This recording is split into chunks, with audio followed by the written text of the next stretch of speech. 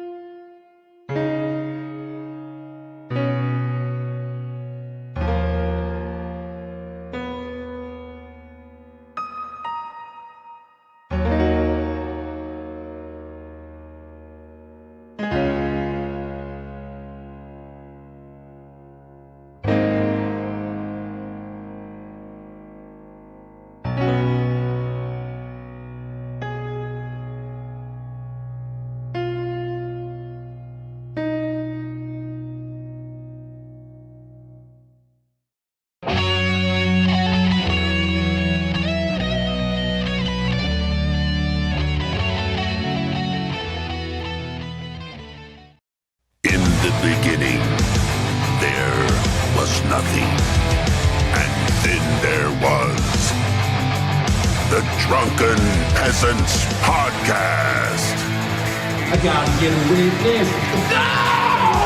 Say, man, you got a joint? No, not on me, man. I don't have facts to back this up. It'd be a lot cooler if you did. That's true. Sometimes I cry. Oh! Lick my butthole, he laughed. From the strangest corners of the internet, here to bring you opinions of the world from an altered perspective. Here are your hosts, the Drunken Peasants. Hello, everybody. Welcome to the Drunken Peasants Podcast. This is episode 1243. We're doing it live. Whoa. And we got Shabisky filling in Bisky for... the Fridge. Bisky the Fridge. Yeah. We got Bisky the Fridge filling in for Billy the Fridge. Billy the Fridge needed the night off to do something. It was kind of a short notice thing. I was hoping I would get like a whole panel, but we got just Shabisky. Damn it. No, we're glad to have you here. This is our Saturday bonus show, which means that, first of all, we need you to please like the stream to get as many people in here as possible. Liking the stream is huge. And then also, please use the link pinned in the chat to help us get to 100% of our goal. We need to keep this goal going. This is, it's been about 5 years. It's been about 5 years that we've had this goal streak going. It's been going that long. It's amazing. And we can't mess up that streak. No, we can't need to hit the goal. No, we got to hit the goal. I have Mexican neighbors that live behind me, and they're having a huge fiesta right now, and they have a mariachi band playing, and they have a mechanical bull. They like rented a mechanical bull, and they're like in their backyard, and there's people riding a mechanical bull, and there's like a whole full-on mariachi band going on. It's unbelievable. Go ride the bull, Ben. We'll wait. No, I don't want to. It looks like a lot of fun, but it is also very loud. But luckily, I have ways of filtering out the background noise. But I can hear it very well, even with headphones on. I can hear it. The bass. Yeah. Yeah. Good thing they don't do that all the time, huh? No, they usually have like one big party every year, and that's about it. The food smells good. Like whatever they're cooking up in their backyard there smells insanely good. Who doesn't like Mexican food? Yeah. Mexican food. Yeah. Amazing. So yeah, I realize, normally we have Billy here. We've got kind of it. He got invited last minute to go do something that he didn't want to pass up, and that's fine. We always we've kind of prided ourselves here at having a flexible schedule. So we're doing the show with Shabisky. I know we can meet the goal. It might take a little while, but if you guys want to help us out by starting a tip train, it would be amazing, and it would make me feel a lot better. So, send in any messages about anything you want between now and then, and let's keep it rolling, please. And please like the stream. Oh, yeah. Yeah. You guys all like my bandana? Yes. Pretty gangster, right? I like the pink. Yeah, that's why I liked it too. That's why I picked it out. It's my favorite color. I do like that. I do like it. So we're going to check out the news now. Here we go. He called me, sir. It got me so fuming angry. People are discriminating against wolves. Wow. They're laughing at us, at our stupidity.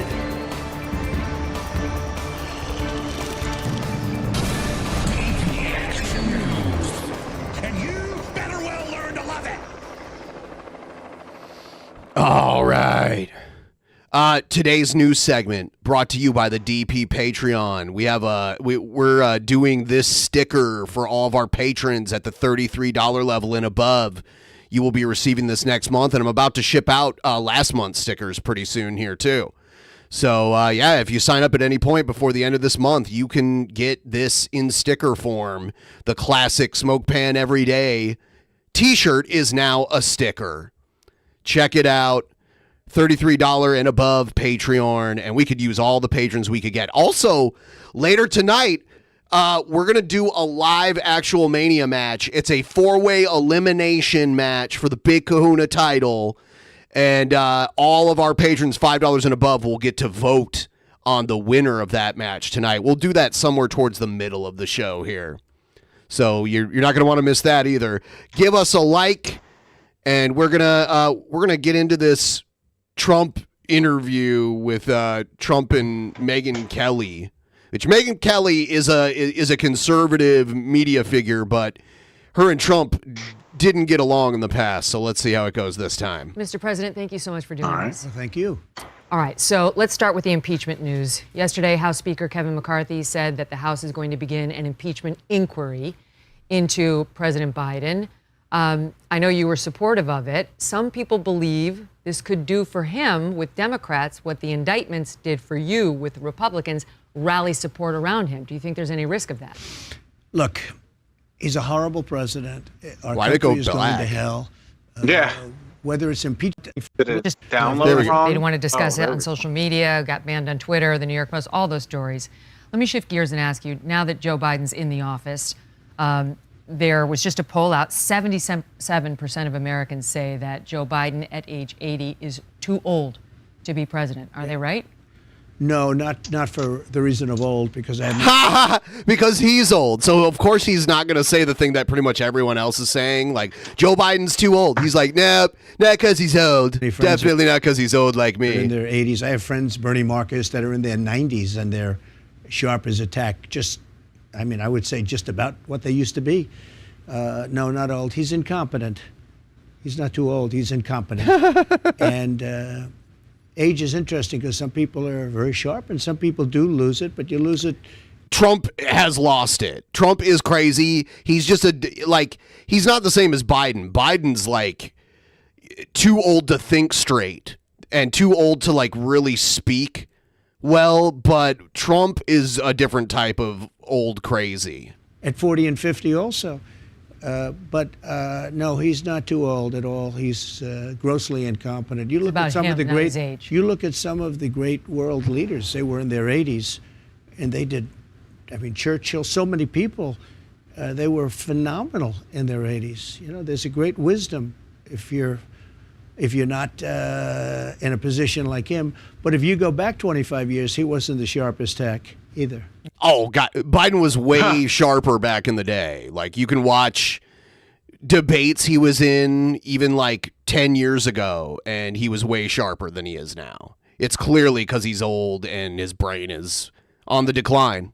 He might even have dementia. Who knows? I don't think he should run again. Ron DeSantis has come out to say that 80-year-olds shouldn't be president. I feel like Trump is eyeballing Megyn Kelly, too. Like, he's like, yeah. I think he's, yeah. That if you're the nominee, the GOP will lose age as a cudgel to use against Joe Biden. Does he have a fair point? Well, if he's the nominee, they'll lose because he's a lousy candidate. So, you know, I'd rather take on the age issue. I feel I'm physically... I don't know why it keeps going black like this. I have another download of this that I think I'm going to try because I don't know why that's happening. Let's get to 100 likes on the stream, guys. Hit the like button. Do the like button. 100 likes. Hold you on. can do it. I'm going to skip. All right. think about it differently. It doesn't mean I do it because I think it's so bad for the country. Yesterday, President Putin of Russia used this as an example of what a rotten country we are, that they go after their political opponent. And other countries are doing that too. Other countries that don't like us are doing that. They're saying it's the biggest story. They love it because it makes us look very bad. It makes us look very bad. And they're fake indictments. There's Fannie Willis and all of these people. These are all fake indictments. And yeah, I feel like Donald Trump has lost a lot of the hair he had at the beginning of his presidential run, and it's looking frizzy to simulate volume, which he doesn't really have with his hair. He has an old man comb over. Most of the hair on top of his head is combed over from the back of his head. He has really long hair on the back of his head that he combs like forward like that.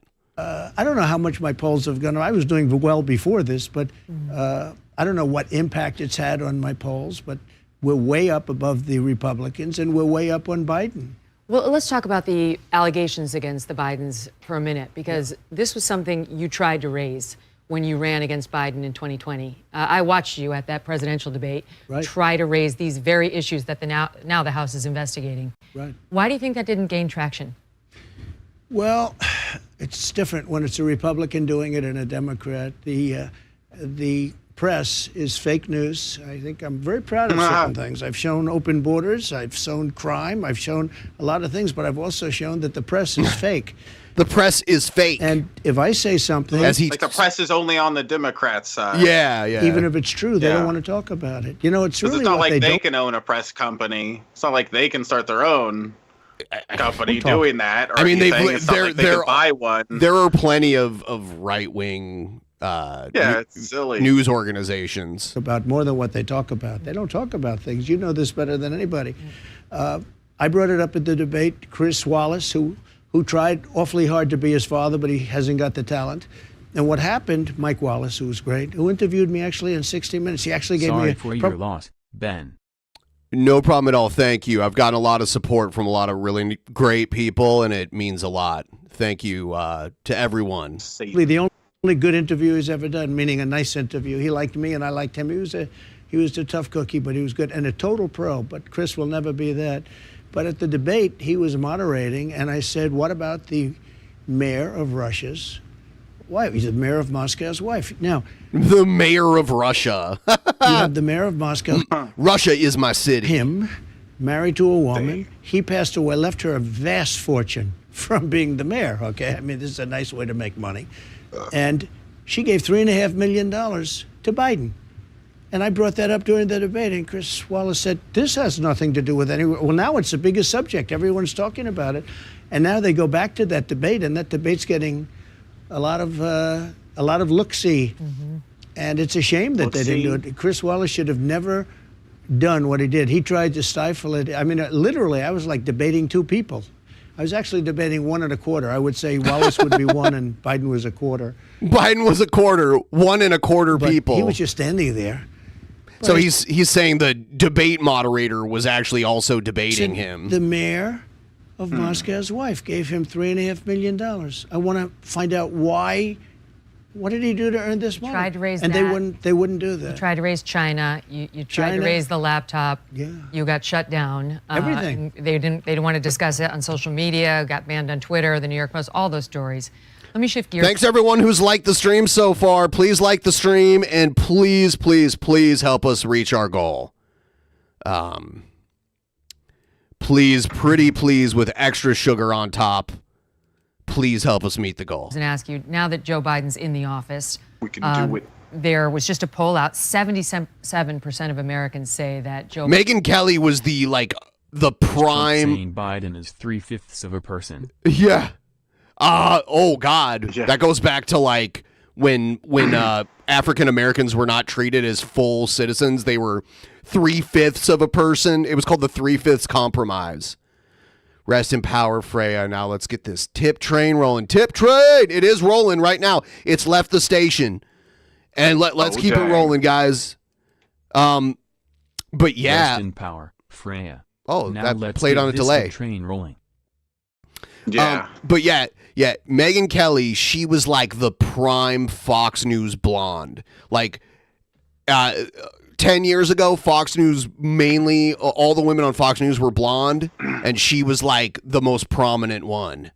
And then she left Fox News and went to the Today Show, like a more mainstream kind of thing. And then she said she didn't think blackface was offensive, and she got fired. She was like a cancellation like 10 years ago. Biden at age 80 is too old to be president. Are they right? No, not for. I don't think she got a nose job. I think her nose has always looked like that. Someone said someone asked if she got a bad nose job. I think she's always looked like this. The reason of old, because I have many friends that are in their 80s. I have friends, Bernie Marcus, that are in their 90s, and they're sharp as a tack. I would say just about what they used to be. No, not old. He's incompetent. He's not too old. He's incompetent. And age is interesting because some people are very sharp and some people do lose it, but you lose it at 40 and 50 also. No, he's not too old at all. He's grossly incompetent. You look at some of the great. You look at some of the great world leaders. They were in their 80s, and they did. I mean, Churchill. They're both too old. We need some young people. And I hate how like the youngest person running on the Republican side is just like a complete lunatic. Like his view, Ramaswamy, his views are just insane.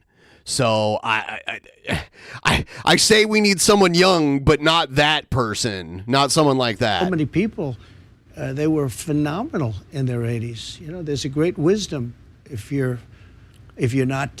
We've only ever had one president in their 80s, and he doesn't look so good in a position like him. But if you go back 25 years, he wasn't the sharpest tack either. We're finally getting to where we were in the other video where it was like going Ron DeSantis black. has come out to say that 80-year-olds shouldn't be president, that if you're the nominee, the GOP will lose age as a cudgel to use against Joe Biden. Does he have a fair point? Well, if he's the nominee, they'll lose because he's a lousy candidate. So, you know, I'd rather take on the age issue. See, what I really want to happen, which I don't know if it will, but it would be so great, would be someone else gets the nomination for the Republicans to run against Biden, and Trump just runs by himself as an independent. That would be insane. Yes! Hey! There we go. Sorry to hear about your pup, Ben. Love to you. Thank you so much. I really appreciate it. A lot of people had dogs when they were little kids, and they got to kind of learn about that at a young age. And you hear that bass? It's the tip train. Tip train! And for me, like at 42, to like experience having to euthanize a dog, I never imagined it. Honestly, I just it was unbelievably hard for me. I feel I'm physically extremely good. I feel the same way I did 40 years ago. I mean, I feel as good as I've ever felt. Athletically, I'm just about as good as I ever was. Athletically? Oh, God. You mean, he said I'm just about as good as I ever was. Basically, yeah. Which means he was never athletic. No one was ever like, man, like I remember Trump in the 80s when he was young, and no one was ever like, man, that Trump is a superior athlete. Never. Yeah, but even at that, like, it's just so silly. Like, he plays golf. Used to be young and healthy. Like, he's not that anymore. He's old and declining, and he's not as he's talking as if he's as healthy as he ever been. And it's like, no, that's not how it works. No, I'm sorry. They let him lie about his weight when they booked him into jail this last time in Georgia. He said he only weighed like, I can't remember what he said, like 225 pounds or something like that. Something dumb. Like, not even close. How tall is he? He's like 6'2", 6 foot. Well, he self-reported 6'3", I think. Donald Trump is that tall? I never knew that. Yeah, he's the second tallest president ever. I would have thought he was shorter than I am. Nah. His youngest son is like 6'8". Yeah, that I heard about. But like, I'm taller than my dad, so I just thought, like, I didn't know Trump was tall. So Trump self-reported his height to be 6'3", 215 pounds. There's no way. He's fat. There's no way if he's that tall. She'll live forever in your memory. Thank you. Yeah, I got a custom engraved urn to keep her remains in, and requested the cremation where it's done by themselves, because a lot of times if you pay like the low fee, they just cremate them with all the other pets that died around that same time. But you can request to have them cremate them alone, so you know that those remains are just theirs. So I did that. I do certain things. I play golf. I win club championships. What? You do not. Shut up. He wins club championships at his own clubs. They just give it to him. Yeah. And I beat people that are 25 years younger than me. I hit the ball just as far as I actually think I hit it a little bit further. But just at this club, this is a big club with a lot of good members. Yes, he's now about to hit his prime. Yeah, Ben, at 80. Just now. Yes, that's how it works in Trump world. Good genes, Mr. President, because you eat McDonald's. I know you love chocolate. You love the Diet Coke. Yeah, there's no way he's only 215 pounds.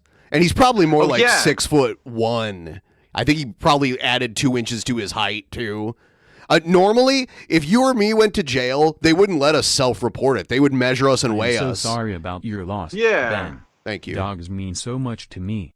I know you gave her an amazing life. Thank you. Revoling. Thank you so much. I really appreciate Trump wins it. golf championships in the same way Kim Jong-un wins golf championships. Yes. I won. Yes. I won the champ. That's great. Yeah, because it's like Kim Jong-un is basically the owner of his own country, and Trump owns his own golf club. Like, and when I say clubs, I don't mean the kind you swing when you play golf. I mean the whole course. He owns those. The place he lives. What's it called? I can't remember right now. Mar-a-Lago. That has a golf course, and he has golf courses all over the world.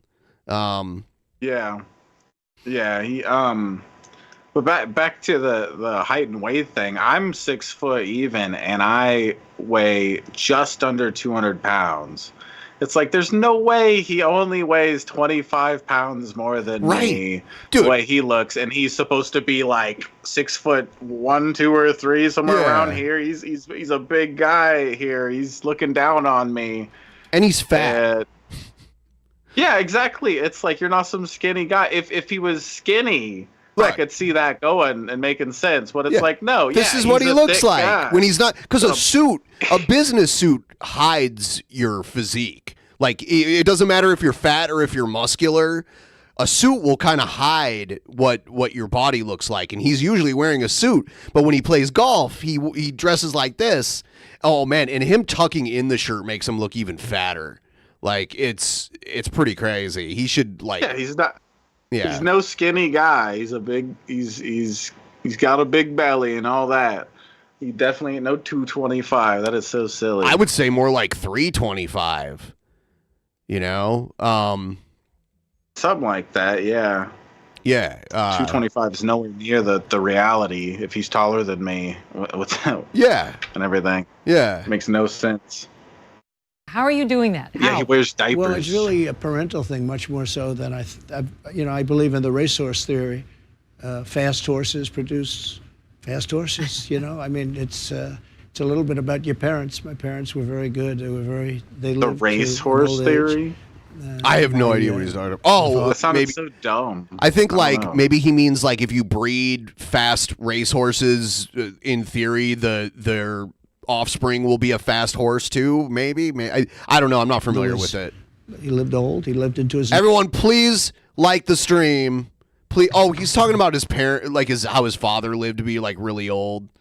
90s, well into his 90s, and my mother. Yeah, I mean, lived genetics. Quite a life. My mother lived quite a life. Yeah, because his mom has been dead for a while. Okay, let's talk policy, immigration in particular. As of late, recently, we've seen several Democratic lawmakers speaking out after their cities, including New York, but many others, are overrun by the influx of migrants who have come to the country illegally. They want federal money.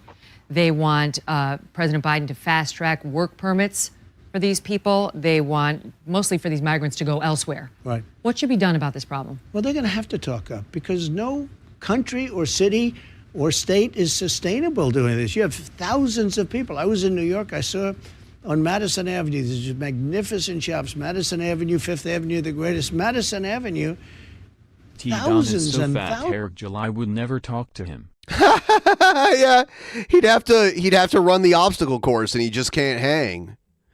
We are so close to 70% of the goal. Thank you so much, guys. This is great because we're only like a half hour in, and we've got this goal coming up here. And I'm gonna give you guys a nice full Saturday stream, no matter how soon we meet the goal. So I've got a whole bunch of content waiting.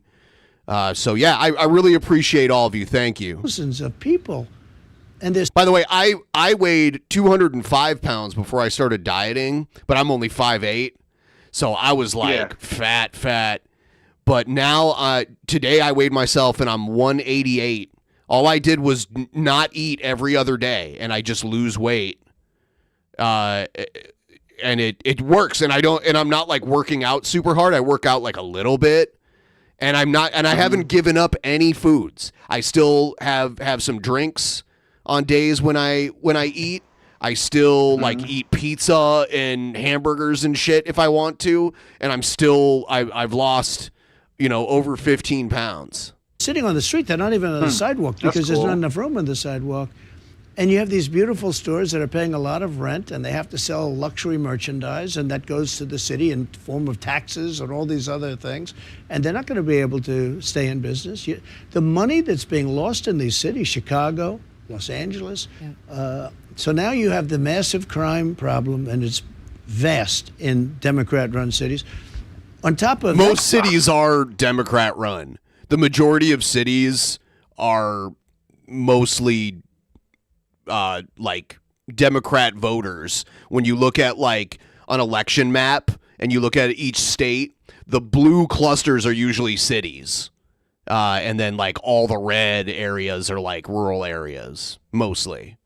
Yeah, this shit's kind of stupid because it's like he can't specify what it is that they're doing wrong. No. It's just like they're Democrats, so right. that's why it's not working out. If they came to my side, they'd be doing it right. He's purposefully vague. He's vague on purpose. That you have the migrants or the illegal aliens, many different names, but the illegal aliens pouring in, going into the cities, and it's sad because the mayor of New York, he knows that it's a very horrible thing, and they're afraid to take on the Democrat Party. It's very hard to take on the Democrat Party. Look at RFK Jr. They're not giving him the vote. I mean, they're saying you have to get a vast number of votes in order to even qualify. They're making it impossible for him. They're essentially rigging the election, which they're very good at. So RFK Jr. has no chance of becoming president, and I mean, they don't normally primary a sitting president. So so even if there was someone they really liked that was trying to primary Biden, it probably wouldn't happen anyway. But most Democrats aren't a fan of RFK Jr. He's a weird conspiracy theorist. How do you get them out of there? Like you take over as president, what are you going to do? Well, you're going to have to move them out. Look, this is not sustainable by this country. So I think the number will be at the end of the year. Megyn Kelly is 52 years old, too. Don't you like how he didn't answer the question? Yeah. That was great. I think Megyn Kelly drinks a lot of adrenochrome to stay so youthful looking. You're 15 million people. It's not going to be 3 million, 2 million. Yeah, she's 52. I think it's going to be 15 million. But the truth is we have no idea because they're pouring in. Also, they come from prisons. They come from insane asylums. They come from mental institutions. Did he just admit that he had no idea how to take care of the problem? Of course. So we'd have no idea. Yeah. Like, when he became president, he was like, I didn't know healthcare would be so hard. It's like, yeah, figuring out healthcare for like one of the largest countries in the world. Like we have the third most people out of any country in the world. Figuring out healthcare for all of those people is very tough. Numbers of terrorists. I saw just on one of the shows during the weekend that in 2019, that was me, we had no terrorists come in, no terrorists. They knew that they couldn't come in. We were very tough. Zero. It actually said zero, which is shocking because I'm sure a couple got in. And then I see over the last couple of years, it was large, hundreds and hundreds of terrorists coming in. But I noticed in 2019, it said 0. I don't know if I even believe it myself. But it showed you that we had a tough policy. And now it's hundreds and hundreds of terrorists are coming in. Thousands and thousands of prisoners and people from mental institutions are pouring into our... Oh, here's the agenda. So right now they're talking about the first thing, and then they'll get into, whoa, Fauci. Country. And this is not sustainable. This is not sustainable. When you look at New York and you look at the streets and the people that can't even walk on the sidewalks, they're taking up the schools. We're going to educate people that don't speak a word of English. I mean, our students have enough problems, but they're giving them cell phones. You know the amazing thing? Everybody has a cell phone. I was watching yesterday. And yes, everyone has a cell phone. Why is that amazing? Hundreds of people sitting on the sidewalk, and these are illegal immigrants. And they all have cell phones. Okay. Do a dab, Shabisky. Yes, I will do a dab. Do a dab. Troy. And we're at 70% now. I'm sure if he was in their position, he definitely wouldn't want to have a cell phone. Cell phones are just an essential now. Like people don't have like home phones anymore. Like cell phones are just an essential. You need one, like especially if you're like, you know, illegal in another country and you're trying to find like illegal work, like under the table kind of work. You would need a cell phone. Trying to stay in contact with loved ones and stuff. It's not cell phones don't need to cost $1,000. You don't need to buy the new $1,000 cell phone. You can go and get one for $30 and use that to keep in contact with your loved ones and all that good stuff and try to work to get a job and stuff like that. Like if you expect them to even want to even get a job, you want them to have cell phones. But like that's a problem, huh? They shouldn't have cell phones. You say, number one, how did they get the cell phone? Number two, you have to pay your bill, right? Who pays their bill? But they probably do prepaid. Every one of them, they're all looking at the cell phone. They're making calls. Yeah, and they just he's too rich to know about prepaid. Right. He's never heard of over this. the border illegally. No, we had a very strong border. We had the strongest border in history. We had the lowest numbers, the best numbers in history. And it wasn't easy. We built 500 miles of wall. We were going to That's not true. That's like verifiably not true. He did not build 500 miles of wall. And a lot of the wall, it's not even a wall. It's a fence, first of all. But a lot of it was built before he was president. Built another 200 miles. It was under construction. Would have been done in 3 weeks. And they stopped it. We had a rigged election, as you probably heard, and they stopped it. They stopped this from being built. As you probably heard. I told everybody about it. Yeah, as you probably heard from me. Had it done. They could have had it done in a period of 3 weeks, and they stopped it. But regardless... Can I ask you about that, though? Because that is one thing that your critics say would have helped keep some of these migrants out, a wall. So whatever happened with that? Because we built it. What Border Patrol says is we only added 46 miles. So you said you're going to do 1,000. Look at him put his hand. He's about to play the invisible accordion. Border Patrol doesn't say that. Who says that are Democrats when they try. So. Oh no, it's Democrats that say that. You have let me set up the numbers. You tell me why I'm wrong. Democrats. Go ahead. In 2016, you said there was going to be a border wall. I'm tired of this football bullshit with them. Democrat versus Republican. Like it's always the other side. It's always this bullshit. It's just like a football game with some of these people. They don't really care about the real specific politics and the problems and everything. They just want to play a game. Yeah, they're playing for a team. They're playing for a tribe. They just want their team to win. Across about 1,000 miles. Yeah. And I don't know if I said 1,000, but I said whatever. I mean, it's 2,000 miles long, but we have rivers and we have you have barriers. Of the 2,000. And he said he was going to build a coast-to-coast border wall. He was going to which I didn't believe him because it would have taken so long to build a wall that would cover the entire border of the U.S. and Mexico. It would be insane. He wouldn't be able to get that done in 8 years as president. 1,000 miles. You need it on 500 to 600 miles because you have rivers and... Right. Now he says this, but at first he claimed it was going to cover the entire border, which, by the way... You can climb over a wall, you can dig under a wall, you can get in a boat and go around the wall in the ocean. People already do this shit. There's already like tunnels that, you know, open up in Mexico on one side and open up on the other side in the States. There's a ton of this shit. A wall really isn't that big of a barrier. And desert, you have a lot of different bad conditions. So they said when Barack Obama left office, we had 654 miles covered, and that you were going to get us to 1,000, and that you only added less than 50. Right. So Obama built more wall than Trump. Miles of wall. Okay, ready? You go. Okay, ready? So what they say is that if there's a board lying on the ground, a 2x4, that was there for 50 years and sitting there rotted, that was a wall.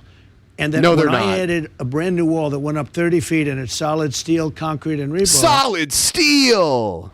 That was not a wall because that was just a renovation. It's a fence. It's not a wall anyway. It's a fence. So what they do is they call it a renovation. It's offensive when you call a fence a wall. If there are boards sitting on the ground, if there are nails, if there's steel sitting on the ground, there's no wall. But if it used to be a wall like 30, 40 years ago. There's literally video of these Mexican guys just climbing over the fence, like in a matter of minutes, like 1 minute. They they climb all the way up it, go over the top, and then slide down. Yeah. What is he even going on about? Boards on the ground and shit. He's saying, the stuff that people are claiming Obama built is just like rotted wood on the ground. Yeah. It's not a wall. Yeah. It's like he just pulls the stuff out of his ass. They had just a fence because there were no walls. They had just like a little low fence. Your shit is a fence too. Or a barrier so the cars if I ever would have been a Trump fan, like wanting to vote for him, before he was president, he was on the Alex Jones show as a guest. And it's like anybody that has been a guest on the fucking Alex Jones show, unless they're there to like critique him and fuck with him or something, if they're there like on his side and so forth, like that's nobody that should ever be fucking president. That's silly. Nobody. Yeah. Come across, and it was rotted and laying on the ground. They don't give me credit for a wall. But they do actually, because if you look at the numbers, they say I built almost 500 miles of wall. I built almost 500. Some of that. Pearl of the 420 awards, aka Crazy Cocaine Man Maga. Mexicans always get across. Maga. Was wood laying on the ground that we took away, threw away, and we built a brand new wall. So what they're trying to Most say people is don't we know built that 50 this is a Maga hat. A Maga hat? So you don't see it. Yeah. Quick draw Maga. 60 miles of wall because there were 50 or 60 where there was never anything. But any wall that was there was decrepit. It was gone. It was rusted. It was rotten. Any wall that was there was gone. Huh? Hold on. It was there, but it was gone? Like, what? It was laying on the ground. Can we see any evidence of this? No. Trump just says a bunch of shit and sees what sticks, and his followers are mostly dumb, so they just take whatever he says at face value and don't question it. So that's why. Yeah. He's talking like they built like some wooden fences with a couple pieces of wood and stuff, and it fell over. Yep. It's like, I don't think they would do that. And then Trump came and built doing that. He built a beautiful wall. A beautiful wall. It was like a castle of walls. Yep. It was beautiful. Yep. It's amazing. Yep. 50-foot tall, made of concrete and shit. Yep. It was also covered in solar panels. Yep. Yes. Yep. And we would actually just take it away. Then we built a really incredible new wall. The wall that was built to the specifications of the Border Patrol. I was going to do concrete plank, and they said you have to be able to see through. You have to, so now he's blaming the Border Patrol for why he said wall and built a fence instead. And they wanted steel, not concrete. And they wanted Democrats, inside the steel Ben. concrete. And then they wanted rebar inside that. So it was a complicated thing. Everyone, please like the stream, by the way, if you could, please. Liking the stream helps get more people up in here. And we're doing great on the goal. We're at 71.5%. Simply amazing. And it was built to the highest specification. I didn't want to build something that all of a sudden they say, it's no good, you can't see through it or something. Mm-hmm. And we built almost 500 miles, and they admit that. But what they try and do is they say, there was wall there before. It wasn't wall. It was a board laying on the floor. It was not a board laying on the floor. have been a wall years ago. Well, now it's a President very Biden's selling off. He's selling off the materials terrible. that you had allocated for new wall. Well, just so you know, so I built almost 500 miles. Then we were going to add 200 miles. We thought. Cheech is asking me, Megyn Kelly versus Dana Perino. You mean just like who's more attractive? It is kind of weird. Megyn Kelly's like a year older than Dana Perino, and she looks. I guess, probably Megyn Kelly is better looking than Dana Perino. Probably, if I had to, probably. I remember what Dana Perino is like. another. Dana Perino is another Fox News blonde, and she worked for George Bush. She was George Bush's press secretary. Back then. Sure, I'd recognize her. Election, but the election, bad things happened. So what happened, including COVID, COVID gave them a way of cheating.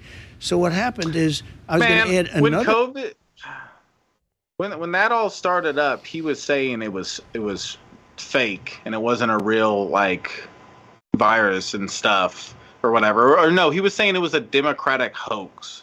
So it's like, fuck him with this bullshit. Oh, of course. Because of him doing that, more people probably died because people didn't take it seriously because they heard the president. This is why he was on Alex Jones, because he's a conspiracy theory guy. Like most of his supporters are conspiracy theorists, and he got into politics pushing the conspiracy that Obama wasn't actually born in the U.S. Yeah. He was the one kind of leading the charge on that and trying to get Obama to show his birth certificate. And when he did, they're like, oh, well, that's not the right kind of birth certificate. It's like, what? He showed you his birth certificate, man. And there was a record in the Honolulu newspaper of his birth. It's like, are you suggesting that back in the 60s they knew Obama was going to be president someday, so they put a fake record of his birth in the newspaper? It's so crazy. But yeah, that's Donald Trump got into politics based on conspiracy theories. So him being on Alex Jones was just perfect. 200, we would have had 700. And it's so silly how they go with that too, as if inherently, as if that even really does. They're acting as though inherently, somebody born out of this country, it's going to be they're going to be a problem or be against the country. Well, you have to be born in one of the 50 states. I know. Or territories. So you could be born in Puerto Rico and run for president, but you have to live in the 50 states when you run. But you can't be born in any foreign territory and run for president. That's why Arnold Schwarzenegger couldn't run. Someone said McCain wasn't born in America, but he was born on an aircraft carrier or something, so that counts. If it's a military base, it counts. If it's any type of military installation, it counts as U.S. soil technically. So, but you could be born in the U.S. Virgin Islands. You could be born in Guam, but you have to live in one of the 50 states when you actually run for president. Miles, which is really a good number. You needed 500. 700 would have really closed it up. After we built the almost 500, we were going to add another 200. Everything was bought. All we had to do was lift it up and do it, and they actually carted it away. I said, these people really want to have open borders. Yeah. You also said recently that if you're reelected, you would send special forces and, quote, other military assets to Mexico to stop the drug cartels. The Mexican president is very much against this. You're going to start a war? Well, he's a friend of mine. He's a great guy. He's a friend of mine. He's a socialist, but you can't have everything. He's a socialist, but, you can't have everything. I think a lot of him, and he thinks a lot of me. We're friends. And he said the same thing happened to him. He had a rigged election years ago. He said the exact same thing happened to him. No. I didn't say that. Somebody said I said that. And actually it was met with great applause. Yeah, Arnold Schwarzenegger said that if he was actually eligible, he'd be running right now to run against Trump to keep Trump from being president again. Because Arnold Schwarzenegger's a Republican. He's, he could potentially, he could have beaten Trump, I think, too. Maybe. because he's another celebrity politician, but because he was born in Austria, he can't run. So Applause if you want to know the truth. You think that's a silly rule we should get rid of, Ben? Like, I don't know. They have to be born in the U.S. I don't know. Other countries, a lot of other countries don't have that rule. Like in the U.K., you don't have to be born in the U.K. to be prime minister. I don't know about in Canada. I don't know what the rule is in Canada. When asked about Epstein, he's a pedophile, but you can't have everything. Can't have everything. I'm not a fan. Yeah. I said that in a meeting. So you're not going to use a pen. I'm not going to say what I'm going to do. Yeah, Arnold debating Trump would be great. And then they should have a fight and see who wins there. And I may do some things. Arnold's old, but you could tell he still works out, and he still has like really big arms and shit. Something has to be done. Look, we're losing, I think, 300,000 people. Okay, but let me ask you, I get it, and I cede to you that there's a serious problem that's affecting we're losing more money Americans. than if we were actually in a war. But not money. A lot of the Republicans are saying lives. they're going to do this. We're losing more lives. If we were in a war, we wouldn't be losing. He's having a really hard time time explaining this. He can't actually explain anything. He can't remember the script, and he's just forgetting it. You can't have a war with Mexico. No, it's a war on cartels. Mexico's petrified of the cartels. The cartels are running Mexico. But if we he wants to send our troops to Mexico to take out the cartels without the permission of the Mexican government, and he wants to get bogged down in a war that's like in a country that borders our country. That's insane. Nobody should want that. Across the southern border, you know better than I do that the Mexican president, if he doesn't like it, we're in a war. I know, but I'm not too worried about it. It would cause a refugee crisis where even more people would come up here from there because they'd live in like a war-torn country now. That war.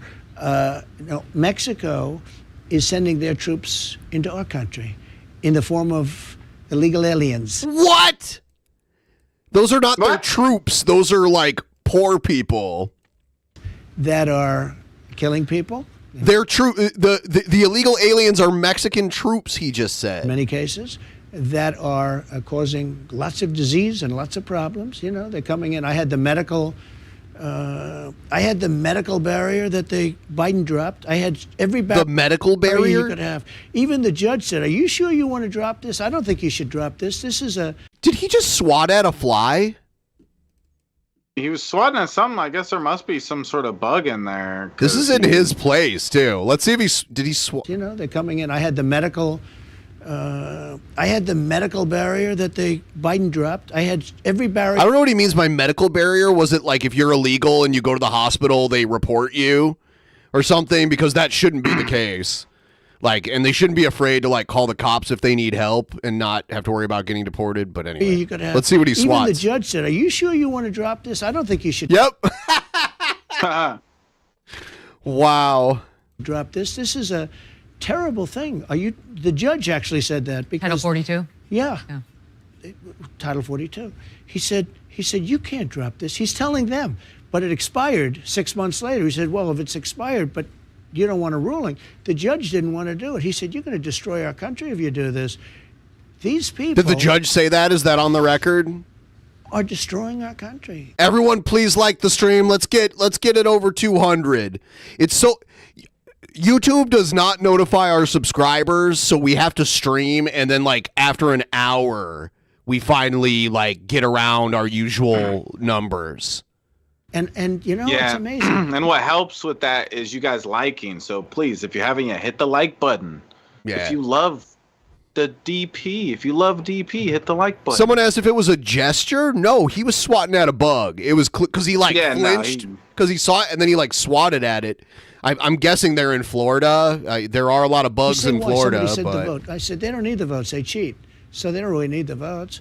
And the votes would be in a long time from now. Okay, you know, they become citizens, but you know they. It's weird how he leans forward when he talks. Like he's like sitting on the edge of that chair, like leaning in.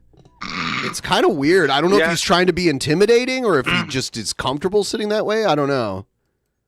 I was thinking about that too. I have like horrible posture, and it's like kind of need to like straighten out your stuff here. Yeah. He just leans forward, hunches forward all the time. Use them anyway. But it's not that. They actually must want to destroy our country. We have millions of people coming through. We have people that are sick. We have people. He's playing the invisible accordion. Massive numbers of people. I've seen YouTube videos where someone puts an accordion in his hand and it makes like accordion noises. It's funny. Jails. They're emptying out all the jails in South America. Now, they're emptying out all the jails all over the world now. They're coming in from all over the world. This week we had 129 countries represented of people pouring into our border. Yep. 129 coming in from the north. Most people don't know you have that many. Oh no, not the Canadians. Countries. You actually have much more than that. But we had 120. It's like Canada, like they don't normally want to come here illegally. First of all, they can visit for like up to 6 months at a time, as long as they don't have like criminal records or anything. They're coming from the north too. Build the wall, dude. The Canadian border is way longer than the Mexico border. It would take forever to build a wall there. Countries represented. Better start building. People are coming into our country. Some of these countries, we don't even have people that speak the language of those countries. We don't even know how to teach it. And then someone said Canadians aren't what they used to be. I hope I'm misreading that, but I think you're saying something. I think you might be doing a racism. I don't know. I live like 2.5 hours away from Canada, and I visit Canada usually around once a year, and I have friends from Canada that come down here very regularly, usually like once a month. I know Canada's, in many ways, Canada has a way higher quality of life than the U.S. does. It's a very nice place. Kids end up in our classrooms, and they don't speak English. That's right. That's right. It's a terrible situation. Let's talk about the they kids and birthright. Megyn, they're destroying our country. Birthright citizenship is an issue that's they're destroying our country. Yeah, a lot of people have raised as part of the problem. People come here, they have a baby just so they can stay. You've said that you will end it by executive order if put back in the White House, but putting aside the legal questions around whether that's possible. Some people say you can't do that. Some people say you can't. Some people say you can. But you made this promise back in 2016, and then you didn't do it once elected. And then as president, you kept saying you were going to sign an executive order on this, and you didn't. So we have a treaty with Canada where like citizens who don't have like criminal records that would bar them from crossing the border can stay like 6 months at a time without having to like get a special like travel visa or something like that.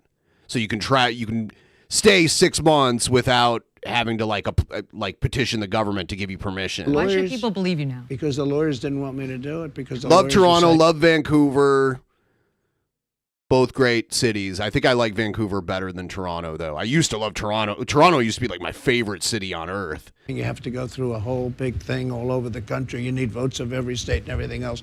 I would do it. One thing I'll say. When I look at the way Biden just signs these executive orders on student loans and on everything, knowing that you can't do it, knowing it's going to be overturned, I'd rather get it through Congress. And we were working to get something through Congress. He loves that invisible accordion. So crazy. Yeah, he's Somebody always comes doing in, this. If they put 1 foot on our land, you have to take them. They have a baby. Congratulations, the baby becomes a citizen of this country. Then they have chain migration where the baby then brings in the whole family. The whole thing is crazy.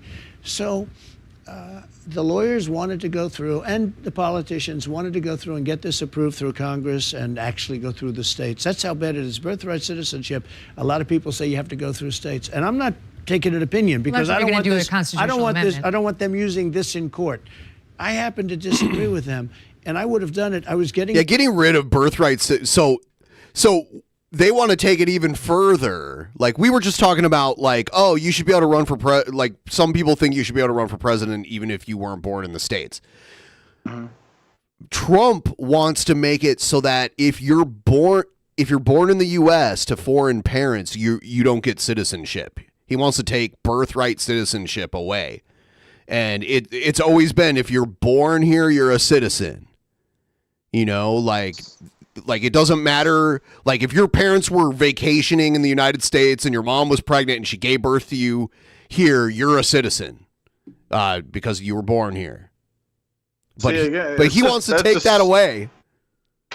Yeah, that just seems so silly, just overcomplicating things. Because we were talking about before, but I think probably people that are born out of the country should be able to run as president. Like, why shouldn't? I don't know how I feel about Arnold that, run? but I do think if you're born here, you should be a citizen. I don't. What they're going to do is they're going to get very selective about who gets to be a citizen and who doesn't, and it's probably going to have to do with like how they look more than anything else. So it'll be a tool of racism. Like, oh, if people from Africa come and they have a baby here, they're not citizens, or Mexicans. Ready to do it, and then COVID came in, and we had bigger problems. But now you say you will sign an executive I'm going to do order. it. I will do an executive order, 100%. Let's talk about COVID. For years, you've been saying that the reason you didn't fire Anthony Fauci was because he'd been there for a long time, that you would have taken heat, that it would have created a firestorm, quoting your words. Then for the first time in May... I also said I didn't listen to him too much. I'm getting there. But then in May, you started saying, well, he's a civil servant, so I couldn't technically. The truth is, though, not only did you not fire Fauci, who is loathed by many, millions of Republicans in particular, but also some Democrats. By the way, you made him a star. You made him a star. This is the criticism of you, that you made him. He can't listen to it because it's negative about him, so he wants to interrupt it already. Of the White House coronavirus task You think so? force, that he was out at every presser, that he was running herd for the administration on COVID, and that you actually gave him a presidential commendation before you left office. Wouldn't you like a do-over on that? I don't know who gave him the commendation. I really don't know who. Honest Red, the country didn't exist in 1400, so a citizen of what? The commendation. Presidential commendation. You want to move citizenship back to before the country that you'd be a citizen of existed?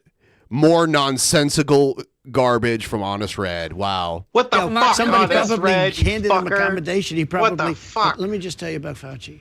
Fauci was very important in the Biden administration, much less important. If you know, he didn't want to stop China. He wanted to let everyone come in from China. I stopped it. I overrode it. I overrode many of the things he did. He was much less important to me. Now, with that all being said, he's been there for years. He was respected. He lost a lot of the respect because of COVID, but he was respected. And on COVID, if you know what I did, I let the governors run their states. And many of the governors opened up their states. Some of them didn't. Florida, by the way, was closed. But if you take a look at Henry McMaster, he had his state, South Carolina, open. You take a look at South Dakota, take a look at Tennessee. A lot of the states were not closed. And it's the federalist system. I allowed the governors to do that. I also allowed Democrat governors to do that, but I don't think none of them did it. Wouldn't you like to go back and try to clip his wings? This guy was pushing mask mandates on us. He wanted the most extreme measure at every turn. Okay, look, I'm not one that blames a system. Why is that a problem? What? Oh, I mean, the mask shit was, that was a huge issue on the right. Like, they hated the masks. That was a pet peeve of theirs, for sure. If you're civil service or... Stupid. They were annoying and I hated wearing them, but I just did it and didn't complain about it, and now I don't have to wear them anymore, so whatever. It's really normal in Asia. Like, people wear masks when they're sick in Asia to, like, try to not infect other people. So I used to see that a lot when I first moved here, because there's a lot of Asians that live here. Like, I would see Asian people wearing the masks all the time, and I'm like, why do they do that? And then I, like, looked it up and learned about it. And then before you know it, we're all wearing them here for the same reason. Yeah, exactly. There was that time where it all of a sudden shifted from, like, it was weird to see people with masks on anywhere, but yeah, like that. This is stupid. How actually caring about other people around you and stuff, and keeping other people, helping keep other people safe is a Democrat thing, and so forth. Like, that's just so fucking stupid. Like, you need to wear a mask, or at least you needed to. For fucking out of respect for everybody else around you, their safety. If you have People some can of die. the protection that you can't get fired, because I've done things that are a lot worse than that. You're big on the firing. So yeah, I fired a lot of people. I fired You're Comey, fired. and that was one of the great firings. I fired Comey. That was one of the great firings when I fired Comey was the like director of the FBI. He was like the head of the FBI. He's like super tall. I think he's like 6'10" or something like that. And then I fired a lot of other people in the FBI, and they were great firings because the deep state, and they were at work. They were not great good firings. But He's 6'8". James Comey, 6'8". Gigantic. I was not a big fan of Fauci. If you look at Ron DeSanctimonious, this guy said the greatest things. I can give you articles that Fauci's. Maybe James Comey is Barron Trump's real father, and that's why he's so tall. Great. He's wonderful. We love him. We don't do anything without Fauci. This went on for months. But he didn't listen to Fauci. He did 100%. Look. He shut down Florida I will for a give month. you, he shut down Florida. For a month. Oh, he shut it down for a lot long. He shut down the beaches. He shut down the roads. He shut down a hospital. He was shutting. Jeff Holiday thinks that Barron Trump is the child of Donald Trump and his daughter, Ivanka. He always says that.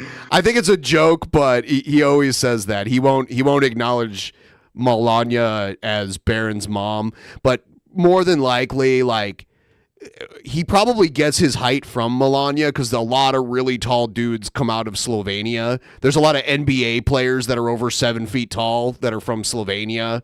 So down everything. He also had long lines of people getting the jab, as he called it. Let's all go get the jab. The guy tried to change history in Florida. Now, eventually Florida was open, but a lot of these other governors didn't shut down at all. South Dakota didn't shut down. McMaster, South Carolina, didn't shut down. Tennessee, there are states that didn't shut down at all. They probably did the best job. But Ron DeSantis was under a lot of pressure, especially given the population, the age of a lot of Florida's citizens. I'm not trying to blame anybody. Florida's population has exploded in the last decade. Like they are. I think they used to be like the 10th most populous state. Now I think they're in the top 4, I believe. Okay. But he should say, I closed it down. Eventually we opened it, but I closed it down. But I gave him the right to keep it open if he wanted to. I let the governors make the determination as to whether or not to close it down. But let me ask you this, because this is the #1 question I ask my audience. What would you like me to ask President Trump? These are your fans. Okay. This is the number. Yeah, Florida surpassed New York. So it's California with 39 million, and then Texas with 30 million, and then Florida with 22 million, and then New York with 19 million. And the vast majority of New York is New York City. #1 question they wanted me to ask you. That you shut the country down for 6 weeks in spring of 2020. Operation Warp Speed. Excuse me. Rushed through. I didn't really. He's like, excuse me, don't talk about the thing that makes me look bad to my voters. Let me ask you a question. Let me interrupt you again. Like, I gotta get it out. That just is such an whoa. Yeah, 75% tip train. We're only 200 away. I really appreciate it. Now, I want to remind everyone, we're about an hour in right now. And once we get about 2 hours in, I'm going to do the actual Mania match. It's something that we usually only do on Patreon, but we're going to do a match that's going to kind of decide what is going to happen at the end of the month for actual Mania. So we have a 4-way elimination match going on. So I'm going to play everybody's videos, open up the voting for round 1. Every patron, $5 or more, gets to vote. And then someone at the bottom will be eliminated, and then we'll do round 2. And then someone will be eliminated round 2, and then round 3 will decide who wins. It's we're going to unify all of our titles. We have 4 major titles right now, so this 4-way match is for one of them that's going to end up being unified with another one at the end of the month here. But I let the governors shut down. Some did and some didn't. Okay. Some didn't shut down at all. Operation Warp Speed, though. Yeah. That was on the vaccines. They were rushed through. They have helped but also hurt a lot of people. And your White House actually supported mask mandates. So wouldn't you like a do-over on any of that? Look, when this came in, nobody knew what the hell it was. It sounded like an ancient, pandemic. You thought that was from 200 years ago or from 1917. We never thought you'd have a pandemic. Nobody had any idea. We got word that bad things were happening in China right around the Wuhan clinic. And I was the one that said it was in the Wuhan clinic. Mm-hmm. And, I stuck with it, and it was absolutely. It came out of the Wuhan clinic. I said things that were right. I should be president. But you take a look, and that's all he could do. He'd be like, oh, I said this thing, and it ended up being right. That means I should be president. What we did was, this was brand new. Nobody knew what the hell it was. There's dust. Somebody said there's dust coming in from China, and it's killing people in Italy, and it's killing people in France, and it's going to kill people here. And by the way, I shut it down to China. That was a big move. I saved thousands, hundreds of thousands of lives by doing it. Oh, but honestly, stop. I don't blame a lot of people. Because over 1 million Americans died. Because nobody from COVID knew what it was. He's talking about stopping flights in between here and China. Is that what he's talking about? I think so. He was late as fuck on that shit. And it's because he treated it like a game in the beginning and called it a fucking Democratic hoax and he called it a hoax. He should have done it like a month prior to when he did it, but he was late as fuck. Yeah, I was actually in Canada like the week that they started shutting things down. I came back like a couple days before they closed the border, and then all the restaurants and everything shut down like a few days later.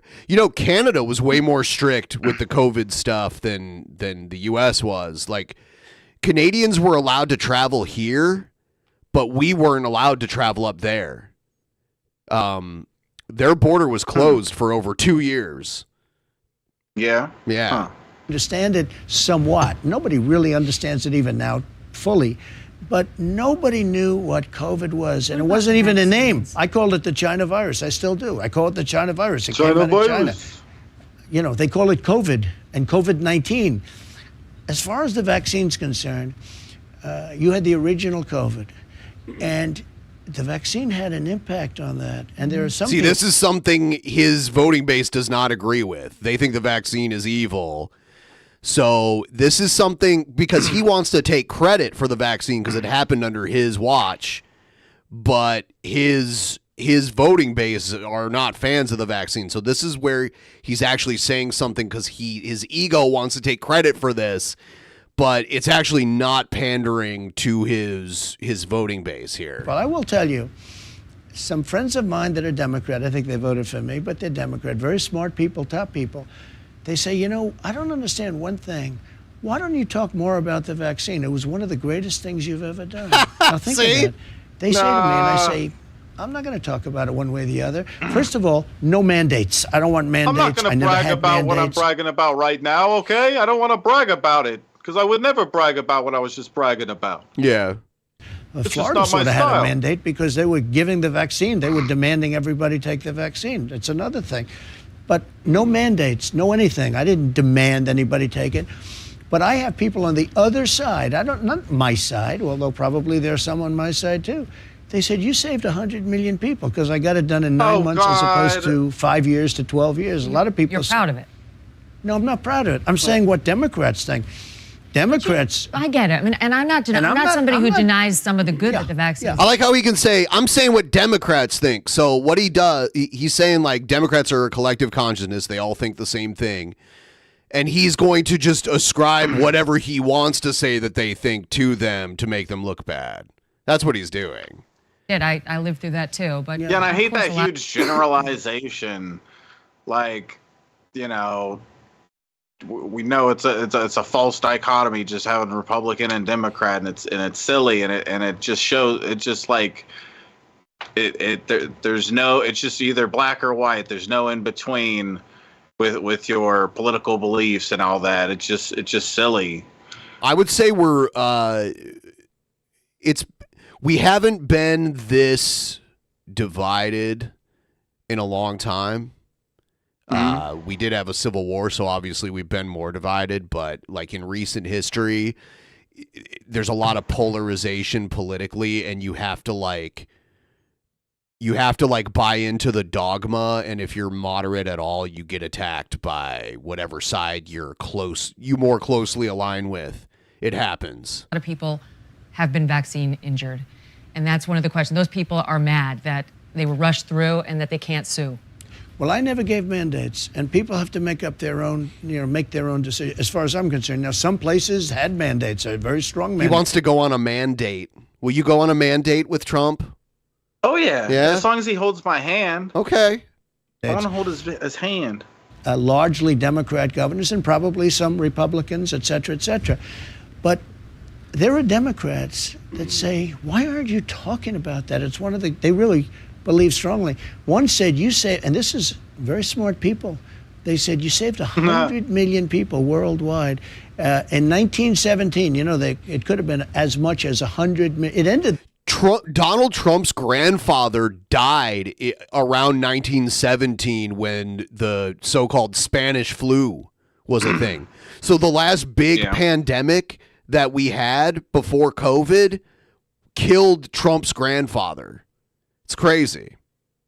The First World War, because all the soldiers were dying of this horrible disease of 1917. Trump's grandfather was a German immigrant.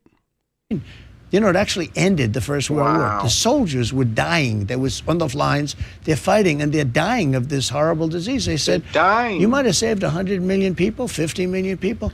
He's basically Superman. What are you talking about? I said, "I'm not talking about." I like how when it's supposed to be people that are saying something positive about him, he's always like, "These are smart people. They're smart." What I did do is they're smart because they like me, and I'm something great." done for that specific thing. I also got Regeneron, and I got a lot of therapeutics done, which were great. I also got the robes and the leather and the rubber and all. He got some rubbers. All of the different things, the ventilator. Trump never forgets rubbers. We did a tremendous job, and it's never. They appreciated what I did with the economy. I got a lot of good marks on economy. I got a lot of good marks on a lot of things. Rebuilding the military, getting rid of ISIS. When he says, I did good at the economy, he means the stock market price, which is part of the economy, but only for people who can afford to buy stocks. I mean, it's not really the whole picture, but yeah, the stock price got higher than it ever did when Trump was president. So yeah, that is true. I don't think did it ever get higher under Biden? Someone would know. I don't think it has. I think Trump did. I mean, he doesn't affect that though directly. Biggest tax cuts in history. Supreme Court. I never got, I think, the credit that I deserved on COVID. And I'll tell you the way I look at it. It came in and nobody knew it was. We have to put ourselves back then. I had a meeting and we had a lot of professionals in the Oval Office. They say, "Sir, something bad is happening in the world." I said, "What's that?" And they said, "People are dying. They're dying in China, in this area." And there was pictures of body bags all over the place, black body bags, satellite pictures. The Dow Jones is higher now? Okay. I did not know that. I thought the all-time high was under Trump, but like I said, it doesn't actually really matter that much unless you're someone that invests in the markets. And they were all over. I said, "That's strange." And then they'd have another meeting the next day, and the next day, and the next day, and all of a sudden, they had something where the first person died in the United States, and then another, and then it died. Then they started dying all over Italy and all over Europe. Nobody really knew what it was, Megyn. I hear you. Let's shift gears and talk about. I hate when politicians say they created jobs because they don't actually create. What they're doing is they're saying their economic policy allows people to hire more people, but they say it in a misleading way where they're like, "We created all these jobs." It's like the only job the government can create is a government job. These private sector jobs that they take credit for, they didn't create them. They can make an argument their economic policy helped them to be created, but even that's not necessarily true. About trans and women's rights. People always do that. They attribute like everything that's positive that happened during a certain presidency when they like the president to that president. It's like they're not the only factor in politics. Right. Like It's not just them. Like if they hired more people for the postal service, that would be the government literally creating a job because the postal service is a federal job. Like that kind of shit, but so, like Amazon hiring more people isn't the government creating a job there. 2016. It's Amazon creating a job. Who is trans? Nope, it's Trump. He did it. The women's restroom at Trump Tower. You allowed biological men to compete in the Miss Universe pageant at the time, which you owned. A lot has changed since 2016. Have you? Yeah, well, I have. I didn't realize.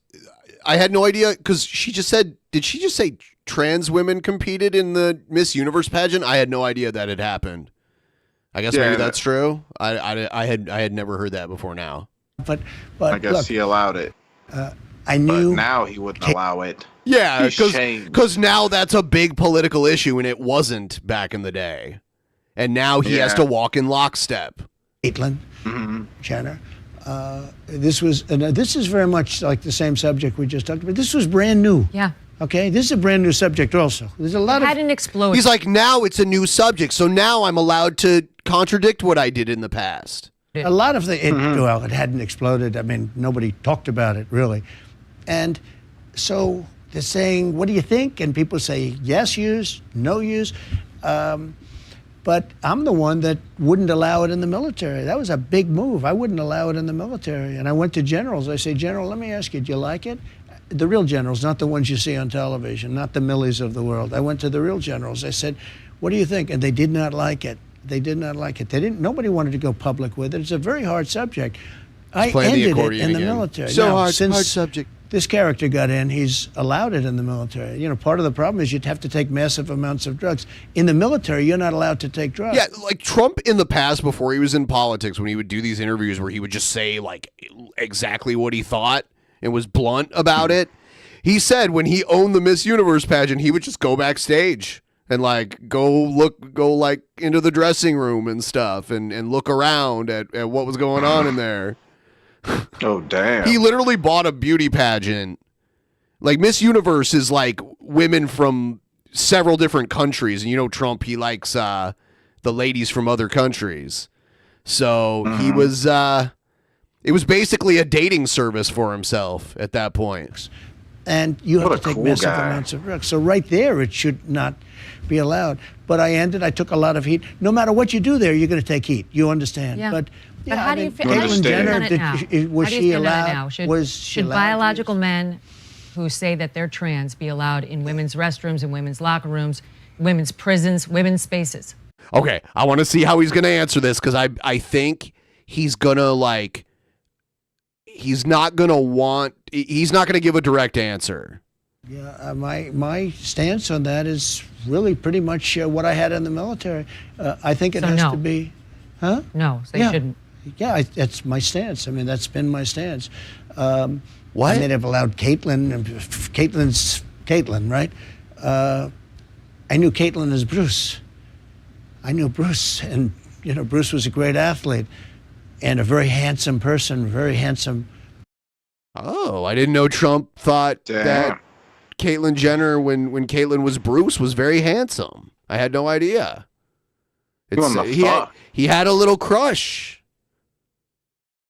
Guy, and all of a sudden... Yeah, when Caitlyn Jenner, like in the 70s, was like a Olympic gold medalist. Bruce is Caitlyn. I said, what's this all about? This was a brand new subject too, just like we talk about, the pandemic was a subject that nobody knew anything about. Nobody knew anything about it. It was all early. You make a decision, and you make the decision very strongly. No, I get it. Look, I myself have changed a lot on this issue I have. in 2016. I'm just trying. Yes, Trump said that he would be biased towards, I guess, the good ones when it comes to trans people. So since Caitlyn's a Republican, it's okay for Caitlyn to use the women's bathroom. Trying to figure out whether you have, in fact, reversed on it. I don't think I've changed. I think I've just, at the beginning, it was such a small subject. Nobody really thought about it. But then with time, you change. Where I probably took the hardest line was on the military. Yeah, that's true. Well, but what about the children? That's become an issue. Oh my God, that's always the children. Yeah, please think of the children is the way that people have tried to manipulate the public since the beginning of time. Like that's always. We're still talking about the bathroom thing here. She's going to talk about like gender affirming care for children, I'm guessing, is where she's going to go with should it. Children be provided with access to puberty blockers and cross-sex hormones when they're minors? Yeah, I would say that's between like the medical and mental health professionals and their parents, and them. That's the president shouldn't get to make that choice. I'm so against it. First of all, many of them, I heard like 62%, when they grow up, when they're older, they're saying, who did this to me? Why did you do this to me? Second of all, the parents have to make the decision. You know, they're trying to give it to school boards and schools and things to make a decision. It's unbelievable to think, I talk about mutilation sometimes in my speeches. We will stop the mutilation of children. And then I'll stop and I'll say to the people in the audience, I'll say, can you imagine that I'm talking about we're going to stop mutilation of children? Yeah. But that's what it is. It's the mutilation. So is Trump against like circumcisions for religious purposes? I bet he's okay with that. Yeah. Mutilation. Like the tip of my dick never grew back. I and that mine wasn't for religious purposes. They just did it to me in the hospital when I was born. What the fuck? That's messed up, Ben. I think it was pretty common. Like it was really common, like where I was born and like the just like it's common in general. Yeah. It's like it's just like such a minority, such a small minority of the American public. It seems that isn't circumcised. I don't know. Yeah, and you don't have a say in it. I mean, I'm glad I was too young to remember it being done, but it's still pretty weird. I don't know. It's weird. It's weird when it's not done for religious purposes. Like religion in general has a lot of really bad ideas, and in my opinion, that's a pretty bad one. But why do they do it for secular reasons? I've never really understood that. But anyway, children. And we will stop the mutilation of children. 10 years ago, nobody would ever think of it. I am telling people, because I guess I'm a politician, whether I like it or not. As a politician, as somebody that represents a lot of people, I'm telling people that we're going to stop the mutilation of children. Who would have to say a thing like that? You'd think it would be automatic. Would you be in favor? He's not consistent in his beliefs. Of a ban then on puberty blockers and cross-sex hormones for minors? I think yes. Yep. I would. Can a man become a woman? He's like, you stumped me with this one. Oh yeah. In my opinion, you have a man, you have a woman. I think part of it is birth.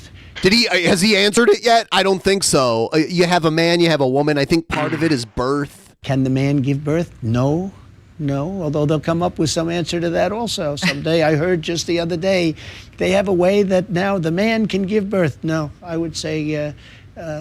What a weird way to answer a very direct question. Like he could say yes or no, but he's saying all this weird. That's how you know he just can't give a straight answer. Continue my stance on that. Okay, Did he answer it? It's a really direct question. And he just gives as vague of an answer as he can. Yeah. Talk a little bit about the criminal cases. Okay.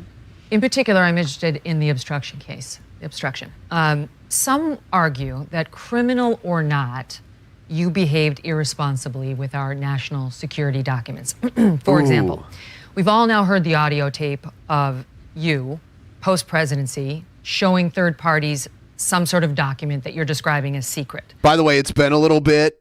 Just going to throw this out there. We got this goal. We're at 75%, and we're at an hour and a half in. Great. We're on track to accomplishing this amazing goal. So feel free to send a couple bucks. $2 is cool. You know, if you got $2 in your PayPal to spare, just click the link right there in the chat. Send us $2. $5 and above triggers the TTS, and it'll read it out loud. Tell us what you think about what we've been seeing here with Trump and Megyn Kelly, and you know, what's your opinion of it? Allegedly, it was a Department of Defense Mark Milley plan to attack Iran. Now, this was at a meeting right here at Bedminster, where we are now. You later told Brett... Bedminster. I don't know where that is. Is that one of Trump's clubs? So it's not Mar-a-Lago. Yeah, it's in New Jersey. It's a town in New Jersey. Bear in an interview that you had no document that day, only newspapers and magazines. But we hear you on the tape. Yeah, he owns a golf resort in Bedminster, New Jersey. He owns them all over. You know, he owns a lot of buildings too. He owns one of the buildings in Vegas. His name is on one of the buildings in Vegas. Isn't it's Trump a Trump Tower? It's a Trump hotel in Las Vegas. Oh. Trump Tower is in New York City, in Manhattan. Oh yeah, I was about to say, is it in New York? Well, yeah, his family has been in the real estate business for like 4 generations, and they started in Manhattan. You saying, quote, look, this was him. This was the Defense Department and him. It's highly confidential. This is secret. This was done by the military and given to me. As president, I could have declassified it. Now I can't. This is still a secret. Now, why would you describe a newspaper article as highly confidential and still a secret, saying as president you could have... He's like, see how he's trying to get her to stop talking? Declassified it, but now you can't. Let me just tell you something. Number one, I did nothing wrong because I come under the Presidential Records Act. The fascists who are going after me, and they're not going after Biden, even though he has about 10 times more documents, maybe more than that. He keeps them in Chinatown. Is he going to mention that they're like kept in Chinatown? Going back 40 years or 50 years. We did nothing wrong. I come under the Presidential... Here's the accordion again. Records Act. I'm allowed to have these documents. You haven't been the president for several years. This was done in 1978, and this was done for exactly this reason. I'm allowed to have these documents. The other side didn't even mention that. They don't even mention the words Presidential Records Act. And then you were asked to return them, and you probably wouldn't have gotten in trouble. Give the Goth King a buck. Blokies. There we go. The Presidential Records Act is very important. Bill Clinton took out in his socks. It's called the Sox case. He was given the opportunity to return the documents, and he didn't, and that's why he's in trouble. Familiar. Joe Biden had documents, and he gave them back as soon as they were like, hey, you should give these back. We're a very respected judge, very liberal judge, but a very respected judge, ruled in favor of Bill Clinton that he was allowed to take these very important documents, conversations with world leaders, took it out in his socks, and they found them in his sock drawer, and they call it the Sox case. Other people, too. We come under the Presidential Records Act. Now, who doesn't is Mike Pence doesn't, because he was a vice president, and he has a much higher standard. Joe Biden doesn't, because he was a vice president at the time, and he was a senator. He's got thousands of documents as a senator. And even I watched a couple of Democrat senators say very strongly, there's no way he took that out from the SCIF. He's got documents, and he's fighting them like crazy. He keeps them in Chinatown. He always brings that up. Come on, I was wondering if he was going to do it this time. Act. It's a very simple thing. Number one, it's civil. It's not criminal at all. True. These fascists... Then why are you being criminally charged? And these Marxists and these people that are dealing... And they leak, and they're disgusting people. Everyone who just showed up, please like the stream. If you haven't already, really appreciate it. Horrible for the country. We have a deranged guy named Jack Smith who's been overturned at the Supreme Court a number of times. And he gets overturned. You know why he gets overturned? Because he goes too far. They don't even mention the Presidential Records Act. This is all about the Presidential Records Act. I'm allowed to have these documents. I'm allowed to take these documents, classified or not classified. And frankly, when I have them, they become unclassified. People think you have to go through a ritual. You don't. At least in my opinion, you don't. But it's even beyond that. In his opinion. In his opinion. So in his opinion, he didn't do anything wrong. Well, his opinion is always biased towards himself, so yes. No way. Yeah. Because the Presidential Records Act allows you to do, as president. I so badly want because there's definitely Republicans that don't like Trump and want him gone. But he gets the votes, so they're afraid to cross him. But if they did something to where he couldn't possibly get their nomination, which they could rig it. They could rig it against him if they wanted to, or they could do something to like keep him off the ballot in certain states. If he's not on the ballot in every single state, he can't win. So he should.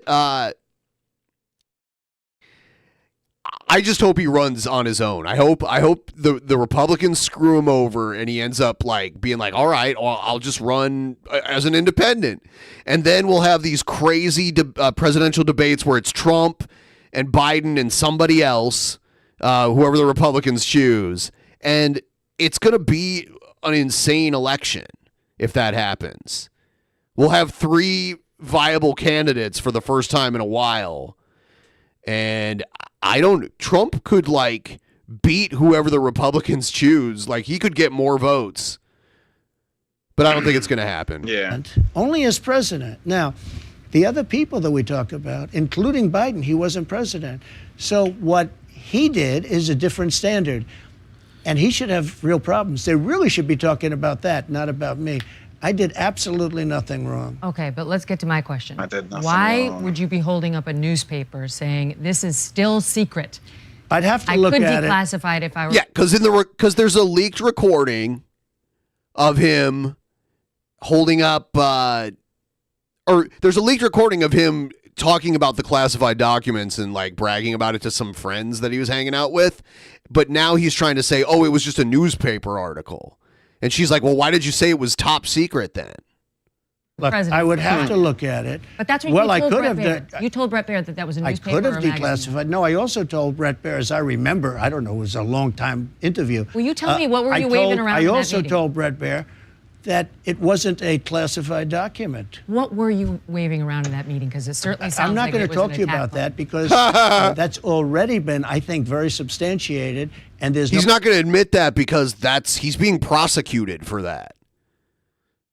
What he should say is like, I'm not going to discuss that because that's a pending case right now. No problem with it. It hasn't been substantiated. Jack Smith says Megyn, it was let the me just attack tell you. plan. Let me and you just told tell Brett Baer. Let me tell you. Here we go again. I'm covered by the Presidential Records Act. I'm allowed to do what I want to do. I'm allowed to have documents. He's always playing the invisible accordion. Yeah, I see Modern Medusa. I haven't seen her around in a very long time. Hello, Modern Medusa. Haven't seen her in quite some time. Presidential Records Act is civil, not criminal. That's true. In any way, it's That's civil. true. And I'm covered by it 100%. Can I ask you what you And this mean by shouldn't that? even be a case. Now, No, and it I'm should not, be I'm a not trying to case. come at you criminally. Of I'm course, trying to say. Of course you are. But listen. No, I it started should off be by saying Megyn, let me just it's not tell you, about the criminal. This should be a case for Biden because he is not covered by the Presidential Records Act. This was, I guess, not started covered because by the Richard Nixon Presidential kept Records Act. documents. So did many other presidents. And so did presidents after. Bush kept documents. Obama kept documents. They all had, in fact, of all people, of all groups, in the recording, he said it was still classified, so he didn't declassify it while he was president. Unfortunately, there's a recording of him basically breaking the law that they're charging him with. So he's trying to act like he was just showing them a newspaper article, but that's not what he said. He called it a classified document and said it was still classified and that he shouldn't be showing it to them. New York Times wrote a story. The only power that NARA has is to say, please, please, please, Mr. President, can we have these The documents? National Archives. Okay? Now, they may be able to sue you civilly, not criminally. They may be. They don't even have that power, probably. But they may be able. But So listen, I get all that. the New York I Times. get all wait, that. But the obstruction case isn't about that. The obstruction ready? case says, So so even if you had the right to the documents, once you get the subpoena, you got to fork them over. The You subpoena ready? said, give us anything with a Are you classified ready? marking. Go ahead. This is just like the Mueller stuff. They create a fake crime, and then they say you obstructed. This is a fake thing that they've done. And then they say, it's always obstruction. They say, oh, he obstructed, he this, he that. And you know what they call obstruction? When you fight them. When you fight them, they call it obstruction. So they create a fake crime because there was no crime, because I come under it. I don't want to sound boring to all of your many people. I hope you have a lot of people. You will. But you know what? They create a fake crime. Fake crime. They did What that the with fuck? Mueller. They created Stop a fake it. crime, a terrible fake. Is he talking about viewership? He is talking about viewership, right? Who But is?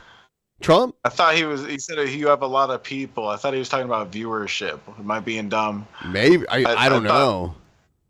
I thought he was saying that because it's like, there's no way you don't know she has a big, like, viewership before you go on there. But I'm not sure if that's exactly what he meant there. Thing that took 2 years, and then they said, all right, that's fake, but he obstructed.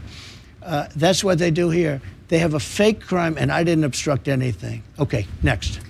Well, that was my question, that, even if I think they're accusing me of a fake crime, if I get a subpoena, I have to comply. I used to practice law for 10 years. Yeah, she was a lawyer, so she understands the law fairly well. Got to comply. Got to fork over the documents and then fight. I have been complied with everything. I have given more documents, and they came in, they raided Mar-a-Lago, probably illegally, okay? And we'll find that out. They took documents that they weren't even allowed to do, but they took documents, they took everything. They found documents with and I classified would have markings. given it to them. You know what? We had a meeting. I said, what do you want? And instead of doing that, because they're doing this for political reasons, the reason they're doing this is for election interference. So let me just say, I don't dispute that, frankly. But the question is simply, your lawyer signed a I certification. saw someone in the chat say, I wonder what Megan's beaver looks like. Oh my God. Yeah, well, if she ever needed money, maybe she would start an OnlyFans, but I doubt it. I think she's pretty loaded. I think only select people get a peek at that. Saying they turned over everything that was responsive. That's what I was saying earlier. She's 52. She does not look 52. She looks probably like early to mid 40s. Then when the FBI raided Mar-a-Lago, they found documents that were responsive that had not been produced, marked classified. I don't know what the timing is. Again, I'd have to check the time. That's it. I don't know. I just don't know the timing. All I know is I'm allowed to have those documents. But once you get a subpoena, you have to turn them over. Yes, she is 52. I know this. I don't even know that because I have the right to have those documents. So I don't really know that.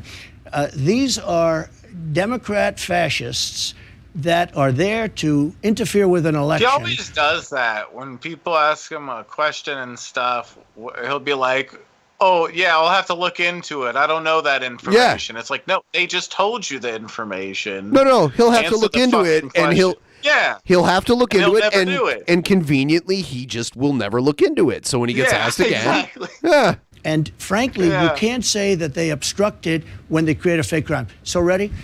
In Russia, it was a fake crime. At the end, they said, oh, well, that's not working. But he obstructed because he fought us. So they create a fake crime illegally. By the way, illegally. The dossier was fake. Everything was fake. Yeah. And then they say, I fought them and I obstructed. This is the same thing. They have a fake crime. There is no crime. In fact, it's civil. It's not criminal. That's true. And so they're saying that's why they say Espionage Act to make it criminal. Oh, they make it Espionage Act like it's something we'll be here all day like if we get the into Spanish Armada is going to raid us. And look, the Espionage Act of 1917 has no impact on this. I am covered 100%. I got it. There's a dispute about that, about whether you presidential. No, just so my audience knows. I don't think there's any dispute that I'm covered under the Presidential Records Act. Well, you're. Of course you don't. Yeah, what a surprise. You don't think that the law applies to you. You think you're covered by a Presidential Records Act when you're not president anymore. But it's not clear that it allowed you to take all those documents. You can't say it says what it says. You're allowed. And do you believe that every CIA document that came to you as president was automatically yours to keep no matter what? I'm not going to answer that question. He's arguing with an attorney who's used to arguing. Like, I love the smirk on her face now too. She's like, I got you, motherfucker. Like. So that's the dispute. No. because I think it's clear in the document. The president. I'm surprised this interview happened because they had a really rough time at a debate, one of the Republican debates that she moderated back when Trump was first running for president. Mm-hmm. So she is conservative, but she's like old guard conservative. She's not a Trump conservative. So Presidential Records Act was a very complex thing that took a long time to do, having to do more with Richard Nixon because he kept everything. You know that, right? Yeah, yep. And they said, we don't want to have this anymore. So they did this, and these thugs and deranged people. Oh yeah, I remember. Yeah, he was mad about Megyn Kelly and was like, he like suggested that she might have been on her period, and that's why she was being like bitchy towards him. He said that. That's why I'm surprised this interview happened, because I didn't think they liked each other. They didn't even mention that. They never mentioned that. They never talked about that. They never said, gee, the Presidential Records Act. Do you know they don't even mention it? And everybody knows that I'm covered by that. So you can't have obstruction when they create. And we had that in Mueller. They created all of these phony deals and phony documents and the dossier, the fake dossier. And after it was created, it was all created. Then it was shown to be phony, and I won. But then they say, oh, it was phony. We did things illegally. But he obstructed. He obstructed because he hid this, or he said something, or he fought us. He fought us. No, Megyn, I did absolutely nothing wrong. And I wouldn't even be talking to you if I thought I did. What's crazy is you're really accused of keeping documents and not turning them over when you were allegedly required to. But you're not accused of destroying any documents. No, I didn't do that. Hillary Clinton Clinton destroyed documents while under subpoena, and wasn't even charged. Never mind, didn't face 4 criminal trials. That's right. Does it make you angry? Yeah. When I saw the mugshot, I said, he's angry, and I get it. Yeah, it makes me angry. So Hillary Clinton got a subpoena from Congress, which is your highest style subpoena. That's the ultimate subpoena. After she got the subpoena, not before. She didn't do it before, and oh, gee, I didn't know. That's right. She got a subpoena. After she got a subpoena. Bullshit. It's so weird that he does it so much. It's like, fucking A. He's a master at it. He's an absolute master. She burned and acid washed 33,000 emails.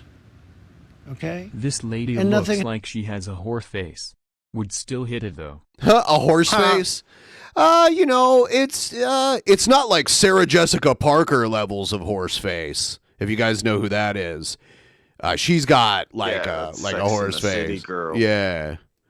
Happened to her. I don't see the horse face. I think she's not bad. When we're talking about like she's not a model or an actress or anything. Happened to her, and Comey got up. And he said, here's what she did. And he went through all these crimes. And he said, but no reasonable prosecutor would ever prosecute her. Well, I did nothing. I did nothing wrong. And they prosecuted me. She burned. And she started out on the O'Reilly Factor. He would bring her in as like a legal expert. That's how she started getting into Fox News. And then she got her own show. And then she moved to the Today Show and got fired. Literally acid washed, bleach bit, they call it. Very expensive process. Nobody does it because it's so expensive. Then she took her phones and they knocked the hell out of them with hammers. You know that, right? Mm-hmm. She took her telephones and they're knocking, and nothing happened. Yeah, there's a double standard in this country, and the people aren't standing for it. Yeah. People get it. All right. Now it's time for her commercial break.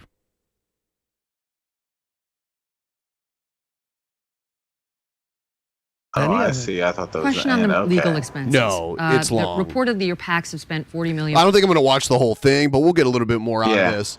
Guys, we're at 76.38% of the way to the goal. We're doing great. If you guys want to help us out by starting a tip train, that would be amazing. Bucks so far defending all these cases. Some people worry, how's he going to run a presidential campaign if all the Republican donations are going to fund the legal fees, which get more expensive when you have trials. So, well, that's why they're doing this. They have, not only that, I have civil cases that are funded by them. They have a woman that I never met, other than I guess I took a picture with her 25 years ago with her husband on a celebrity line. A celebrity line? A woman that I never met. And she sued me. She wrote a book that I took her into Bergdorf Goodman into a room and did bad things to her. I said, where the hell did this come? I have no idea who this woman is. She got a little picture of herself and her husband standing on a big celebrity line, shaking my hand, like from 25 years ago. She didn't know the date. She didn't know the location. She didn't know anything. She didn't know anything. And an unbelievably hostile judge to me. In fact, she did an interview with Anderson Cooper. When you watch that interview... Glanderson Booper? I'm a totally innocent man. But that case is financed, and you probably haven't heard this, by the Democrat Party and Democrats. She was recruited by some Democrats to bring She was recruited by Democrats, that case. And it's such a violation of the law. It's such a horrible thing. I have other cases, civil cases. Wait a minute. I have civil cases where, and the reason they're doing it is they want to take as much of my time because they don't want to... Yeah, okay. I'm going to acknowledge it because people keep bringing it up. Yeah, Trump keeps, like, sniffing, like that. Yeah, it's weird. Run against me. Just so you understand. But can you win? Can you win if all the money is going to the lawyers instead of, rallies and get out the vote efforts? Fortunately, I have a lot more money than that. But a lot of money goes to lawyers. And I help other people because other people get dragged into these things, and we help a lot of other people. These people would be destroyed if we didn't help them. We have to help them. What about the people who are saying, well, I'm just going to give Ron DeSantis needs to get this, or Tim Scott should win, because then the money I donate will go toward... Well, I will say this. In the meantime, nobody's talking about them because there's only time to talk about me. I've had that before, in all fairness. Nobody's talking about Ron DeSanctimonious. Nobody's Ron DeSanctimonious. Talking about anybody. They're only talking about me. The Quinnipiac They're only talking about me. Just before I walked in. I mean, it's 62 to like almost nothing. These people are at nothing.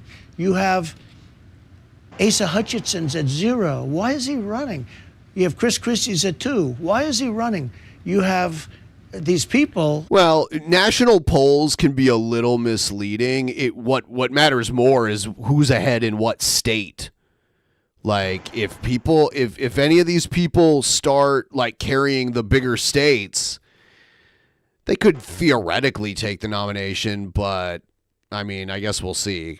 He is like on the national level, he's winning by 44%. Are very low. Nikki Haley's very low. They're all very low. Ron DeSantis is very low. Ron DeSantis is at 11 or 12, and I'm at 62. I have other polls where I'm in 70s, and he's in the 2s. Why do you call him Ron DeSantis? Why do you call him Ron DeSanctimonious? Sanctimonious. But the reason in DeSantis is just sort of an abbreviation. He was running, left Congress, was running for the governor of Florida. He was being decimated. He had no chance. He was wiped out. And he came to see me. I didn't know him very much at all, but what I did know is that he was on television along with 150 other congressmen, Republicans, that talked about impeachment hoax number 1, impeachment hoax number 2, and they'd say I was innocent, and they turned out to be right. By the way, those two, that phone call was perfect. My Georgia phone call was even more perfect, but the phone call was perfect. The phone call, the one that he's being prosecuted, now he's changed the subject. He's not talking about Ron DeSantis anymore. Now he's talking about the phone call where he like tried to talk people into like fabricating votes so he would win Georgia. That phone call, he's saying it was perfect. It was perfect. With all the stuff, you once asked me the question, what about the phone call? It turned out not only was it perfect, all of this stuff that's happening now shows that Donald Trump was right on that phone call when I spoke to the president of Ukraine. Anyway, Ron DeSanctimonious comes in and he said, could you endorse me? Because I think I could win. Oh, you know what? This time he's talking about when he called the president of Ukraine. That's what he's saying. That was a perfect call, too. You're so far behind. You don't have a chance. You're dead. He said, but I didn't know. He was running against the man who was the Secretary of Agriculture. I think his name, Adam Putnam. And he was up by 30 or 40 points. It was over. It was over.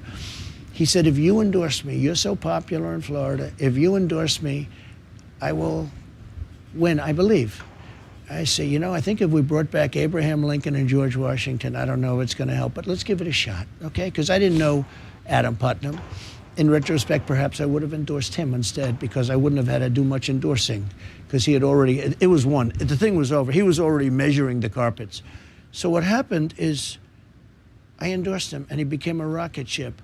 And he ended up winning a primary very shortly thereafter by a lot, you know, by a landslide. Adam Putnam. A landslide. It was like a bomb went off. Wait. And then he said, I'm not going to win against Pullum, because he was, if you remember, he turned out to be a crackhead, but he was a very popular person, running, good-looking guy, running African-American, running for governor on the Democrat side, along Stacey Abrams. He and Stacey Abrams were the two hot politicians in the Democrat Party. So polls were looking bad for Ron. I said, you know what, Ron, we'll do 2 or 3 rallies. We'll do big, beautiful Trump rallies for you. I'll get a big, beautiful Trump rallies. I guess a couple, maybe 3. Big, beautiful rallies. I said, you're going to win. He said, I don't think so. I said, you're going to win. I'm telling you, you're going to win. And he won, okay? And then 4 years later, they said, would you run against the president? He said, I have no comment. I said, he said he had no comment. That means to me he's running. So I started hitting him very hard. Some people said, sir, he's a Republican. You shouldn't hit him. I said, no, we're gonna hit him very hard because he's very disloyal. So when I say sanctimonious, that's what I mean. He's Trump should just start his own party, the Trump Party. A very terrible thing I think he did. You know, I'm a loyal. He has no loyalty to that party. I'm a loyal person. He's loyal to himself. He's not loyal to his party. He would leave. He would easily leave if it became inconvenient. Here's another thing. A lot of the consultants, you know, these great genius consultants, you pay them all this money, they don't know anything. They said, don't bring it up, sir, that he was disloyal, because the people don't care if he was loyal to you or not. I said, I think they do. I was right. So I've driven him down to almost nothing. I don't even think he's going to be in second place much longer. But he is down in the polls. Like Ron DeSantis has taken a dive in the polls, but he's still in second place. Place is like 60 points below me. 60 points. The poll that just came out, in fact, the commentators were saying, this is crazy. Yeah. This isn't even a race. No, you're way ahead on the Republican primary contest. Like, excuse me, like nobody's ever seen before. And he won't even go to the debates. It's crazy. Like, before Trump, if you didn't go to the debates, it would like ruin your chances. And he's not going to the debates, and he's still like climbing in the polls, and he's getting charged with criminal charges, and he just keeps going up. Seriously, like right here, the purple line is Trump, and then there's everyone below him. The green line is DeSantis, okay? And this big jump right here, when he went from like 44 up to like 52, that was the first time he got criminally charged. And every time a new indictment would come along, he would like surge and surge and surge. And now he's just like, and DeSantis, support for DeSantis is just going down. And then all the different colors at the bottom, that's everybody else. These are the national polls. Huh. I haven't been paying attention to this stuff at all, so I'm not sure I know who DeSantis is. DeSantis is the governor of Florida, and he's like 45 years old, so he's like way younger than a lot of the other people running. And he's the guy you were talking about earlier. Yeah, said it's kind of crazy or something. No. That was Ramaswamy, and Ramaswamy's like 37 or something like that. He's like really young. If he won, he'd be the youngest president ever. We've never had a president under 40 before. The actual general election, though, for a second, because this is the second. I'm way ahead of Biden, also, by the way. This is the second most requested question that my audience had for you. Everyone knows you think 2020 was rigged. Oh. How are you going to unrig it in 2024? Getting real tired of all these bitches watching and not donating. Oh, thank you so much. We're getting there. We're getting there. I really appreciate you. So we're at 621. The goal is 800. We'll get there. We started at 60%, and we're already at, over 77%, and we're only just about 2 hours in. So Thank you, everybody. Thank you for getting us this far so quickly. Look, they use COVID to cheat. Oh, yeah. They cheat anyway. They used COVID to cheat. Oh, he's going to claim the mail-in ballots or how they used COVID to cheat. But the thing is like, there are several. I mean, like, we use mail-in ballots all the time. Absentee ballots are mail-in. And in Washington, they've been doing mail-in voting for like 10 years. Yeah. Because how can you win elections? Open borders, high taxes, high interest rates, no voter ID. I mean, everything they do is like April Fool's Day. It's the opposite, okay? They have horrible No, it's opposite policy. day, not April Fool's Day. They're only good at cheating on elections. You want to know the truth. And I get the question, too. We have unbelievable people, and we're going to be fighting like hell.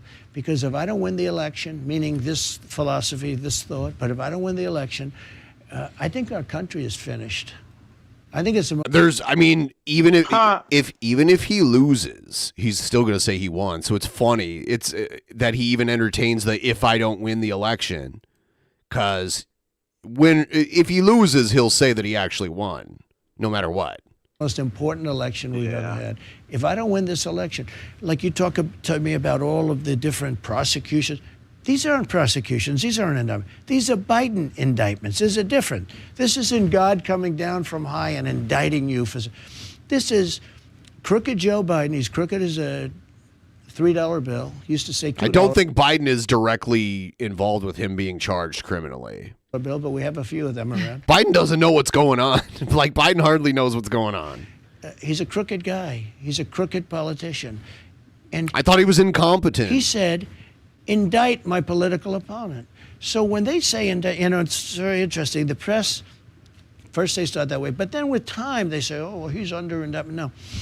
These are all Biden indictments, including the DA's office. You know, he put his top guy in the DA's office in Manhattan. And everybody says it's not even a case. I mean, it shouldn't even be brought. You've seen that. You've heard that. You probably. I've said that. Okay, it's ridiculous. It's a ridiculous case.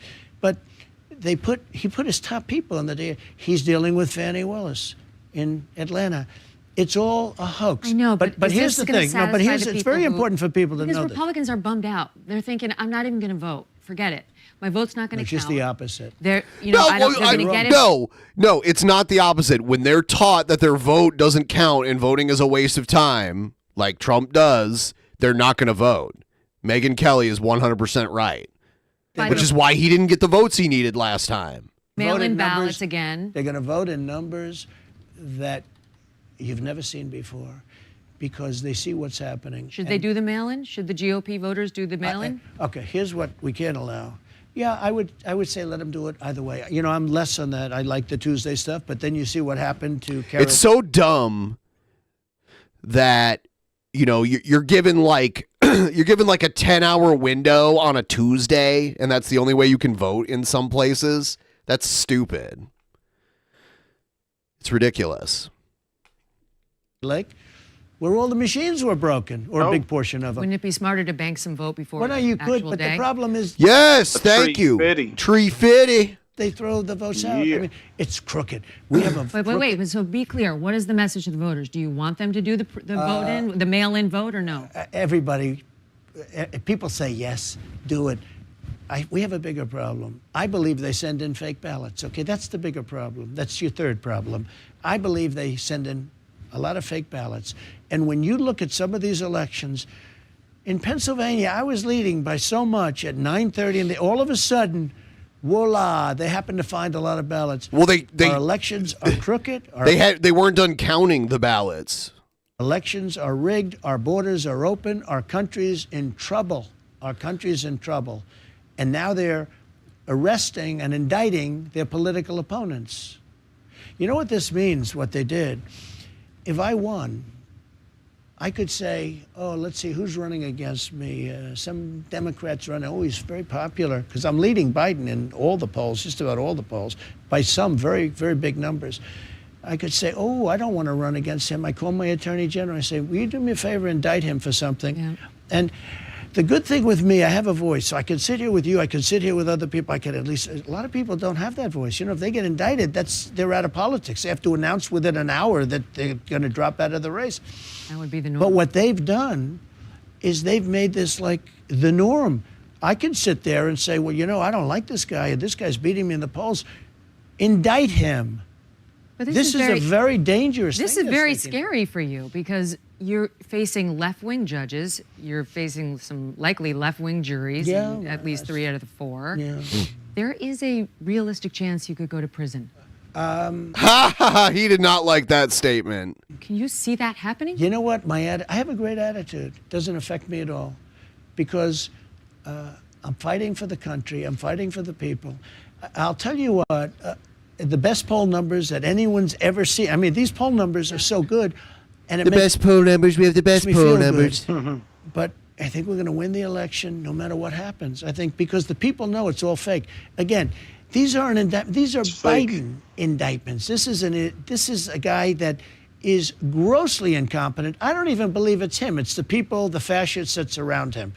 Okay, so I've never heard him say this before. So it's not. So Biden's just like a puppet of the fascists that surround him. I believe he's smart enough to do this. If you want to know the truth. Do you think he goes the distance? Do you think he actually will be the Democratic nominee? I can't imagine. I watched him yesterday. He couldn't put 2 sentences together. I can't imagine. I mean, look, Washington Post came out. I kind of agree with him. Like Biden can't. He's not really good at speaking anymore. You can tell his age is really getting to him. And it's not an age thing, it's a competence thing. No, it's an age thing. He can't talk. Trump has to say that because he's almost as old as Biden. He can't talk. And of course he has to debate, I guess. I hope he's going to debate. I'm going to debate.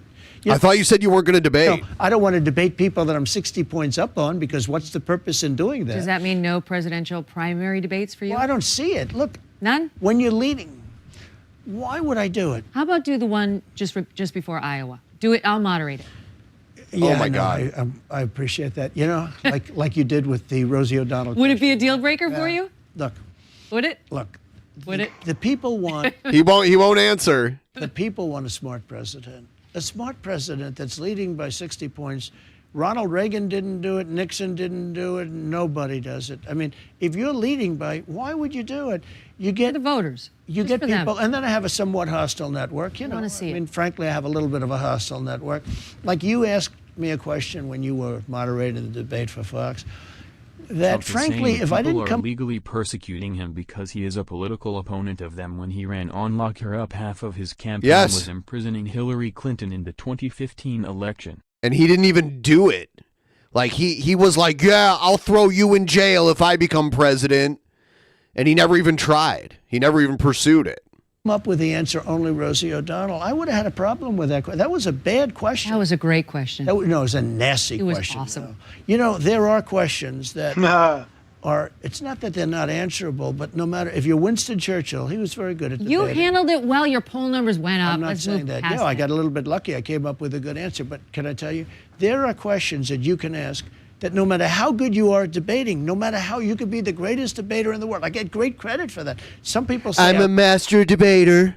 I don't think I won because of that. I think I won because I had a great record and people knew me. You know, they knew me, and they knew me on The Apprentice, and they knew me in terms of development and stuff. But there are questions that you can ask that no matter who it is, the answer is never a great answer. You know, there's never a great answer to certain questions. And I could give you 10 of those questions right now. I just don't want to. Let's talk personal for a minute, if you don't mind. Haven't seen a lot of Melania lately. How's she doing? And how's Barron doing? Because I know he's senior in high school now. Yeah, he is. He's doing really well. He's in school.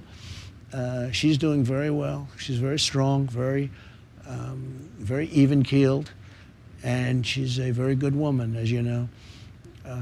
She was a very popular first lady. I mean, I go out to rallies and they have pictures of Melania. How they're doing. We love our first lady with so many posters. You know, where they're in the audience and there, because we're getting big people. We had the biggest rallies we've ever had. Can you believe they never put her on Vogue, on the cover of Vogue, and they just put Corinne Jean-Pierre in there? I know. Can you believe it? Can you believe it? She was on the cover of Vogue before she met me. Yeah. And during, but once I said I'm running for president, that was the end of the coverage. What's a typical dinner? It's, like by the for way, you guys? and it's so sad, but she doesn't care. She's been on the cover of the magazines for a long time, and she was on the cover of Vogue before, and she was actually very friendly with Anna Wintour. But once I ran for politics, that was the end of that, and that's okay. She's a very calm person. It's very interesting, and I think that's what people like about her.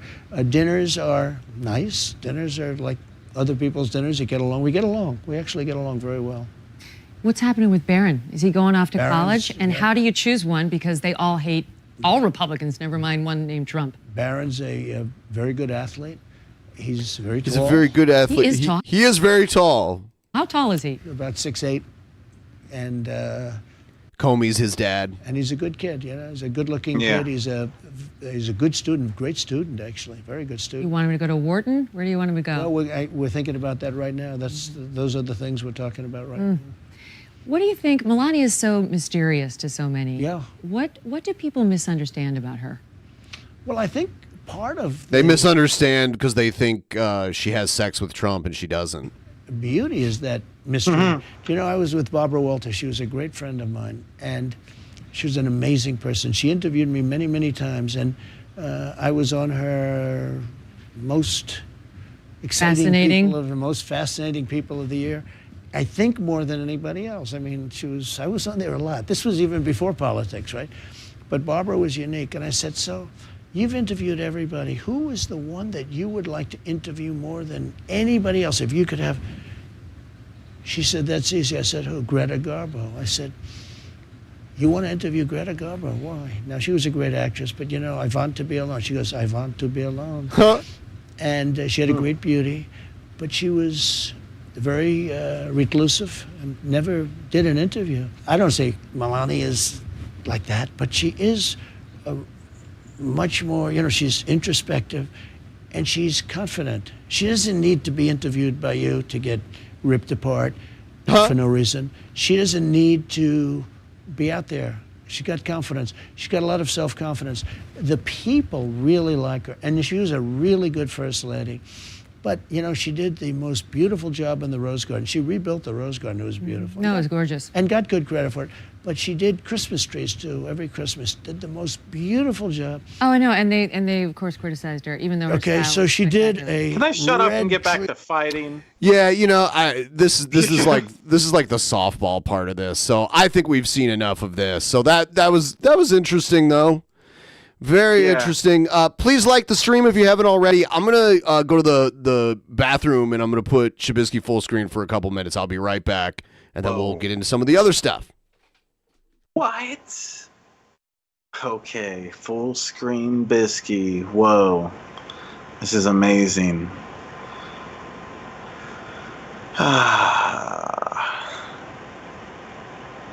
What's up, Dirt? Yes, dab time.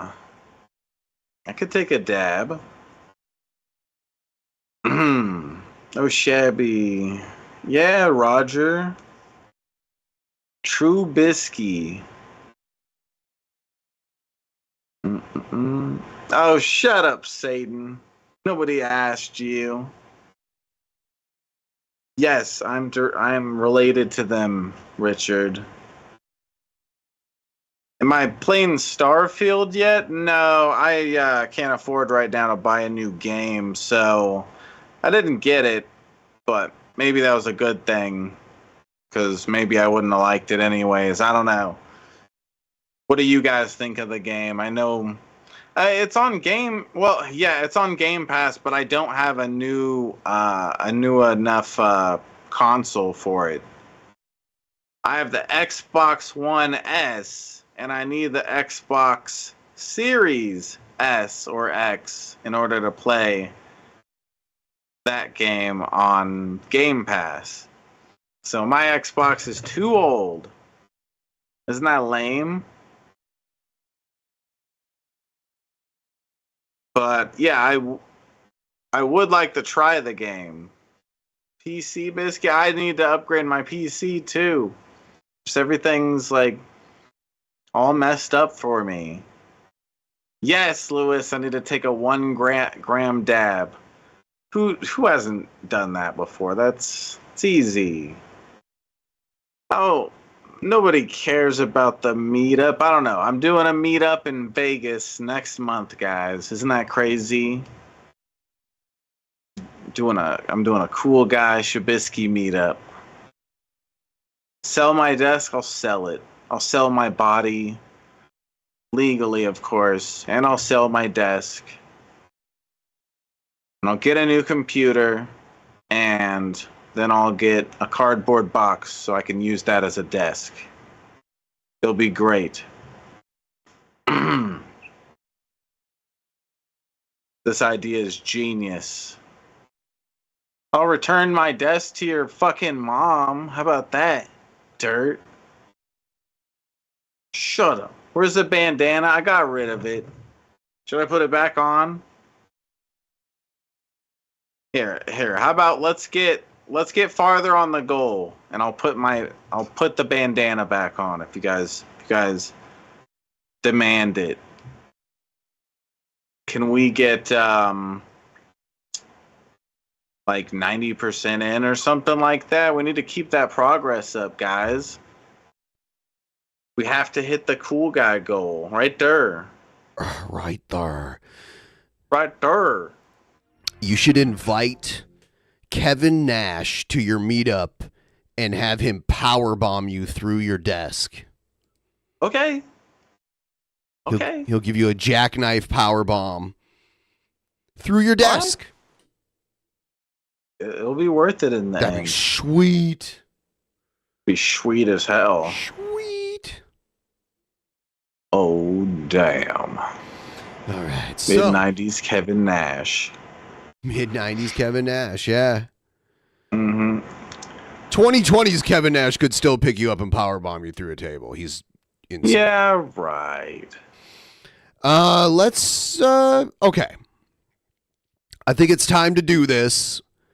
What we're going to do is I have plenty more videos that we're going to get to after this, but we're going to do the the actual Mania 4-way elimination match between Captain Kool-Aid's, the Necromancer, John from Finland, and the Star Spangled Luchador.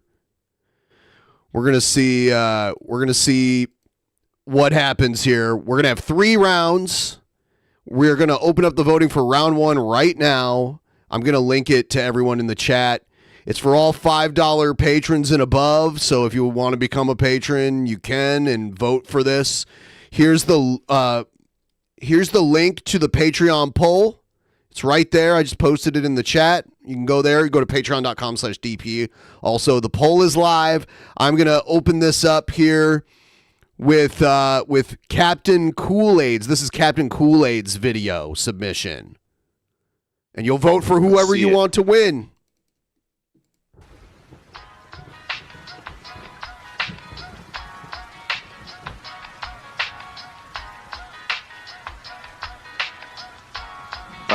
Shouldn't... Coffee's cold, I'm wondering why I got out of bed at all. My bloated gut obscures my penis. And I can't see my balls. And I won't wipe my ass, cause that would be gay. But the stickers on my wall, they remind me I'm a real man. A real man. My coffee's cold. I really hope I don't get a copyright claim from your video, Captain Kool-Aid. Wondering why. Yeah, it's a big song. Yeah, it's a pretty popular song. So now I'm going to pause it a bunch of times and interrupt it. It obscures my penis, bro, and I can't see my balls. And I won't wipe my ass. There we go. Patreon. Thank you for signing up. Yes, sign up right now for Patreon, $5 or more to vote on this. This is Captain Kool-Aid's. That would be gay, but the stickers on my wall, they remind me I'm a real man. A real man! Yes, I wrote you, bro, but you still ain't calling. I put my name, my address, and parents' phone at the bottom. I sent you some dick pics in autumn. You must not have got them. The libs at the post office must have messed up or something. Sometimes I scribble drawings that look really appalling. But fuck it. Anyways, what's been up with your sister's daughter? Whoa. My sister's pregnant too. I wish I was the father. If they have a son, guess what I'll call them? I'll call them Leafy, bro. I read about President Donnie, I'm sorry. He did nothing wrong and the deep state just doesn't want him. I'm sure you hear this every day, but you're my biggest fan. I even jerk off to this parody Kool-Aid Stood a Stand. I got a room full of ripped posters and pictures, man. Hope you like my new videos. Remember, I'm not fat. Anyways, hit me up sometime. Just a tat. I got a hat. It's really swag. Give me head. I am Jared. My coffee's cold. I'm wondering why I got out of bed at all. He gets out of bed because it's not far from his bed to his computer chair, and that's the most movement he sees in a day. You should have said my pee cup's cold. I wonder That's what why. Should have been. Yeah. Pee cup's cold. And I can't see my balls. And I won't wipe my ass, cause that would be gay. But the stickers on my wall, they remind me I'm a real man. A real man! So, you ain't called a rope. I ain't even mad. I'm just sorry for you, like you ain't got time to answer. Damn. Now, don't be a lurker, you know what I'm saying, bro? But at least let me meet. You know what I'm saying, bro? Meet up with that niece of yours or something. That's my little waifu, man. She's only 60 years old. I asked if you could. It is weird how every now and then, when shit gets like really dramatic with him, he'll just do a video dancing like a moron. Send me your nudes. You just said no. Yeah. That's pretty shitty, bro. Stop asking if I'll fight you. I got a black belt. Watching videos online, it's true. I ain't even mad, bro. I just don't like being lied to. Remember when you said if I took a paternity test, you might too? Because I don't know my real father either. Rumor is he has a wife, Dawn, and he likes to beat her. I relate to what R. Kelly is saying in his songs. So when I can't get laid, I drift away and put him on. And then I shit myself, because that shit helps when I'm depressed. I think I'll get a tattoo of his name across my breasts. Sometimes I even jerk myself until my penis bleeds. It's like adrenaline, a blissful 20 seconds just for me. Everything Trump says is real. I respect him because he tells it. Trolls are jealous because I'm work free 24/7. They don't love kids like I love kids. No one does. It's really hard. No one does. I don't like growing up. You gotta call me, though. I'm the biggest alpha you'll ever lose. If you don't, I'm gonna kill myself and blame it on the Jews. I'm wondering why I got out of bed at all. A loaded gun obscures my penis, bro, and I can't see my balls. And I won't wipe my ass, cause that would be gay. But the stickers on my wall, they remind me I'm a real man. Look at that. He's basically wearing a rag on himself. Like, that's hardly a shirt. A real man! Dear miss, I'm too good to be a Jared fan. This is the last CP that I'll ever save your ass. Whoa. Your 6 months, bro, you know I deserve it. And then you got my last 6 vids. I wrote the URL of them perfect. So this is the rant that I'm sending you. I hope you hear it. I'm at the park right now, watching children as they play. Hey, I just had a jug of coffee. Dare me to fart? Remember when I do it and it always came out as a shart? And I could have stopped the video but didn't. It just kept talking and sat in my own shit and accused trolls of gang stalking. You could have had a real alpha, bro. But now fuck it, I'm outie. I'm making real gains now, 500 pounds all natty.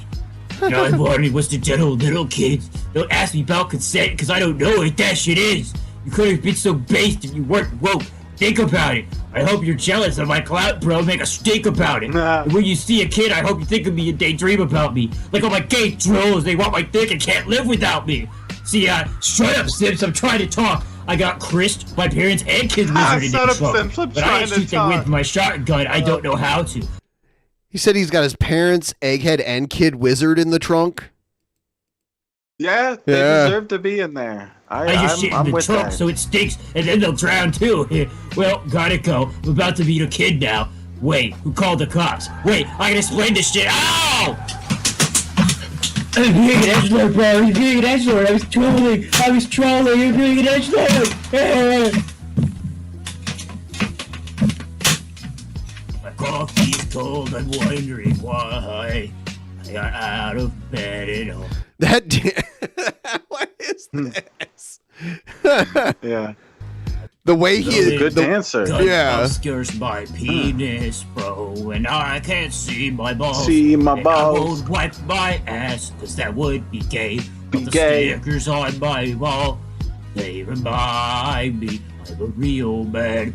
A real man! So the stickers on my wall, I'm a real man thing. That's probably the best part of the writing here is him having that as the chorus. I think like that's probably the best part, but a lot of it was really funny. So here's the necromancer and his submission. All right. Whoa, he has a cool intro. I'm already voting for him. This intro is too awesome.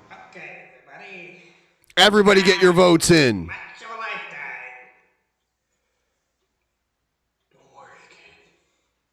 Who's this bum? They're all gonna laugh at you. They're all gonna laugh at you. I am the one who knocks. It's looking at you, kid. We're gonna need a bigger boat. That'll do, pig. That'll do. To infinity and beyond. It's alive. It's alive. Nope. You woke up. His shit's always very creepy. Hey, I have those exact same wooden trays. Yeah.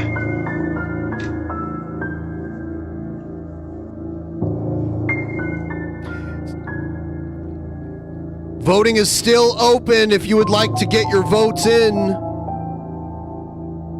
please do so. All $5 plus patrons get to vote.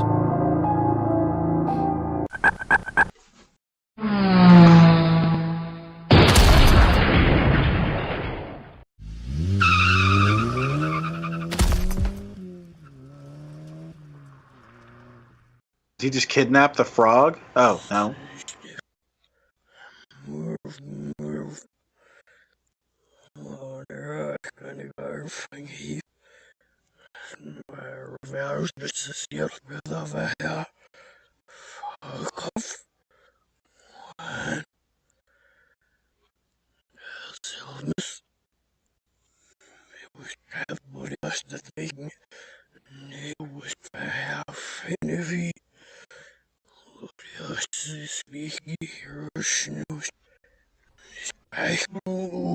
What the fuck is this? I feel like I'm gonna get a phone call now and be told like I have 7 days, or something. Like a frog's gonna call me.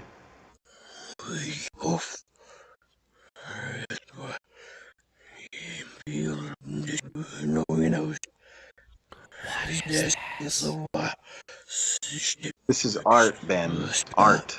Okay.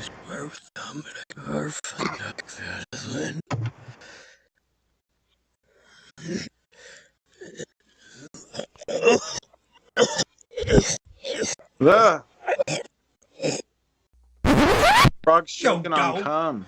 Reverse that shit. That's rubber. What?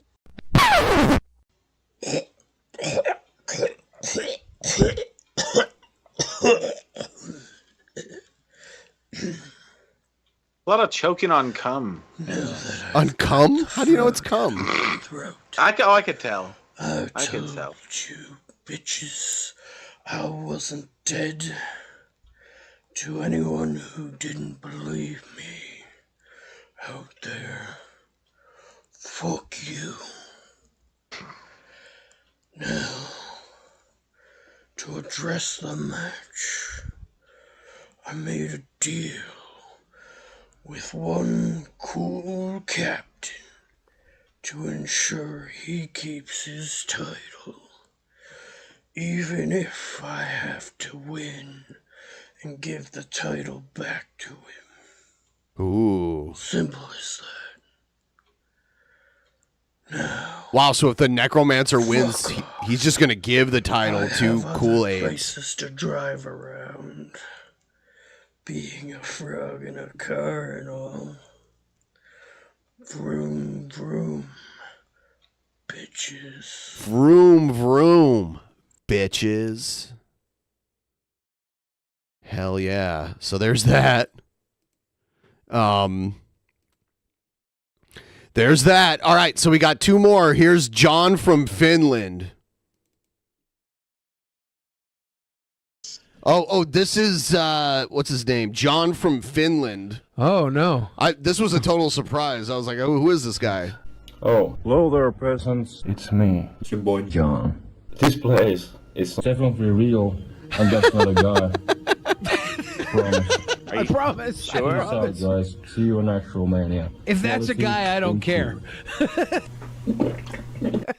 Is that Kuro? Kuro, I'm coming for you. Yeah. I hope the roommates are safe. Thought you could just get rid of me so easily, huh, boy? Put it like Boy. I just used my animal powers for that. With this eye, I can capture and finally defeat Kuro. No, it's gonna break, Ruben. In the end, when John F. tagged along with Ruby Jules, the jewel-seeking orb was fractured, turned into pieces, destroyed. The peasants waited for naught, for John from Finland betrayed them all.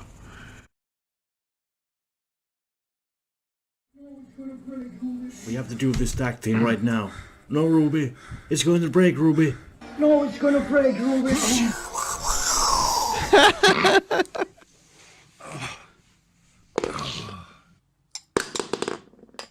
Oh no. Is this the end? No.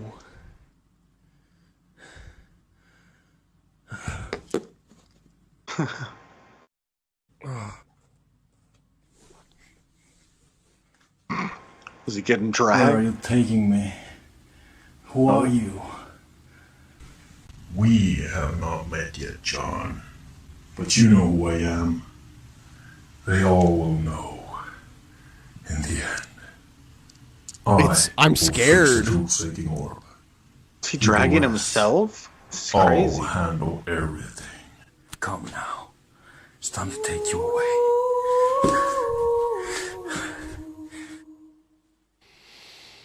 I think it would have been funny if you looked up and it was like Egghead dragging him or something. That would have been great. Let's see about this. Jewel-seeking orb then.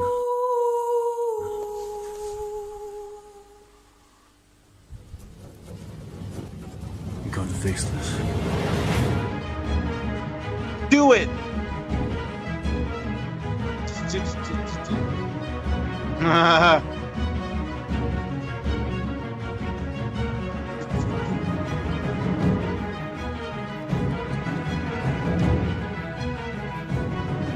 He should have like a scene of him like punching a punching bag for no reason. He's hammering. Stop. Yeah. Hammer time. Hammer time. Oh, you got it.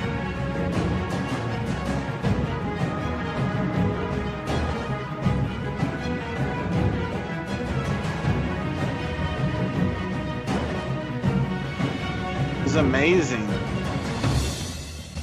It's finished. I have done it. It is ready. Dude, the guy from Finland finished Hear me out there, Kuro. the thing. He's finished, and he finished. Yeah. There you go. That's John. Oh no, there's more. But I don't know if I have the strength to do it. Oh God. Think your sword can save you? Well, my sword is bigger. You won't survive my strike because you ain't got the vigor. My cannon is ready. I got my finger on the trigger. So get ready to take this L. I'm handing you my knee. Yeah. That's how Magicus won the King of Games championship. Please, somebody make it stop.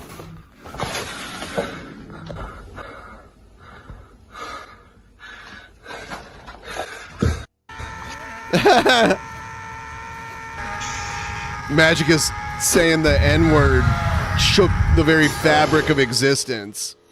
Can't believe you, Magicus, you piece of shit. Can't believe you.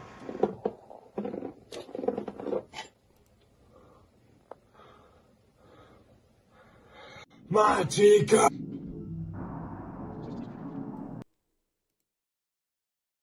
So there's John from Finland, and then our final entry is the Star Spangled Luchador. Here it is. Okay, everybody, welcome. I am the Star Spangled Sturgis, and we're here with another video. Sturgis. And as usual, before we get into looking at my detractors, we're gonna go ahead and look at the numbers.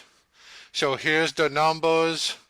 As you can see, we got 1 bunny, 2 red sneakers, 3 blue eggs, 4 bananas, 5 little cars, 6 slices of pizza, 7 circle things, 8 square things, 9 colored pencils, and 10 little swirly balls.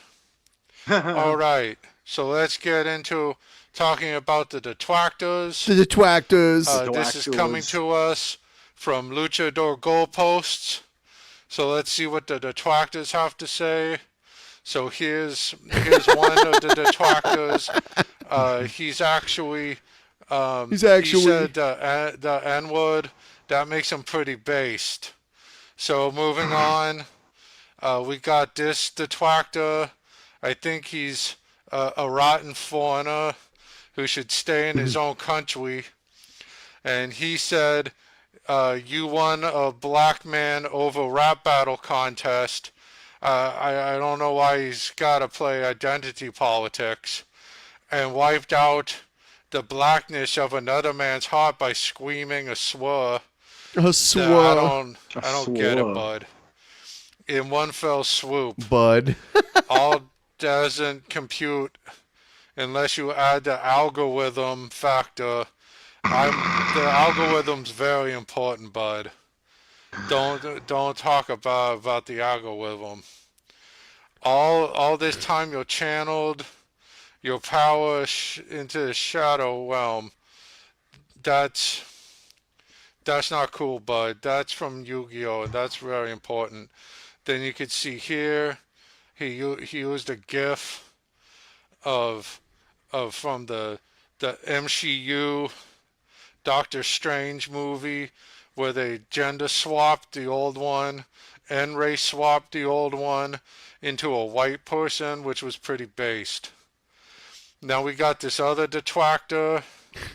His name is Willie Cool This Word, and he said, man, I got something wild coming for actual Mania in that 3-4 Big Kahuna match. These people are weird. With all due respect to the luchador and this word here, this word. Neckwomancer. We're gonna have to raise the Union Army to stop the pirate from retaining, and then a little bird.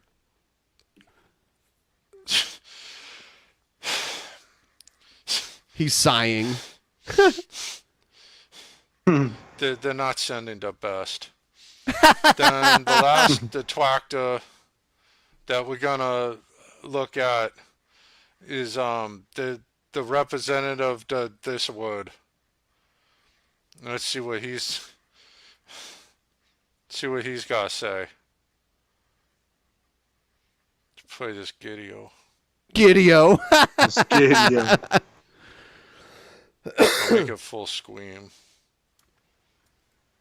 The insidious inerrancy of lumbering barbarians is blatantly obvious to the section of humanity that treasures it. That's like your opinion. Intelligence seeming ceaseless blatherings of incessant ignorances. Yeah. The star-spangled luchador is singularly and aforesaid in. You see, I live went free in their heads. I went free in their heads. They always gotta bring my name up. I went free in their heads. Went free. Ignoramus, domineeringly and heedlessly stomping through actual mania like an unhinged, You're the one that's stomping around because you're one of the fats. Relenting pressure upon the posterior proximity of the competitors. Heretofore, us congregants of actual mania will be required to release ourselves from our bondage of stupefying, simple-minded charlatans such as these. Again, everyone has their opinions. That's just like... Straight into standing position, my brethren, and become without fear. We will topple the giant. Yeah, Sturge's like sighs, like he doesn't even want to be doing what he's doing. He's like, he does it all the time. And become whole and complete. It's just, they're weird. They're all weird. I don't get it. They're weird. They don't make any sense. Then there's these other detractors. You got this one. She's weird. You got this one. This one here. This one. Trying to take the name of the Shire from Lord of the Rings and change it. And then his picture here, he doesn't even have a beard. There's no beard here, and his name is Beard. Beard Hobbit House Town. It's weird. It's weird. And these guys are weird. They're just all weird. Anyway, remember to like, comment, and subscribe. Do not engage with the haters and the detractors and the fats directly. Leave a comment in this video and we'll have a discussion there. Until then, don't eat any wokies or brokies. And when you have your dinner, don't do a chokey. Okay, till next time, bud. We don't want nothing, not a thing from you. Your light is disward and jaded, boring and confiscated. If that's your best. Oh yeah, because he did karaoke.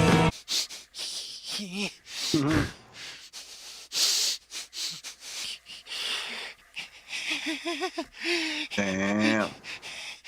Hold it now, watch the hoodwink, you see you're working out, Uncle Man. Some fish to ditch or door like to show sushi, cause never touch hard like you saw everyone plus wines. Big white green ones, all about you. But if goods got the mad hits, try match which bust. These from the gym. I got these from the gym. Huh? I got these from the gym. I got these from the gym. Push a limb to the side like my leg was broken. Shaking and twitching kinda like I've been smoking. Crazy, whack, funky. People say you look like MC Hammer on crack Humpty. That's right, cause my body's in motion. You're supposed to look like a fit or convulsion. Anyone can play this game. This is my dance, all Humpty Hump's my name. No two people will do it the same. So you got it down when you appear to be in pain. Humping, funkin', jumping, jigging around like you're rumping. When I do the chump punk, point finger in the stump, let me step off and doing the hump. Damn. So that is the Star Spangled Luchador. Everyone get your votes in. I'm going to close we're going to do the 3 rounds really quick here. So I'm going to give everyone a couple more minutes to get your round 1 voting in. And then we're going to remove the person with the least amount of votes.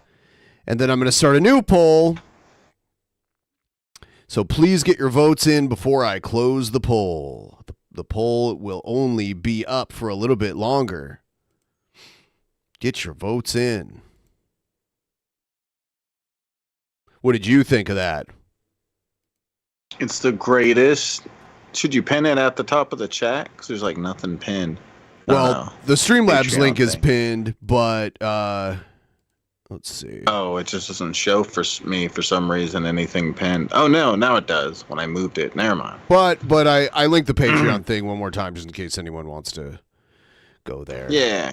Click the link in the chat. Right.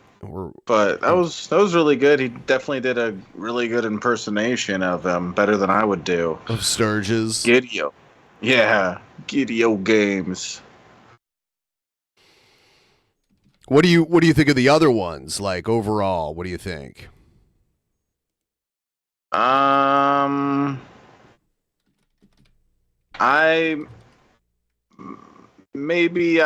think that probably the one I still like the best is the first one. Okay, so Captain Kool-Aid's.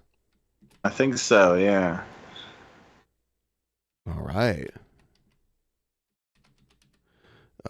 So I see a few people signing up. So I'll give a few more people a few minutes to get their votes in, and then we're going to start this other poll. Whoa.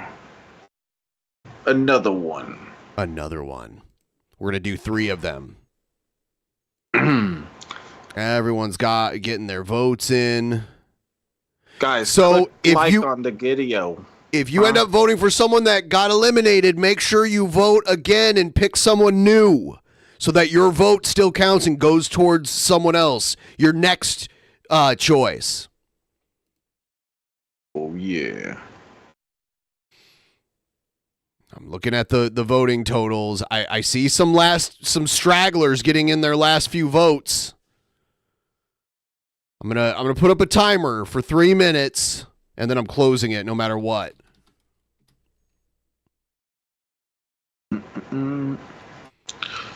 Go put your votes in. Get your votes in right now.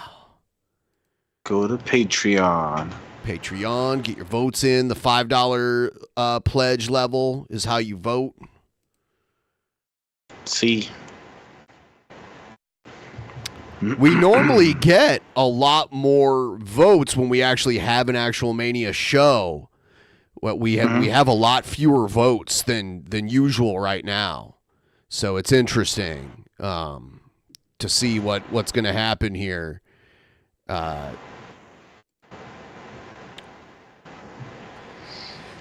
You can also change your mind if you want to move votes around. That is possible to do too. So we shall see.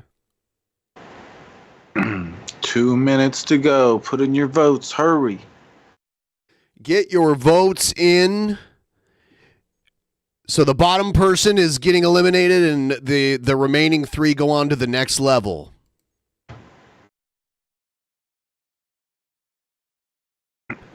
I, for one, am excited. Also, don't forget, we're trying to reach this goal. We're almost at 80%. Who's going to throw us a couple bucks to get us over? And once we pass 80%, I'll put shots on the line. What? Yeah. Because we need to meet this goal. We got off to a really strong start, and then we kind of slowed down after we hit the 2-hour mark. So hopefully we can get another tip train rolling here. God, the last show was like 8 hours. It was insane. Everyone's getting their votes in. I see more votes coming in. This is good. Everyone's got their votes in. 50 seconds to go. I didn't want to do the vote in the YouTube chat because I need to convince people to sign up for one thing, and actual Mania is decided by the Patreons. Patreon.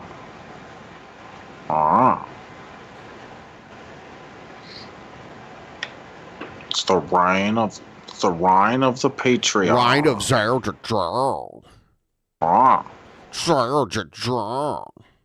All right. The voting is about to be closed. I'm about to close the poll. About to Holy close shit. that poll. Hurry. Put in your votes. 2, 1. All right. We will now look at the results of the first poll. And we got 32 total votes. And right now, moving on to the next round, Captain Kool-Aid's John from Finland and Star Spangled Luchador all moving on to the next round. So I'm going to make round 2 public for all the $5 plus patrons, and I will link the poll to everyone to make it easier for everyone to get to it. All right. So I'm going to post the link in the chat. Oh, shit. That's not what I wanted. Where is it? Here it is.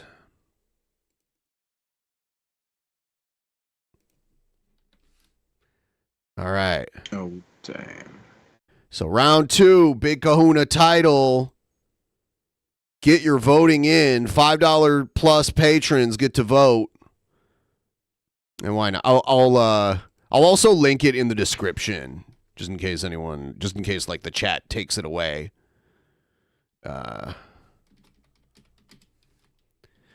Maybe we'll get 2 people to.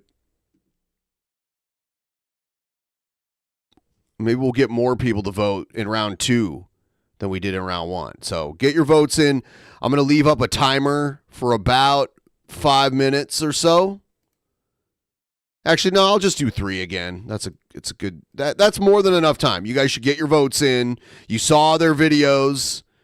And if the person you voted for got eliminated, please vote for someone else. Vote for your second choice. I'm giving you guys 3 minutes. So, Captain Kool-Aid's John from Finland and Star Spangled Luchador in round 2.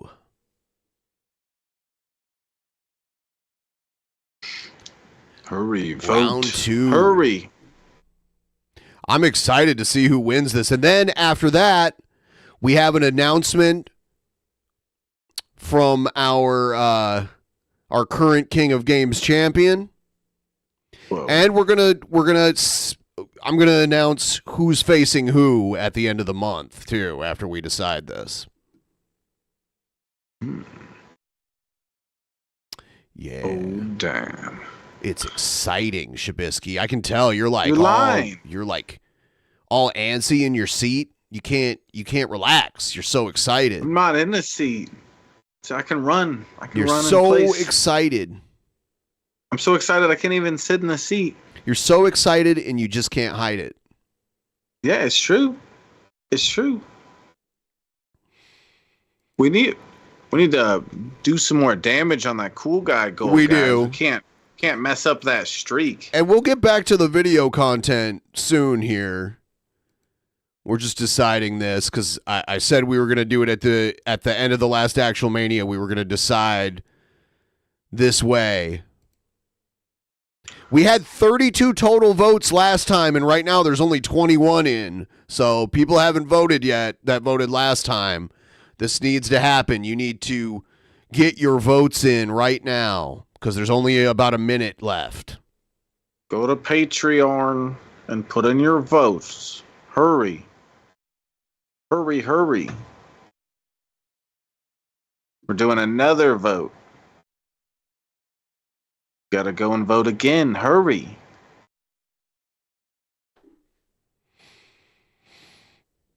This election matters more than any. This is more important than the president. It's true. Vote. Hurry.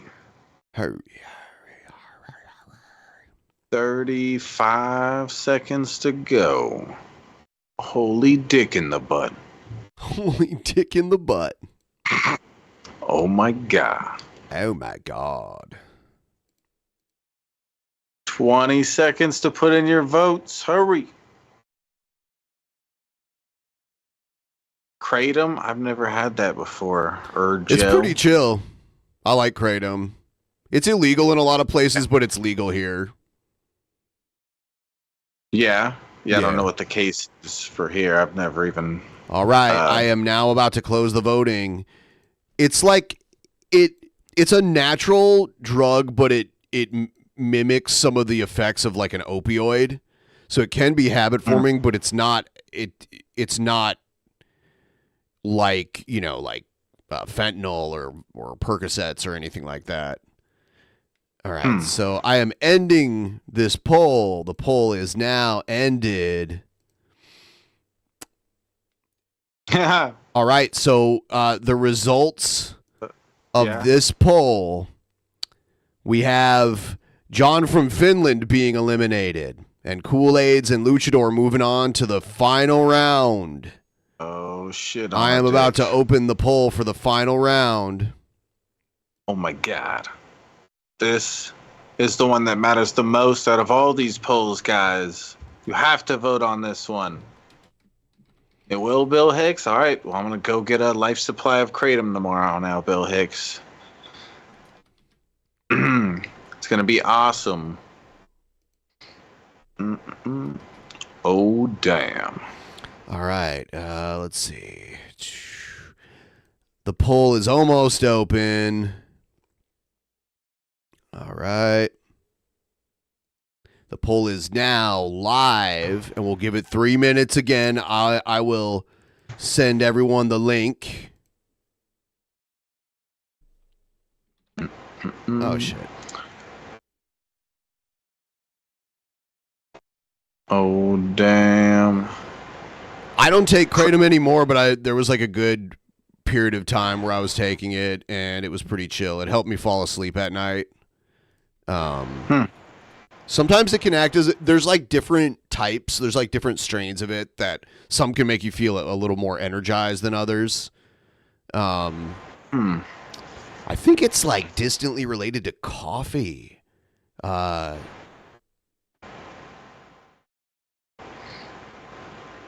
Yeah. Yeah. All right. So, oh yeah, timer. Timer. Yeah. So yeah, click the link that Ben just put in the chat there. Click the link in the chat and vote. This is the one that matters the most. Yeah, this is the big one. Who's gonna win, Luchador or Kool-Aid? Kool-Aids. Yep. Who's Star gonna Spangled win? Luchador or Captain Kool-Aids. Get your votes Yes. in, ladies and gentlemen. Get your votes in.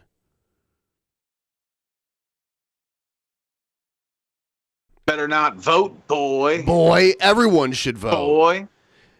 I don't understand why the first poll always gets the most votes. That's so weird. Yeah, the final one is the one that actually matters, really. But it gets the most. least amount of votes. Yeah. Come on, guys, vote. Put your votes in on the poll. If you're a Patreon. Or Yep. go become a $5 Patreon Yeah, why so you not? can vote. It helps support the show. This is why the show can exist.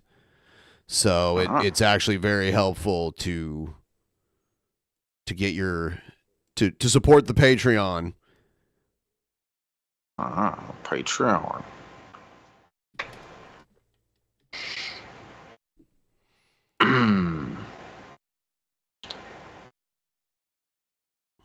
DXM.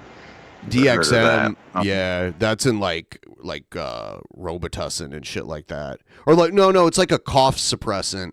I don't know if it's in Robitussin. Yeah, it's like and in high doses it's like hallucinogenic. Oof. I had a friend that would inhale the duster stuff for computers. That's terrible. That's what King Cobra does. Yeah. That shit's terrible. Yeah. And I tried it because I was young and because my friend was doing it. That's not good it's for like, you. Oh, yeah, it makes you dizzy. and You're it's literally like, killing brain cells. Like, it's really bad. Yeah. I didn't. It's like huffing really gas get why and he shit. wanted it. Yeah. I'd smoke weed back then, but weed's totally different. Like weed's it doesn't just get you dizzy or something or whatever, like get you lightheaded. It fucking like you enjoy it and stuff. I don't get why, like I don't know. But we got 40 seconds. Get your final votes in now before I close the poll. You got 30 seconds. Let's make it happen. Vote, vote, vote. Hurry. Do it. Don't let your dreams be dreams. Just vote. Just do it. Don't let your okay? dreams be simply just dreams. Yes, vote for AIDS. Just do it, okay? Don't let your dreams be dreams. But I declare this tip train the Hair Express in honor of the best doggo. This man is working through heartbreak. Let's make sure he feels the love, people. Thank you so much. I really appreciate it. Aw. Beep, beep, beep. All beep. right. Timer is up. Time is up. I am now closing the poll. The poll has ended. And here's the thing, everybody. Here's the thing. It is a dead tie.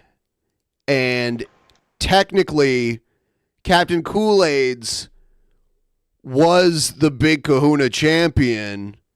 And in a tie, normally the champion hangs on to the title.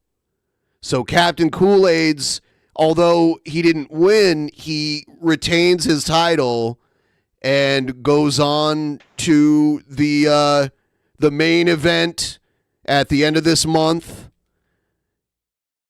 And wow.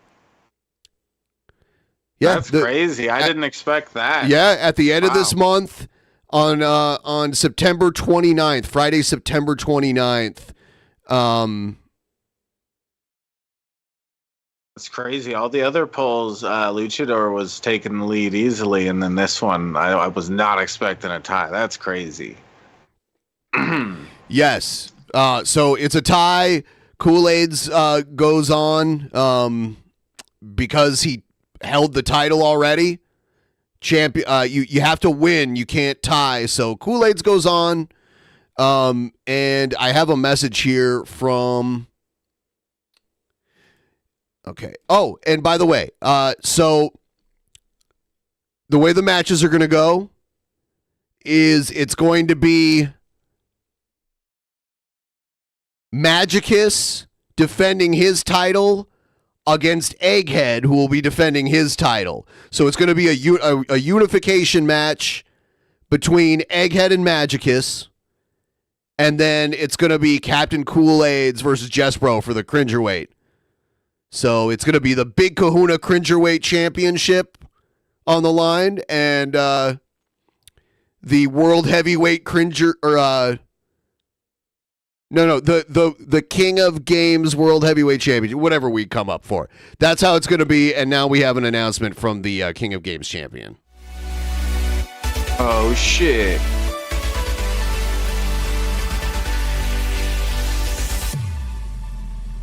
Oh, damn. Hello there, DP fam. It is your King of Games champion, Lord Magicus. And I would like to congratulate whoever just won the Big Kahuna belt, because you, along with our Cringerweight champion and our Heavyweight champion, are going to be competing at the end of the month in the belt unification matches. One of you, lucky three, is going to be facing me, Egghead, and I will be putting my King of Games champion belt on the line. But the thing is, my belt's a little bit different than the other ones. In order to win my belt, you're going to have to play my game. That's just how it works. And the name of that game is called Know Your Role. What does that mean? You're going to be put in the role of a lifetime. That's right, DP covers tons of different wacky characters under antagonism and oddities. So you're going to pick your favorite one, and you're going to perform your video submission for this month as that person. Okay. And I will be doing the same. So that's the stipulation for the Egghead versus Magicus match. with both titles on the line, the videos are going to have to be in character from like anyone from like kind of what we just saw Luchador do. He did Sturgis. So you could do that. You could do King Cobra. You could do anybody. Brett Keane. Doesn't that sound fun, everybody? Did I not promise you that I would bring back real games for the King of Games Championship? He did. Good luck, because you're going to need it. I look forward to seeing you there. All right. He's amazing. He is. I praise the old bald one. I praise the bald one. He's amazing. He comes up with great ideas. Let's see here. Let's take a look at some King Cobra. Or actually, no. I'll play Marshall Mathers the Fourth. Whoa! Boom! Justin coming through with There a it 20. is. There it is. So now we're over 82%. Excuse me for a moment here. I'm going to go get some booze to sip on, and I'm going to put you full screen, and then I'll come right back, and then we'll watch some videos and shit. I'll be right back. Whoa. Full screen Bisky again? Twice in one stream? This is crazy. We're giving you guys too much today. This is amazing. Okay, so I think I'm gonna drink too. I don't know. Should I drink? I don't know if the stream can handle this. Yeah, it's a little too much amazing in one stream. You know what I'm saying? Too much Shabisky. Dab some salvia. I've never done that before. Drunk Bisky. Yeah, I have some stuff I can... No, I am going to inhale no duster, okay? That's dumb stuff. Oh, Skabibi, I don't have that much to drink anyways. I already was drinking. You just couldn't tell, you dork. Peanut butter whiskey? I don't think I've ever had that before. Oh God, Skabibi. I don't know about all that. I'm not in Canada or whatever. Okay. Can't do that. Where was it you were at where they had cocaine and stuff? Cocaine? Cocaine.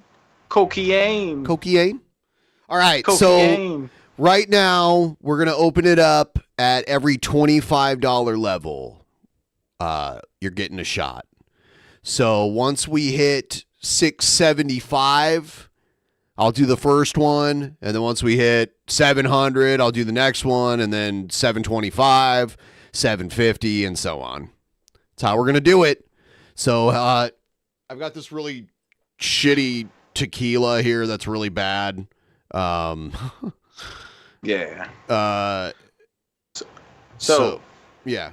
Yeah, do it, Benjamin. I will. I'll do a shot every time we hit a $25 so proud of you. level. Oh my okay. God. So Marshall Mathers the Fourth, he was the incel that used to make a bunch of dumb videos, and he left YouTube for a little while, but he's back now under a different name. Can't remember his new name, but we'll watch it. Were you going to say something? Well, I'm gonna get a drink. Yeah, go ahead. Thing.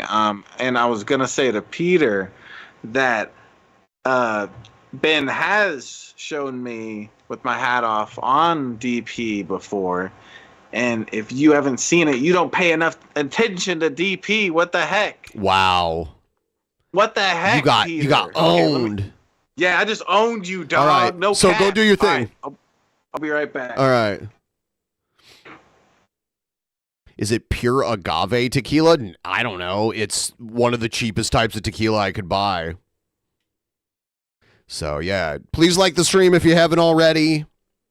It was a fun public actual Mania match. Some people who don't watch actual Mania are like, what the fuck is this? But it's a lot of fun. We have fun doing it. And it kind of shows the creative side of the fan base. You know, people get to demonstrate their creativity, and that's fun. I enjoy it. So yeah, I think Egghead versus Magicus is a great pair up, and then Kool-Aids versus Jespro, great pair. Oh, and by the way, it appears that the World Heavyweight Champion has sent in a promo right now. So I guess we're going to take a look at that in just a second here. I don't really care if Puma Fist left. Like, Puma Fist is welcome to be here, but I don't really like a lot of the stuff that he says, so not too sad that he's gone. Like, but I don't ban people unless they do like really crazy shit. So, all right, here's Egghead's promo. I'm gonna play this before Shabisky gets back, and then when Shabisky's back, we're gonna watch some Marshall Mathers the Fourth.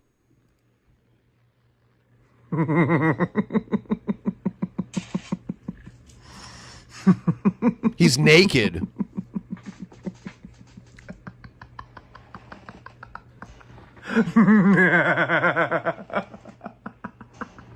Since Egghead has been like featured on DP as kind of a lol cow and we've laughed at him, can he just be himself and still be in line with the rules of this match? Good. Good. I will say that once the King of Games and World Champion are unified, you're still going to be able to name match stipulations. That's not going to go away until all 4 titles are unified as one. So that's Egghead. Egghead's ready. Egghead's ready to take him on.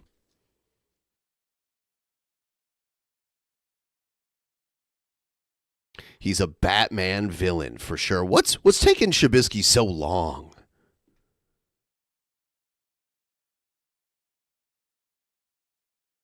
And I'm going to set up the rest of the actual Mania matches coming up here. So I'll be in the Discord in contact with everyone who wants to be part of it to set up. So we already have the 2 main event matches figured out, but we have other people. And also next month, Lawtoberfest is going to be crazy because those are just random matches that we just randomly set people up against each other. All right, Shabisky, this is Marshall Mathers the Fourth right here. Hell yeah! Let me see this cool the guy. Black Pill Joker here. Ooh. Back to you today. He's called the Black Pill Joker now. Their video, and I know that it has been a while since my last video, and originally I was never planning on ever making another YouTube video again. Like, honestly, that was my original plan. It's probably a good idea. The idea was to never again make another YouTube video because he's always out in the woods in all of his videos. I think like maybe he doesn't want his parents to know that he's making YouTube videos, so he goes out into the woods.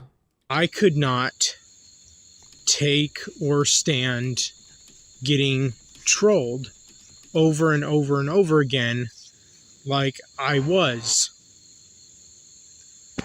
Like, it was driving me crazy. It was driving me literally insane. Well, that's because you say shit that would trigger people. I couldn't handle it. It was taking a massive toll on me. And I don't expect any of you to understand that. Honest Red says so Joker-like. Yeah, like what he calls himself the Joker, but he shows like no emotion whatsoever. I really don't. Yeah. Because obviously he talks really slow and stuff, and he didn't used to have this beard. By the way, I've known a few people like this.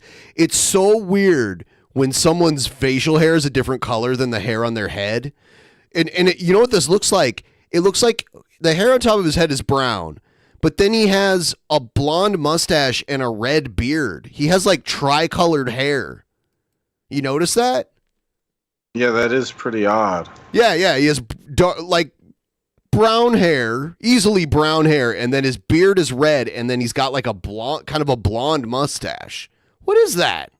How does that happen? So many of you on YouTube and even on the internet in general have no fucking idea or clue what the hell it feels like to be so severely bullied. Oh, he's doing the same narrative as Jared. Made fun of. I'm being bullied. And harassed and... Are you going to say gang stalked? You know, mocked and trolled and all that bullshit just as much and as often as I've been myself. Like, it's unfair. You know, I'd never expected to be as trolled as much as I had been for so long. I mean, it's mind-blowing how much and how often that...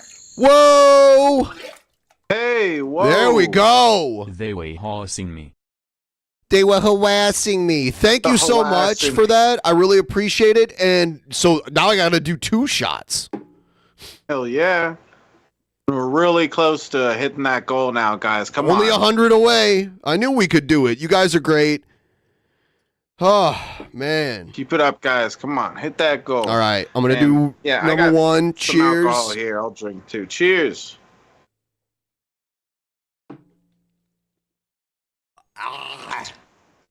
Okay, I'm going to do the other one really quick. But he said most of you haven't been trolled like this or whatever. I've been severely trolled like that. I'm sure Ben has too. Yeah, but I don't give it attention, and they get bored and go troll someone who actually gives them attention. You know, like... Yeah. You just try to deal with it the right way. Yeah, cheers. It's like, don't let them control you. It's like right here where you're making a whole video about this like this. You're letting them control you. Well, I mean, like King Cobra... This is a locale thing. They hate being trolled, but they feed it, and that's why it keeps happening. Like Jared feeds it, and King Cobra, he'll let people donate less than $1 to them, and then like he'll read their troll comment and give them attention, and it just encourages them to give like 50-cent donations, which is ridiculous. Yeah. So, yeah.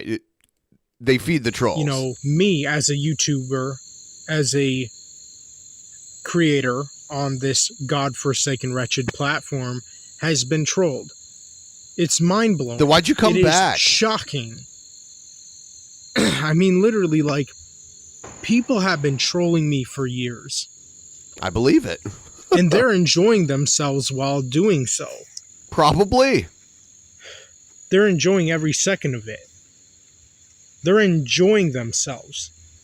They're having like the time of their fucking life, making fun of me, mocking Yeah, because you continue to make it entertaining for them. They wouldn't keep it up if you bored them, and you're not. When you do shit like this, they're like, "Look, he's talking about me more." What's up with this still right here? Harassing me. Wait, yeah. What's up with his nose? Is he like cut right here? I don't know. Am I tripping? Non-stop. I mean, he's giving them credit for him leaving the internet too. That's another thing that's going to encourage more trolling.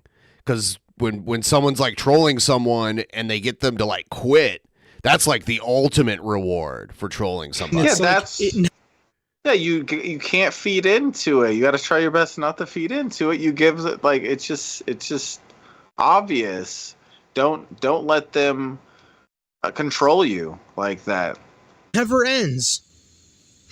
But he made stupid videos like talking about like how unfair it is that women won't date him and all that kind of shit. So, and it is uncalled for. It's just cruel, abusive behavior from so many of these assholes on the internet, who clearly have nothing better to do with their lives than to spend their days, spend their weeks, spend their months, and even years of their life just targeting in on one specific person on the internet, being me. I mean, you're probably not the only one. Trolling is a hobby to a lot of people. And just nonstop bullying me, trolling me, making fun of me, mocking me, harassing me. And they're just having a... Gang suck is illegal, bro. He seems like he was maybe like dropped as a baby, like not just dropped on the ground, but dropped down a flight of stairs. Oh like, my god! This is so like I don't know. I might be too. It's just holy shit. Like the slow talking and stuff with him. It takes him forever to process stuff. I mean, like I'll be slow, like a lot faster than him, but slow, and I'll be high as fuck over here. I'm dabbing like crazy and stuff. I don't think he's high, or maybe he is. Maybe that's why he's so slow. Big ass party while doing so. And what triggers me the most and makes my blood boil is the fact that none of these individuals, none of these people are, you know, having anything bad happen to them in return in the process. You know, it seems and feels to me that none of these people are paying through the nose. I mean, none of these people are having any sort of repercussions happen. I definitely don't miss all the loud ass insects that are out in the part of the country, because he lives in Michigan. Like the cicadas and shit, all that stuff I can hear in the background. We don't have any of that shit out here, so I never hear that stuff happening to them. The one thing that I miss that's out there are fireflies. I grew up calling them lightning bugs, but fireflies are pretty cool, and I haven't seen one of those in forever. You know, or any backlash, any karma, any judgment, any ridicule, any shame at all whatsoever. And I just cannot believe that. You know, I would like to believe that there is such a thing as karma, but the more I live... Is he just talking about people being mean to him, or is there people like rating him or whatever? Such a thing does not exist in this world or in this universe. Like, seriously. The older I get, and the longer I choose to remain alive, the less and less I start to believe in karma, in such a thing as that. Because, like I said, nothing bad seems to be happening to any of these freaks that keep trolling me. And they get no backlash, no ridicule, no shame, no judgment. You know, nothing bad happens to them in return. They get no repercussions for how much and how often they troll me. There's no repercussions unless they actually like threaten you or like, you know, do something illegal. It's not illegal to be an asshole on the internet. Like, it's not. So you want it to stop, then either make different videos or don't make videos at all. One or the other. Like, I'm just the YouTuber that so many trolls seem to just have such a fun time bullying. Even though there are other incels on YouTube. But obviously there's not, you know, there's not incels as popular as me. He's the world's most famous incel. I mean, I don't think there is any denying the fact that I am by far easily one of the most popular, infamous incels on YouTube or on the internet in general. On YouTuber? Like, I have went on to have a pretty high following, you know, much higher than I ever thought or imagined I ever could or believed was possible. You know, it sometimes surprises me how many followers I have on YouTube, considering the fact that I am a we get it. You got a lot of raging followers. incel. I'm a guy who identifies or, lives his life and just really deep into the black-pilled ideology or belief system or philosophy or whatever you want to call it. And, I've taken the black pill many years ago, but the older I get, the more and more I just keep continuing to swallow the black pill or just really soak in and absorb all that I can in the black pilled ideology, philosophy, belief system, all that. And, I don't know, like, I'm also really negative. I am really dark-minded. Okay. I'm really perverted and twisted as a man. And that should not come at any surprise to anyone. All right, let's watch another. You're surprising me. Let's watch another video. Hey guys, it's the Black-Pilled Joker here, back to you today with another video. In today's video, I just wanted to take the time to talk about the fact that modern-day women are, without a doubt, sex objects. And the reason why I say this and believe this to be true, in fact, is because, first of all,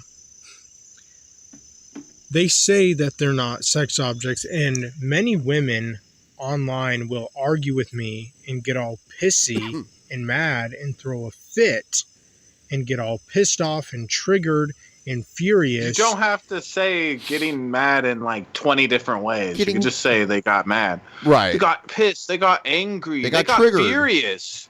Whenever, they got triggered.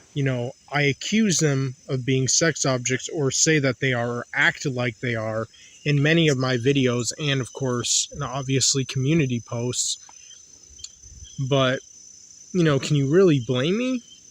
I mean, after all, the same women who say that, that they're not sex objects and that they're people, and that one of the main reasons why I never had a girlfriend and why I'll never have a wife and, children of my own or whatever is because, I think of women as sex objects when that's exactly what they are. Again, modern day. Oh, why do I get trolled, guys? Why do I get trolled all the time? Why do I get picked on? Am I tripping, or did he go on a rant acting as though he was going to explain why they're objects? And he came by their sex objects, and then he came back to their sex objects. He says they are, therefore they are. Yeah, I thought he was explaining it for a moment there, but then it just came back all full circle back to just yep, they're sex objects because they are. They are because they are because they are. Women, that is. Can't defeat that logic. Because they have an OnlyFans. Do you think all women have OnlyFans? So many modern women have an OnlyFans, which is literally a fucking porn website. I mean, no duh. I think a lot of women found themselves out of work when COVID hit and figured out that they can make good money from home doing OnlyFans if they were willing to do that. And it encouraged more people to do it that probably would have otherwise not did it because they had a job before. And in some ways, OnlyFans is better than working at a strip club because you don't actually have to come in contact with the clientele. But in other ways, the shit also is on the internet, so it's there forever, essentially. People can save it and upload it to other places and shit. So that's something you have to deal with. In a strip club, you're not allowed to take pictures or anything like that. So that shit never leaves the strip club.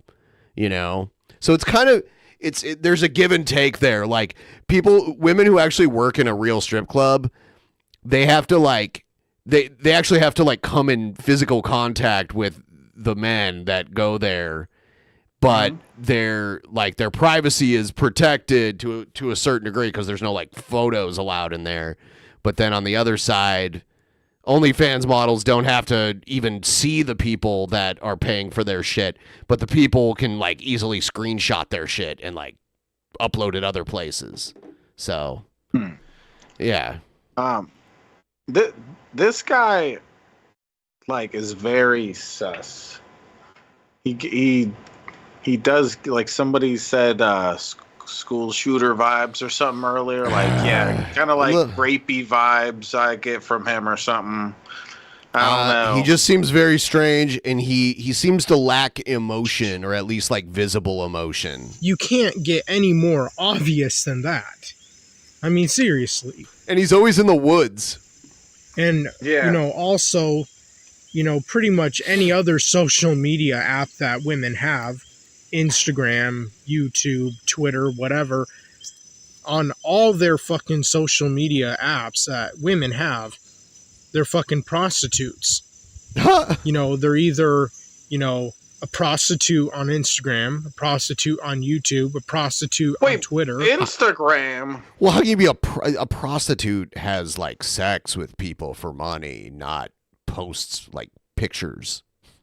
Yeah. Yeah. What about men who post on Instagram and have these, the one thing he said, I forget, that you pay monthly pictures or whatever. Like males do this shit too. Yeah. This is the same. No, it's DP didn't cover another incel that recorded in the woods. This is the same guy. He just has a beard now. A prostitute on Twitch. The list goes on. Twitch? A porn star on OnlyFans or other porn websites. Or all of the above. And yet they say that they're not sex objects, or they try to act like they are. Or I guess... Talking sweep it about under the Twitch like it's chatterbait. Right. It's like, no, like Twitch, they do like get a little bit like, oh, I'm gonna do a bikini stream, Bikini or hot like tub that. stream. Yeah, like I've seen Amaranth like in a hot tub in a bikini, and she also did some weird shit where she was like licking these fake ears and shit. It was kind of creepy. I didn't really like it at all. Yeah. If But, anything, like, that's the like. Do you expect like if Amaranth or any other person, you know, I'm talking to him like it was out at a swimming pool or something to not wear that stuff? It's like, does that make them a prostitute to wear a bikini to a swimming pool? Like where do we draw the line with stuff here? and also, you know, the same women that say that they're not sex objects dress in short shorts, skinny jeans, leggings. Well, Amaranth does not claim to not be a sex object. That's literally her job. But what he's talking about skinny jeans? Who gives a short, tight mini skirt or a loose short mini skirt that when they bend over, whether it's a tight short mini skirt or a loose short mini skirt, they bend over, you see their fucking ass cheeks, and they're either thong. Ew! Women's ass cheeks? Oh, what the hell? And it makes us men, That's disgusting. whether, you know, we're men who are lucky enough of being able to, you know, have sexual intercourse with women. Yeah, gross. And ew. You know, date them. They might bend over. You might see their butt. No, cheeks, he wants man. it. He wants it, but he can't have it, so he's all frustrated. Or whatever. Ewy, which are gooey. He doesn't think it's ewy. He just is mad that they put it out there and he can't get a piece of it. Tyrone's, Poopy Pookie's, comes Rabies, from whatever, there. etc. You know, Ew. Chads of any other race or culture anywhere in the world, pretty much. Or average-looking men or ugly, hideous-looking men who are incels and who will never get the time of day and be lucky or privileged enough of being able to sleep with any women, whether they're really hot women, average-looking women, or ugly, hideous-looking women. We get really sexually aroused and turned on by the way women dress. because it is very sexually stimulating for us men, at least, because we are visual creatures, unlike women.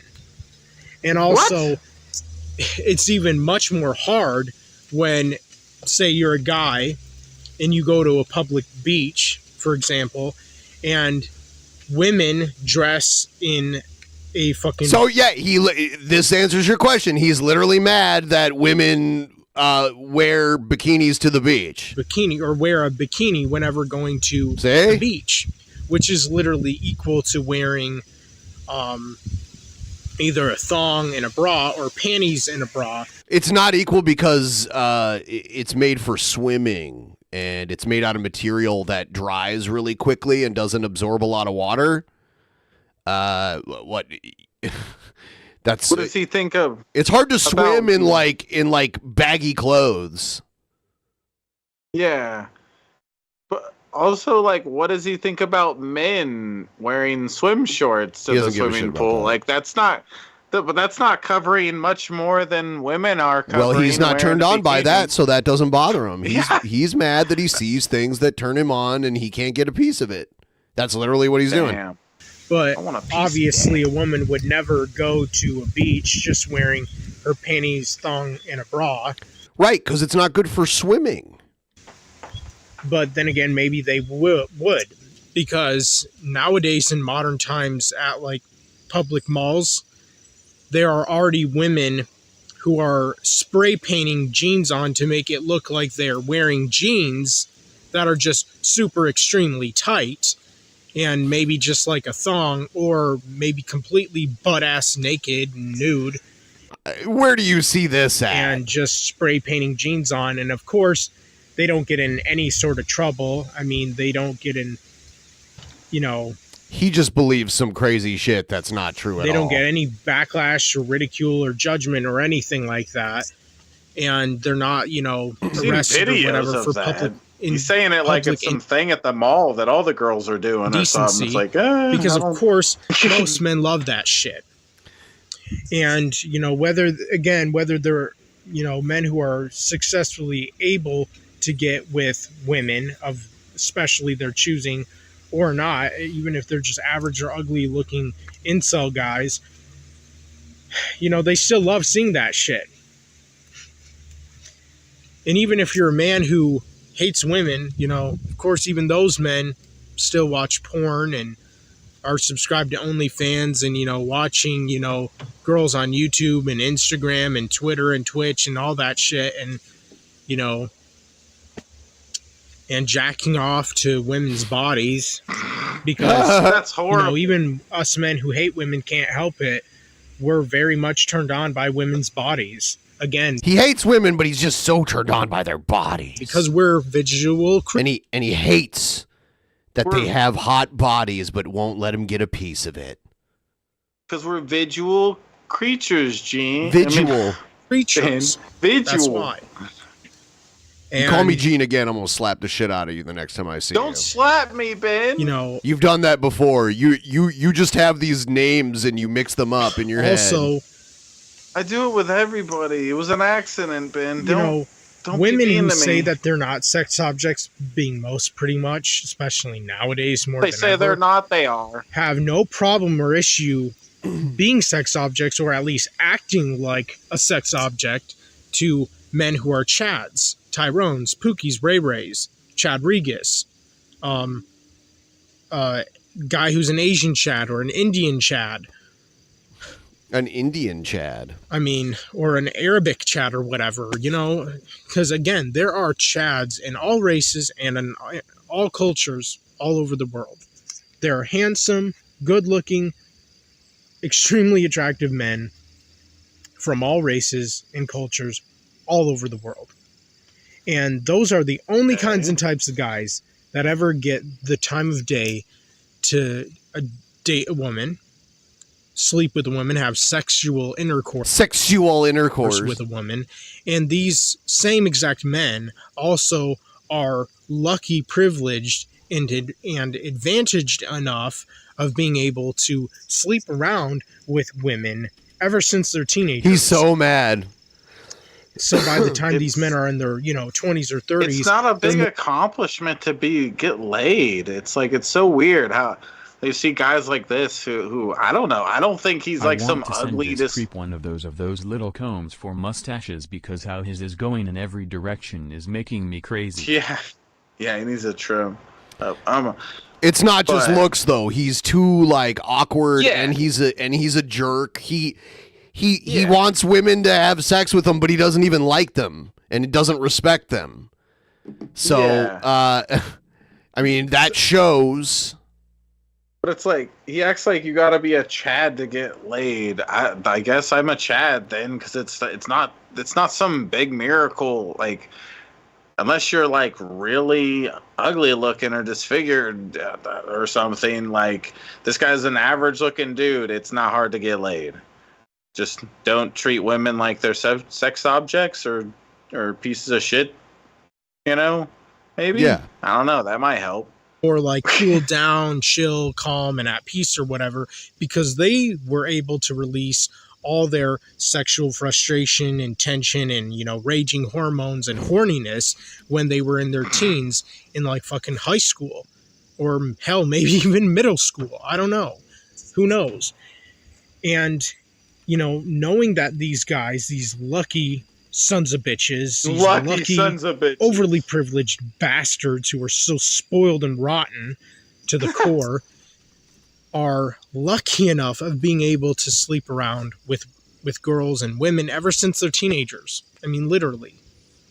It's unfair. And I hate these men. I despise their very existence.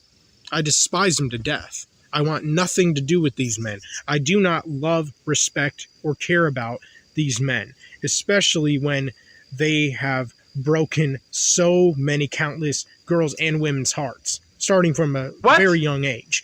And why does he care these about men that? don't get in really any sort of trouble. They don't pay for their crimes. And, these men are the very men who are responsible. Like they say in the 40-year-old virgin. This guy's putting the pussy on a pedestal. It's true. Yeah, it's like, go on. No, you go ahead. It's like this guy's biggest life and accomplishment in life will be when he finally gets pussy, and then he's gonna figure out he has an STD the next day or something. But like this guy is something else. Like I just don't get it. It's not that hard to just go to a bar and chill around and hook up with some chick or something. He is just like incapable because he's awkward and weird, and that's just how it is. Ruining and wrecking so many women's lives, of taking their virginity, of dumping them, for breaking their hearts, for what's wrong with taking spreading their virginity? Why did he say that like that was a bad thing? Their insanity into these women, because one thing that happens to these women that sleep around with a lot of guys, and I only know this because I saw it in a YouTube video on like this one man's podcast, and I 100% agree with these two guys who were talking about it. They were talking about women who sleep around with a lot of guys, or women who have a high body count, and they were saying that women who do that end up becoming severely mentally ill and insane. They end up becoming really unhinged, and they But isn't he describing it earlier as if all women are like this? And if all women are like this, then aren't all women mentally insane or becoming mentally insane by his logic here? I don't know. If I'm following along right, I think he's basically saying all women are mentally insane. Like just crazy, insane amounts of mental illness that maybe they didn't even have before sleeping around with. Because he said all women are sex objects. I don't. I'm just following his logic. Guys, and going on to have a high body count over a period of time, because they get whatever mental illness or insanity or craziness from these man whores, from these players, from these Chads, from these Tyrones, from these chads of really any and all. What is it, in their races. semen or something? Yes. How does she get it from them? I don't get it. The men, and these men who are literally internally crazy, insane, and unhinged and whatnot, spread their seeds or mental illness into these women that they sleep around with. Does that still count with anal? Does anal still count? I just want to know. I don't know. Their I'm advantage asking for a friend. and privilege of being able to sleep around with, have sexual intercourse with, use and abuse. I mean, it's tragic. And yet these women are willing to sell themselves short. They're willing to... Oh, they'd be better off with a guy who hates them and just wants to get laid and just doesn't want to have anything to do with them. Lose Other than that, all self-respect and just bow down. That's self-respect, but not making money. To the feet of these wretched-ass men who do not and never have loved, cared about, respected, or appreciated these women or valued them or were ever grateful for them. You just said you hate them. I mean, these men do not want to have any kids. They do not want to have a family ever. They don't want to get married. They never want to be tied down because these men can have any women they want. So why the fucking hell would they just be tied down to one single woman? And lonely for a long time. One day I decided to stop doing nothing and start making a little effort and found the love of my life. It's not going to just happen by magic while you are in the woods ranting and raving to no one. Exactly. Yeah, he wants to sit around at home, go walking through the woods, and he wants to just all of a sudden find a princess in the woods, and it's the love of his life that will just do whatever he says and let him treat them like shit, you know? Yep. It's true love. When they can have just about any woman they want, of their choosing, of their picking. And, you know, at the same time, I can't say I blame them. But you know what I wish? I wish that things would have been different. I wish we would have had a much better and greater reality and world where men who were confident, who had self-esteem, who were extroverted, who were ripped, jacked, who were tall, who were really good-looking, attractive, and handsome and all that, who were literally Chads, Tyrones, Pookies, Ray Rays, or whatever, never, ever got to have sex with any girls or women. I wish we lived in a world where these men ended up becoming the incels, and that he wishes that he lives in a world where women couldn't make choices for themselves, and he made the choices for the women. Yes, that's the kind of world he wants to live in. Of course, if only. I'll tell you bitches who to date. Okay, I'll tell you what dick to suck, bitch. Okay, I'm your boss. Ladies and gentlemen, we are almost 90% of our goal. We're getting so close. Thanks to everyone who's helped us get this far. Please give the stream a like and send it $10 more. I do another shot. This will be shot number 3. The men who actually are incels, like me, for example, average-looking men, or especially ugly, hideous-looking men who have no game, who have no confidence, who have no self-esteem, who are not extroverted. You can't, sometimes you can't, I mean, like, you can kind of fix your looks, but only up to a certain point, but you can always reform your behavior and your personality. Who are scared and afraid and terrified of women that especially they're attracted to, who are intimidated by them, who are uncomfortable, nervous, and stressed out around and by women that they are, or should I say we are attracted to. They are, or should I say we are. That we would have been the men to have sex with. It doesn't these really women, matter who they're to go on to attracted to, marry because I'll them. tell them later who to be attracted to. Yes. So To that have doesn't really matter. children to start and have families with. Even though we're not tall or good looking or ripped or have a, you know, high paying job, 6, 7, 8, 9, whatever figure income paying job. And even though we don't have, you know, nice ass cars and a nice big fancy house, I wish we would have been the guys who would have been lucky and privileged enough of being able to have our ways with women. Whoa. Because our ways with women. Have our way with... That just sounds so weird to say it that way. That sounds pretty grapey. Sound like some grape soda, if you're asking have me. Have our way with you. Ben. I will have my way with you. These women. Oh, ha, ha. We are the men that, especially when we were younger, actually wanted to marry these girls, especially from a really young age.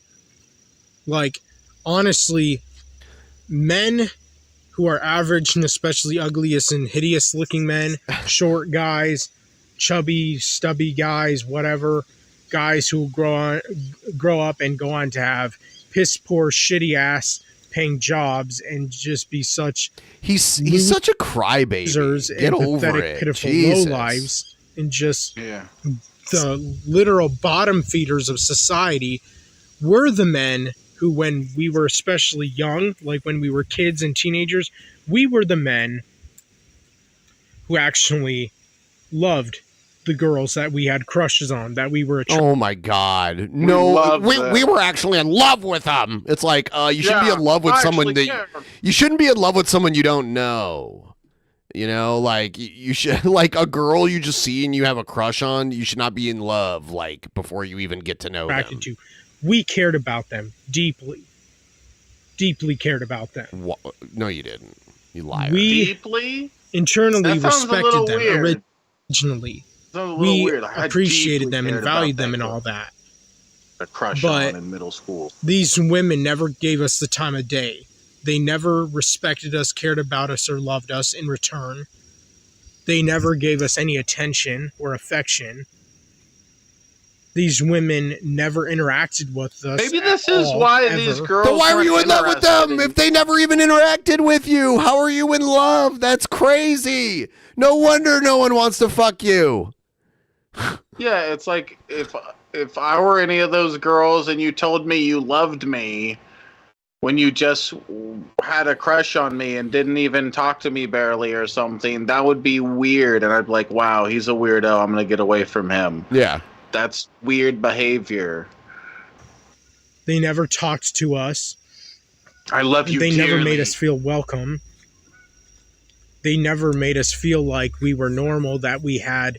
You're not normal, I'm sorry. I don't necessarily think that's a bad thing, but with you it is. Like, being abnormal isn't always a bad thing. Sometimes that makes people very interesting, but you're the bad kind of abnormal.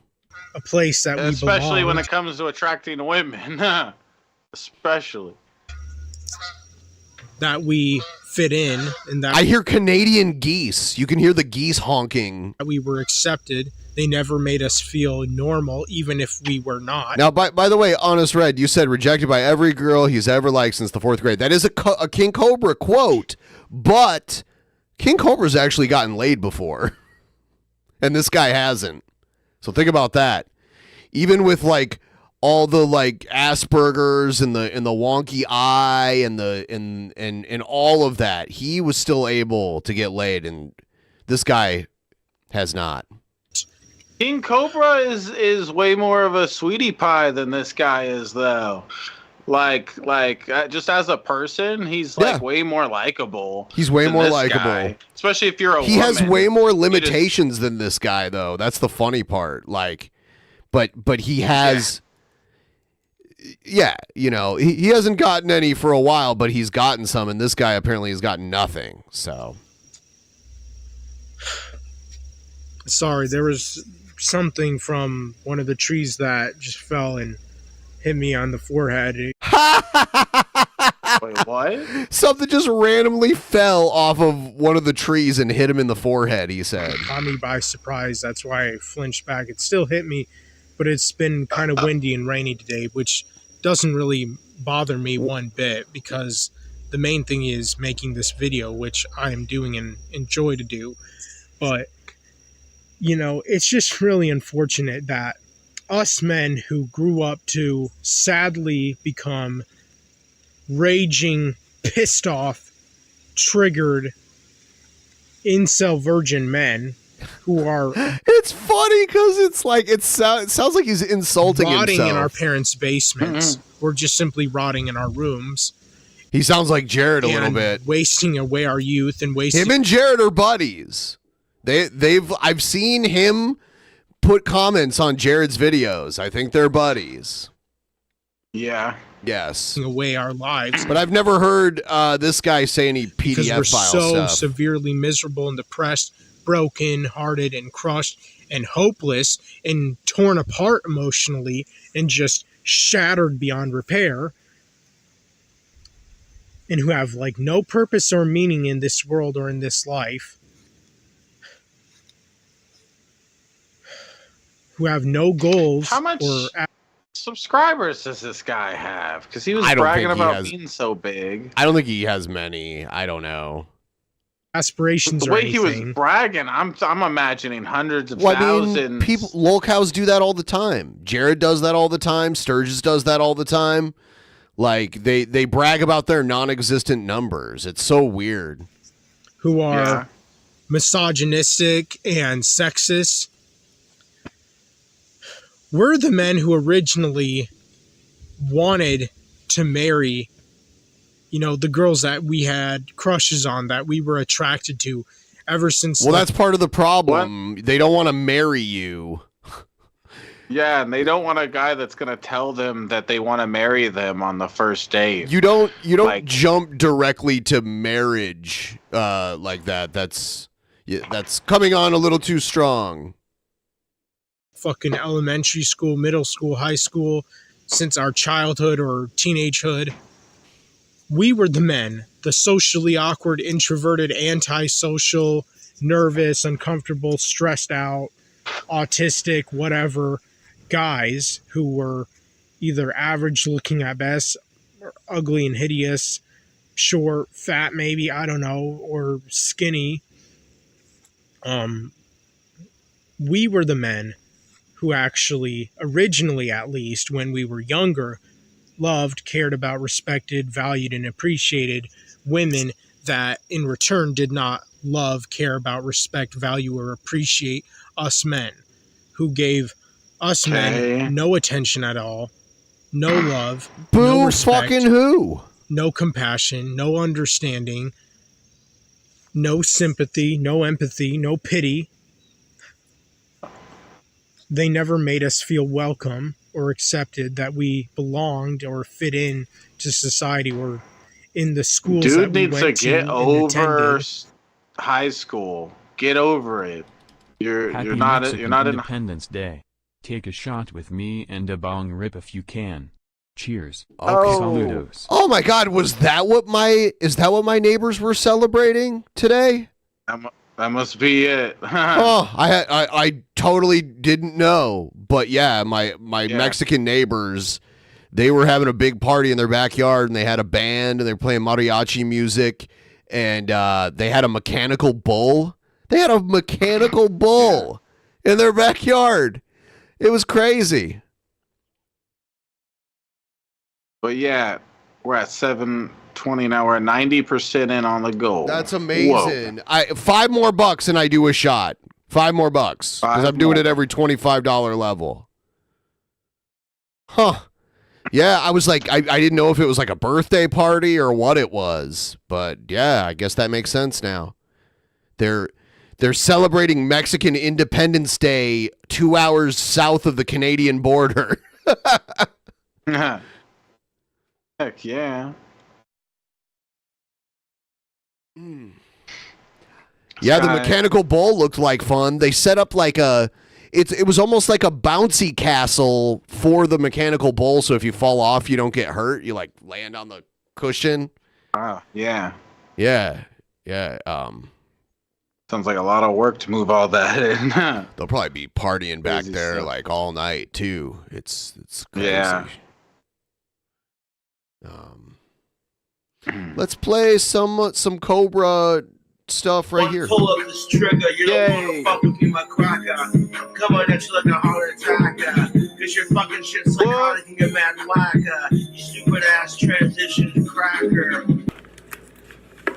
Damn. Hot mustard, spicy buffalo. What up, YouTube? McDonald's. We got a little food hack to show you off. McDonald's has these spicy chicken McNuggets. They're pretty swinging, dude. Yeah, dude. I've never even had the Wendy's spicy chicken nuggets. If Magic has heard this, he's probably gonna have like an aneurysm. But seriously, I've never had it. Yeah. Hold up. There isn't a Wendy's in my town, so probably would. I worked at Wendy's, but often. I was like in my early 20s, and they didn't have that kind of shit then. They just had the regular nuggets. Now they have different flavored Frosties. Back then, it was just the chocolate that they had. So I haven't tried some of the like more creative stuff that they came up with, because they used to have like they're like, oh, we're old fashioned, so we don't do all that like fancy shit. We're old fashioned hamburgers, but they've kind of changed that philosophy. Oh yeah, I remember the days when it was only chocolate shakes. I haven't been to Wendy's enough to know that it's changed. I just remember that when I was a kid. Yeah, it's not even a shake. It's like ice. It's not quite ice cream either, but it's somewhere between a shake and ice cream. You can't drink it. You have to eat it with a spoon or melt it, I guess. Drink. Here we go. Drink. Thank you, jellyfish. Let's hit that goal, guys. We're so close. We can do it. I live in Boulder City, Roger, in Nevada. Cheers. And it's a small town. Cheers, Ben. It's a small town, so there's not a whole bunch of. But it's in the Las Vegas metropolitan area, so you can go to Las Vegas and get pretty much any type of food. Yeah, I could travel, like 20 minutes in one direction, and there'll be like multiple Wendy's around. Dude, Wendy's is headquartered in Columbus, Ohio, and I used to live there, and there's a Wendy's like every mile there. Like, yeah, in any direction that you go in. Hot mustard.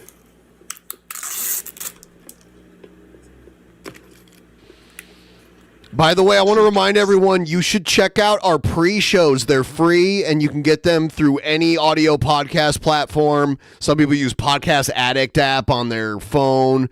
Spotify works. Apple Podcast /iTunes. Anything. We do a pre-show. You should check out the last one that we had where we had Tony from Hack the Movies on, and it was pretty funny, like the pre-show before things got rolling.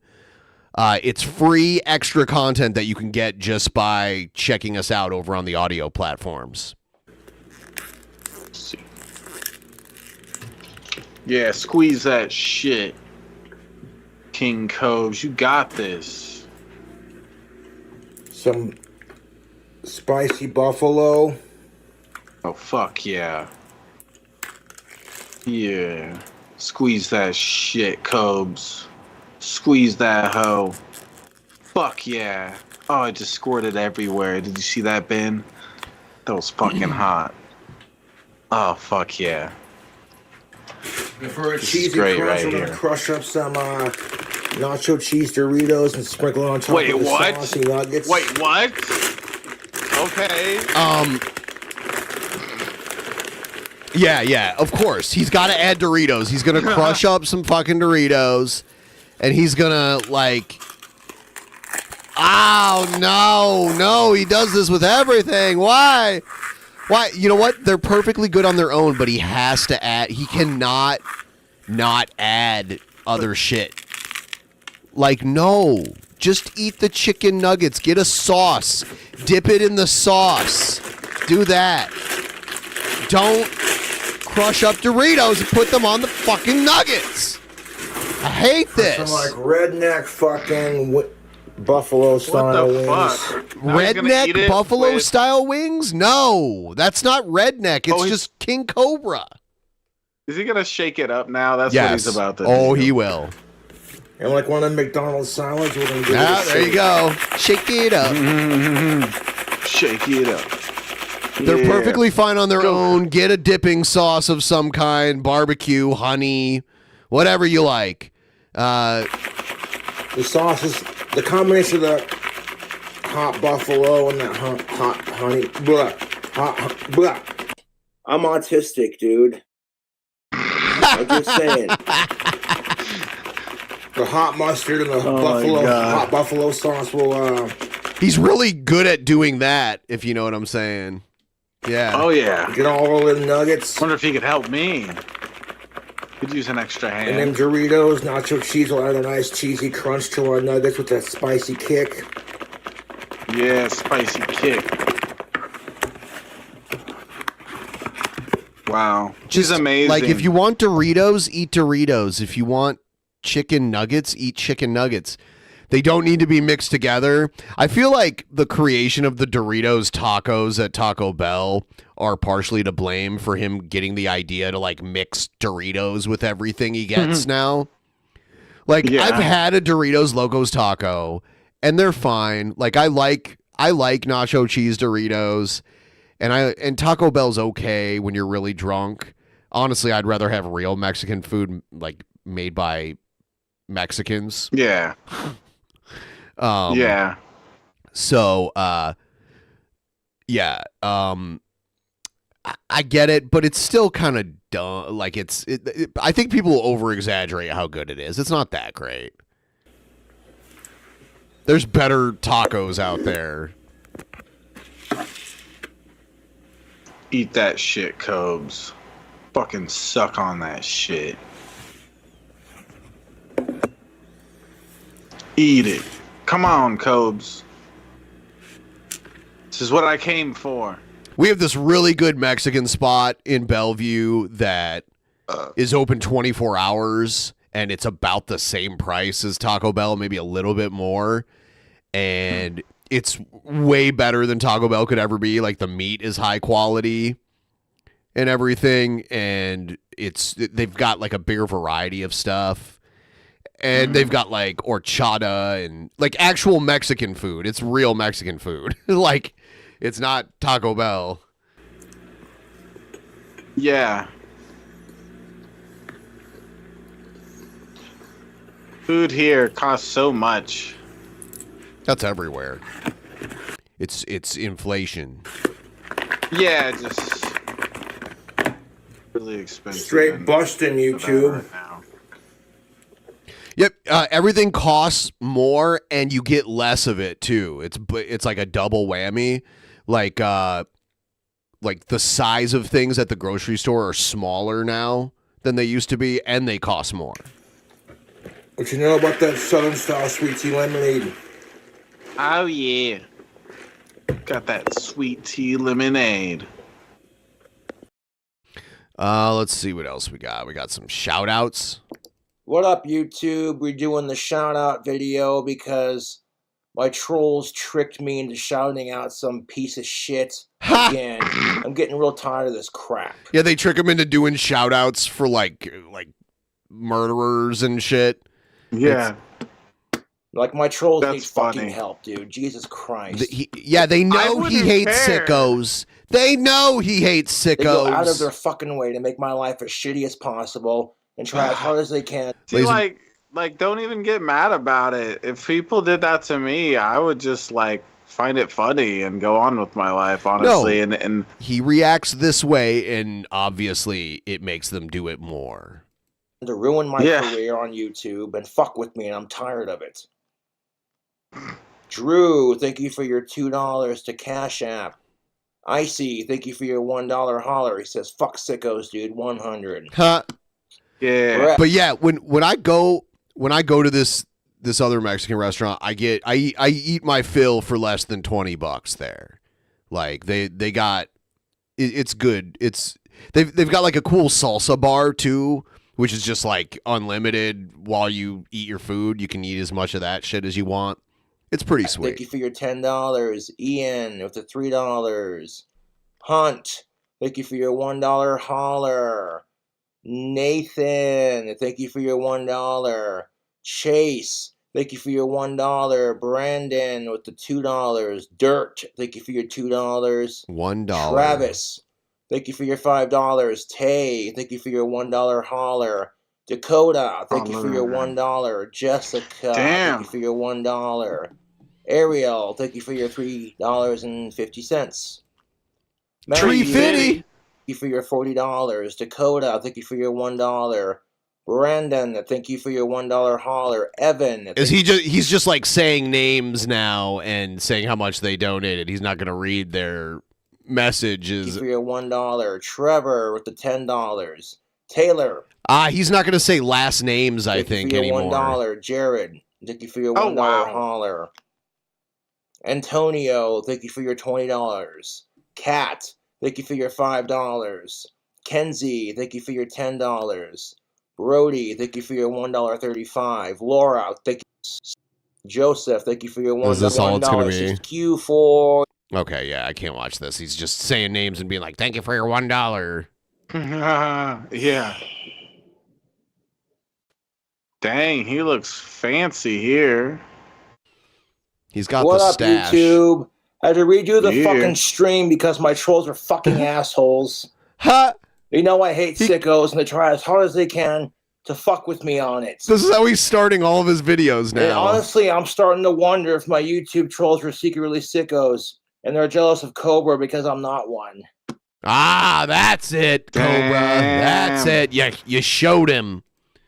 He figured it out. You showed them. It's fucking disgusting, dude. It's like, where'd you go, Cobra? I went on a snipe hunt.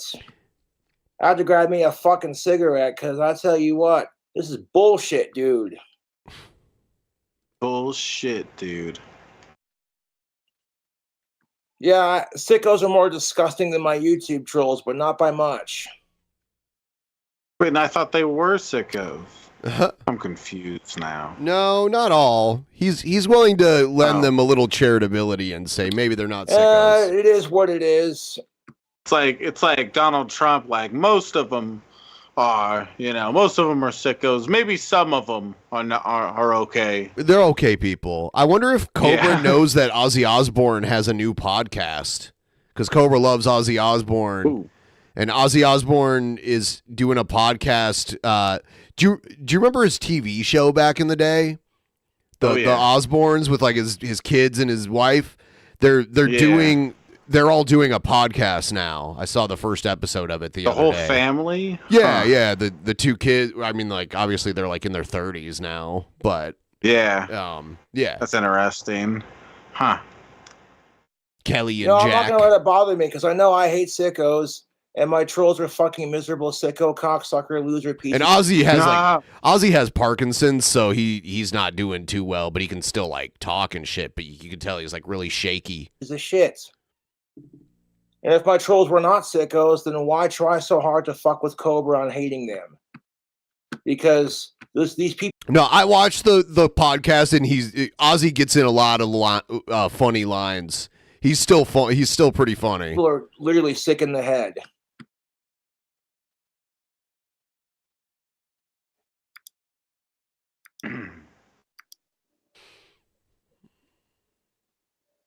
Calm down, Cobra, and play with your Favorite lizard. brand of cigarettes?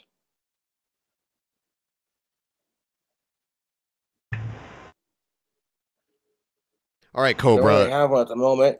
You're not doing anything that I want to keep watching, so I'm going to move on to something else. Let's do the fuck, Cobra. Let's do this guy.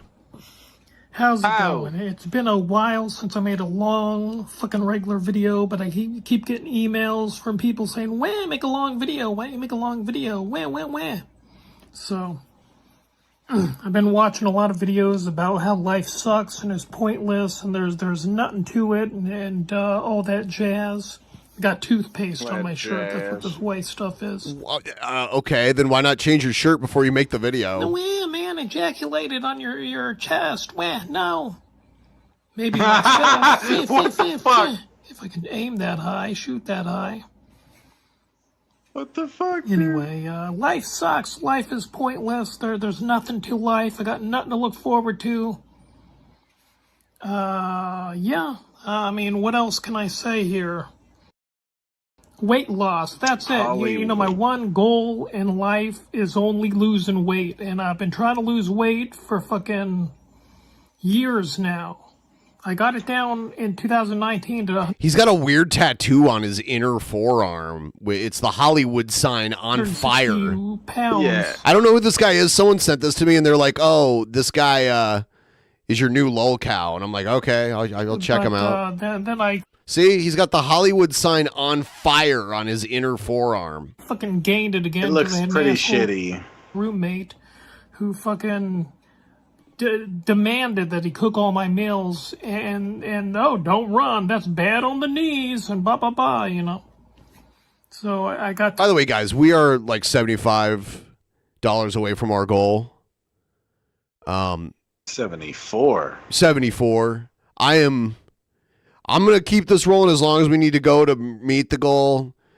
But if any of you would like to show me some mercy, because I'm insanely tired. I've had a hell of a week. You know, so that I don't have to do the show for like 8 hours tonight. Talked out of That'd be doing my nice. cardio that I was doing, and I got talked into him making all my meals, and so I was no longer counting calories and had no idea how many I was putting into myself. And yeah, I don't have to count calories if I just eat every other day. Because I'm eating so few calories just by like changing. I'm eating half as much as I was before, basically. wound up gaining a shit ton of weight back. Wound up gaining over 200 pounds ultimately. 200? No, you didn't gain This guy doesn't look that fat. If you gain 200 pounds, you'd be like pretty fat. Yeah, I think he means that he hit 200 pounds. Okay, because he said I ended. Because he said I ended up gaining over 200 pounds, and it's like, okay, so an extra 200 pounds. Yeah. Oh yeah. What was I going with this? Oh yeah, life sucks. It's pointless. You're feeling sorry for yourself. Actually, I'm not depressed. See, life sucks. Life is pointless. It's meaningless, but I'm not depressed. That is the case, because I've made these videos before, and women will get on to me. You're feeling sorry for yourself. You're throwing a pity party. It's like, dude, I have no pity. I do not want people feeling sorry for me. I don't give. Oh, he must be Canadian because he said sorry. Yeah. An S word. No wonder he's so weird. This explains it all. Life is pointless, but I'm not depressed. That is the case. I was watching this one guy whose name I don't remember. Tip train. There we go. Oh, did we get another one? Now I got to do another shot. Mechanic. I think we just got another one too. Yep, there it is. From Justin. Yep, Justin coming through with a 20. Thank you, Justin. There we go. Thank you, guys. We're so close now. Now we're like less than $50 away. So. Yep, $49, and we hit the weekly goal. That's amazing. Amazing. We're the greatest. I put in. The greatest. I was streaming like every day to try and get closer to the goal so that we would, because I mean, we've done shows on a Saturday where we started off at like 20% and it took like hours and hours and hours, but we came into this one at 60, so we were doing pretty well. New guy and on YouTube, and he's like, I come home from work and I'm all alone. There's nobody to say, what do you want for dinner, honey? And it's like, who gives a shite? I'm thinking to myself, what a loser. What a fucking pity-partying fucking little bitch this guy is. I'd tell you his name if I could remember. I'll tell you what. Maybe if I do remember, I won't even post it. Just go to YouTube, type in "life sucks," and you'll see a bunch of little faggots complaining and bitching about not having somebody in their life. Who cares? Who cares about having somebody? Okay, so he's the opposite of Marshall Mathers IV. He just doesn't care. Or not having somebody. Who gives a shite? Who gives a shite? TV, watch Netflix. You know. You can just watch Netflix. Who needs somebody? Go for a walk. Get a damn dog. Get a damn dog. You know, Oh, he's got 2 dogs. All right, so he gained a couple points in my book. Get fucking there. animal. Whew. Yeah. So pretty much all I got looking forward to is I'm back on fucking Kratom. I've been taking. Oh, see? He's on Kratom. My Kratom daily in the morning after my coffee, and then. So you drink coffee and then you take Kratom? That's ridiculous. 2 sessions for a half hour each time. That's what I got looking forward to, my friends. Weight loss is it. And then if I ever fucking achieve that, if that ever transpires and occurs, then I have nothing to look forward to. And that's pretty much it. See, Way to go, buddy. Like, the way he acts, I kind of wish that this was an act he was putting on, a comedic act. I don't think it is. Because it's really funny, but it's not. It doesn't seem like it is at all, right? And so he's really weird, and it's like, no wonder chicks don't like you have a problem with finding a partner. It's like, Jesus Christ, the way you talk, he sounds like some old man or something. It's like this high-pitched old man bitching and stuff. But I really do wish he was a character, because he's like, I like it. It's a funny character. So yeah. All right. What? Oh, was that the end? Yeah, that was the end. Yeah. That was the end. Here's he agreed with me. Here's We Noun Zero. Hello everyone, I'm Renown Zero, and we're back again talking about the Power Rangers executive producer Simon Bennett believing that to reach a large mainstream audience, the franchise has to move away from its tokusatsu roots, which, by the way, this franchise already has a mainstream audience. It's still watched to this day by people on Netflix, I'm sure. Okay, have you seen the statistics? Next season coming is supposed to be the final season anyway. So, what large mainstream audience are you trying to hit when this franchise is already mainstream? Pretty much everyone knows what this is. So, his usual shtick is like, this doesn't need to change, okay, bro? Or bud? Bro. Don't change things. Keep them the same all the time. Everyone knows what Power Rangers is. He's a big Sonic fan, I bet, huh? But, you know, I'm wearing a Mighty Morphin Power Rangers right now. It's like, oh, what a badass! This comes to us from Bounding in the Comics. Are you pretending like that's just a coincidence and that you didn't put it on to record this video? In the latest example of Hollywood's inability to understand just why fans are unashamed to unironically enjoy their favorite franchises, which I'm sure people will still nowadays, to this day, shame you for watching Power Rangers, even though it's fun to watch. And as an adult, it's actually even more fun to watch because you can point out all the weirdness of it. You can see all the one time when I was a kid, when I was around 15 or something, I went over to this other kid's house who was around 15 or whatever, and he was watching what's that little kid show with the bald, it's a bald kid, a little bald kid, Caillou. He was watching that. I don't know. You don't know? It's for really little kids, and he was watching that and just loving it. And I was just looking at him and the TV and just being like, what the fuck is going on?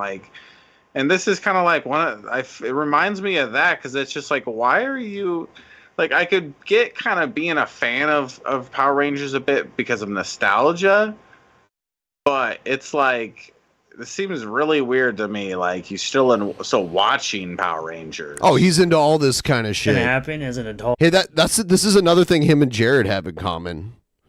They're both Power Rangers fans.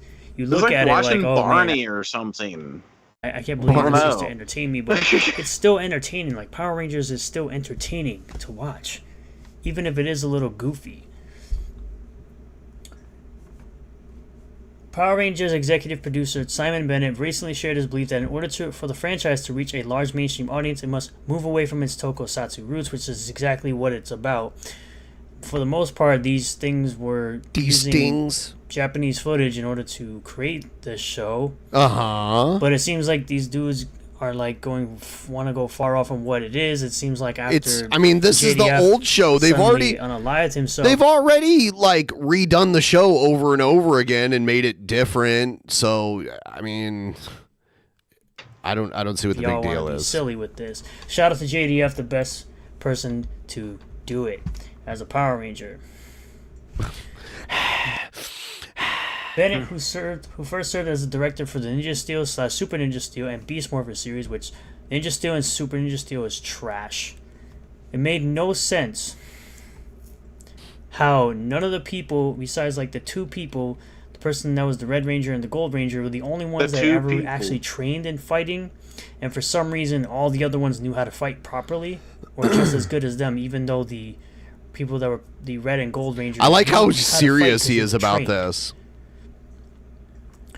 Beast Morphers I haven't seen. Before moving on to serve as the EP for Dino Fury, Mighty Morphin Power Rangers Once and Always, and the upcoming Cosmic Fury first raised a suggestion for the franchise's future on August 24th, which, if I remember correctly, Cosmic Fury was supposed to be the last season. Speaking to the ongoing pushback from fans against his decision to have Cosmic Fury feature original suits and footage, that's just your opinion, bud. Either its source Super Sentai series, Kyushu Sentai Ryo Soldier. I bet he's never even played the Power Ranger Gideo game like me and you, Ben. Game. Yeah, we had fun with the Gideo game. Ranger, the franchise EP, condescendingly trotted out the entire defense. Call me radical, but I suspect that those adult Power Ranger fans who are also dire. Every time I watch a Sturgis video, I feel like I did when I was in elementary school and it was like time to like take turns reading out loud. That's how I feel. Okay, Bobby, your turn to read. Okay. Super Sentai fans I'll may read this time. Also furious when PR deviates from the traditional source material, but are also a minuscule percentage of the viewership of the show, which is made for children. As always, this whole, these people are the minuscule. This is a rinse and repeat of every single franchise. It's like, the vocal minority. It's that same garbage deflection of this whole minuscule, or it's a vocal minority defense. In turn, Twitter user fuck are you going on Dan's around argued, about quote, Power made for Ranger children guy. doesn't mean you can't have a mature approach, to be honest. Disney era, specifically RPM, are proof of that. I think we can't blame anyone because they want the license they love to be better at their eyes. Personally, if I turned my head to Sentai and Kamen Rider past current, it's because they are more of what I search for. The mature approach, I think a license like that should have to share a vision and message to kids. They added, but that's my opinion. It's really broken. That's just your opinion, bud. Quote, Super Sentai and Kamen Rider are fantastically imaginative and brilliantly successful, replied Bennett. I love them and also adore Studio Ghibli films. However, some aspects of these properties are very specifically Japanese in their sensibilities and will therefore be of niche appeal in the U.S. Absolutely incorrect. There are loads of people who watch anime who love the Studio Ghibli films. And even people that I know that don't really care about anime have watched the Studio Ghibli films and loved it. I didn't even know what it was, and then I went to Comic-Con and saw the Studio Ghibli stuff. To attract a sizable mainstream audience in the U.S., I've never watched that shit. Of cultural translation is required to Americanize the shows. You can see this is what Power Rangers have been doing for 30 years. Wrong. It's been using footage from Super Sentai for 30 years, and it's been one of the most popular franchises in American history of TV. Okay. That's why people still talk about Power Rangers to this day, because it was something they grew up with and they were able to pass it down and show it to their children, and then they enjoyed it, and then their kids grew up and they loved Power Rangers. Dude, it's been a franchise that's it's been passed down to generations. The generations. And still relevant today. Yeah. After 30 years, Power Rangers is still relevant, which is crazy to think about. My Morphin Power Rangers. I like how everything Sturgis likes is relevant. It's like, it's almost like relevancy is subjective. Hit the zeitgeist Shut in the up, early 1990s, Ben. You're 1993, relevant. as it was new. Bennett recalled, and there was nothing else like it on It's Western just your opinion, man. TV land. Maintaining the scale of its success after the newness wore off was always going to be a challenge. The newness never wore off, by the way. until, I don't know, I think Operation Overdrive. I think that was the peak of where people were like, this is terrible. I think part of Hasbro's goal to move Power Rangers to be fully original is to reduce aspects of Sentai style and design. Love your show. Why, thank you. I appreciate it. We're getting so much closer. Almost 95%. How about one last tip train to round this out? One last tip train to round everything out. Choo-choo, That's all we need. That's just your opinion, bud. Yeah. Which the designs of the Sentai suits are really good, in my opinion. Which may be challenging for you as kids. The franchise EP. Well, in your opinion, that's just your opinion, bud. Okay, shut up. I don't care about your Power Ranger rubber stuff. monster suits trope is a hard sell to audiences brought up on Marvel and Star Wars. No, it isn't, but I digress. He made a video where he was all mad at Jane Fonda and he called Jane Fonda irrelevant. It's like, I mean, she's not as famous. She's irrelevant. She's definitely not irrelevant. She still gets acting work too, and she's like 70 something years old. And so yeah, but Power Rangers is still relevant, but not Jane Fonda. It's like okay. I mean, they're both less relevant than they were during their peak, but they can still, like, Power Rangers is still like a franchise that keeps getting reimagined every so often, and Jane Fonda is like still working and acting, even though she's an old lady and not like you know, she used to be like really attractive when she was younger. Especially now, in current Marvel and Star Wars being complete trash. Roughly 2 weeks after engaging in this thread, Bennett would again argue in favor of Power Rangers distance. Yeah, I keep seeing the Egg Red, but what do you mean? You want Egghead and Honest Red on a tag team? Is that what you're saying? Ew. Honest Red, I don't know if you would agree to that, but that would be like if Egghead would be willing to do 2 matches, because he has to do the title unification match. Egghead would also then have to he'd have to make a tag team collab with Honest Red.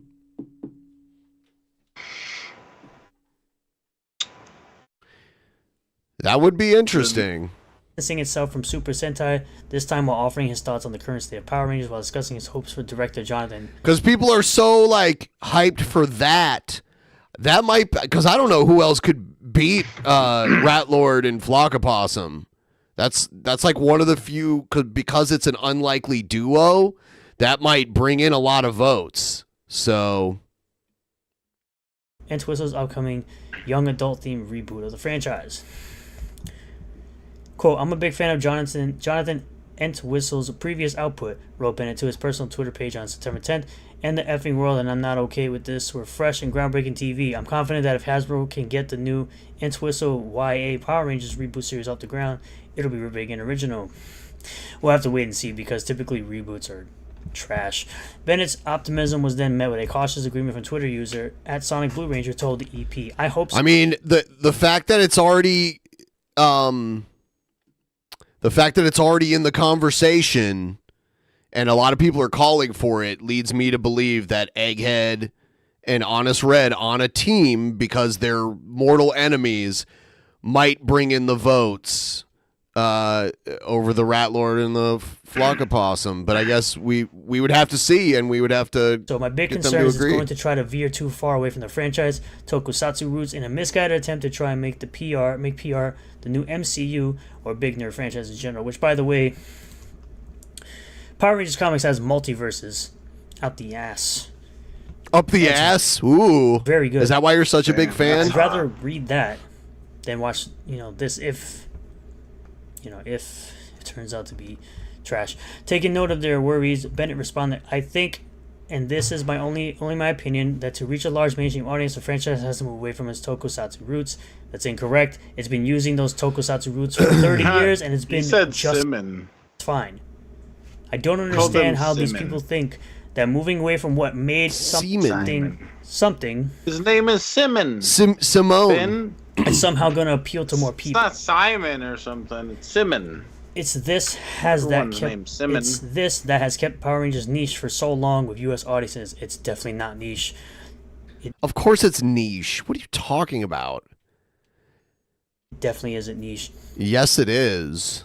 It has a niche audience that's into Power Rangers, and most of the people that like it because it's nostalgic from their childhood. It's definitely a niche audience. Added ironically, ignoring the role, since such dismissive attitudes towards Power Rangers and Super Sentai's earnestness have played in both franchises, developing negative reputations among Western audiences. It needs to do this in a way that is fresh and compelling. Unsurprisingly, to everyone but himself, fans of both. I watched it as a kid and enjoyed it, and now I wouldn't go back and watch it because it doesn't appeal to me anymore. Like I outgrew it. Franchises did not take well to Bennett's suggestion, with many in turn pouring out to publicly criticize his dismissal of Super Sentai's sincerity. However, the Power Rangers franchise does not get the TV ratings or the merchandise sales that it got in the mid-90s. There's no way. Rather than accept that this negative perception was the result of his opinion being rather unpopular, Bennett would return to Twitter the next day to accuse his critics of attacking him. No one's attacking you, bro. They're giving their opinion just like you're giving your opinion. The only difference is it seems like the people's opinions who you think are attacking you seem to be better fans. I know you're watching, Egghead. I know you're watching. Yeah, you fucker. And you fuckwad. Sorry, go on.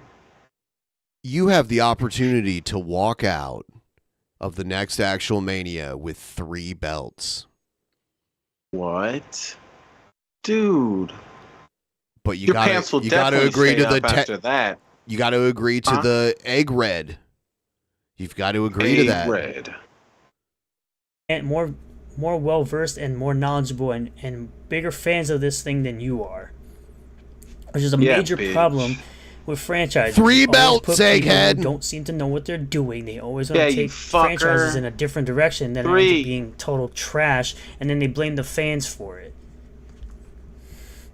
Amazing, he wrote on September 11th. Gotta love Twitter. Another mass pile-on as people chose to misread reasonably innocuous comments and attack the poster. They weren't reasonable at all. This really is like digital Deadwood. Met with Akira Manep's frustrated declaration that he, quote, shouldn't be directing a tokusatsu I believe I tokusatsu. did see Honest Red talk about this a while back, and you can, I mean, the chat's there. If you go into the actual Mania chat in the Discord, I believe that you could find him talking about it in there.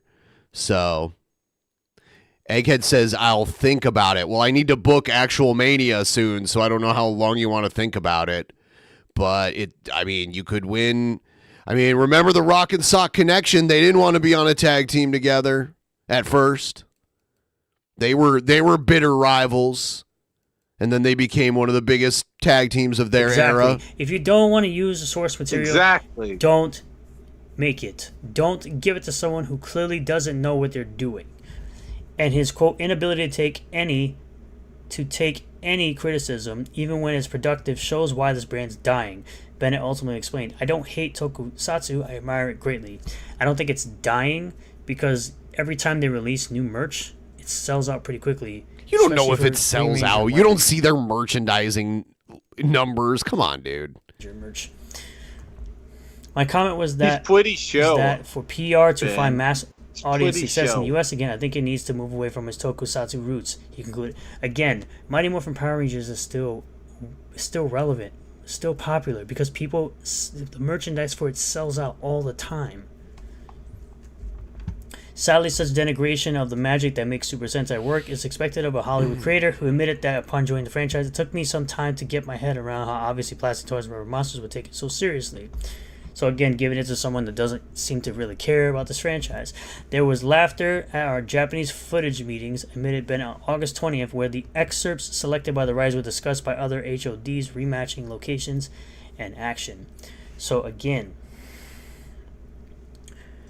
why these people from Hollywood continue to be able to direct things that they don't understand and they don't actually care about is that's just your opinion, bud. Mind-blowing. Yeah, I don't understand why they cannot give franchises as successful as Power Rangers to someone who knows what they're doing.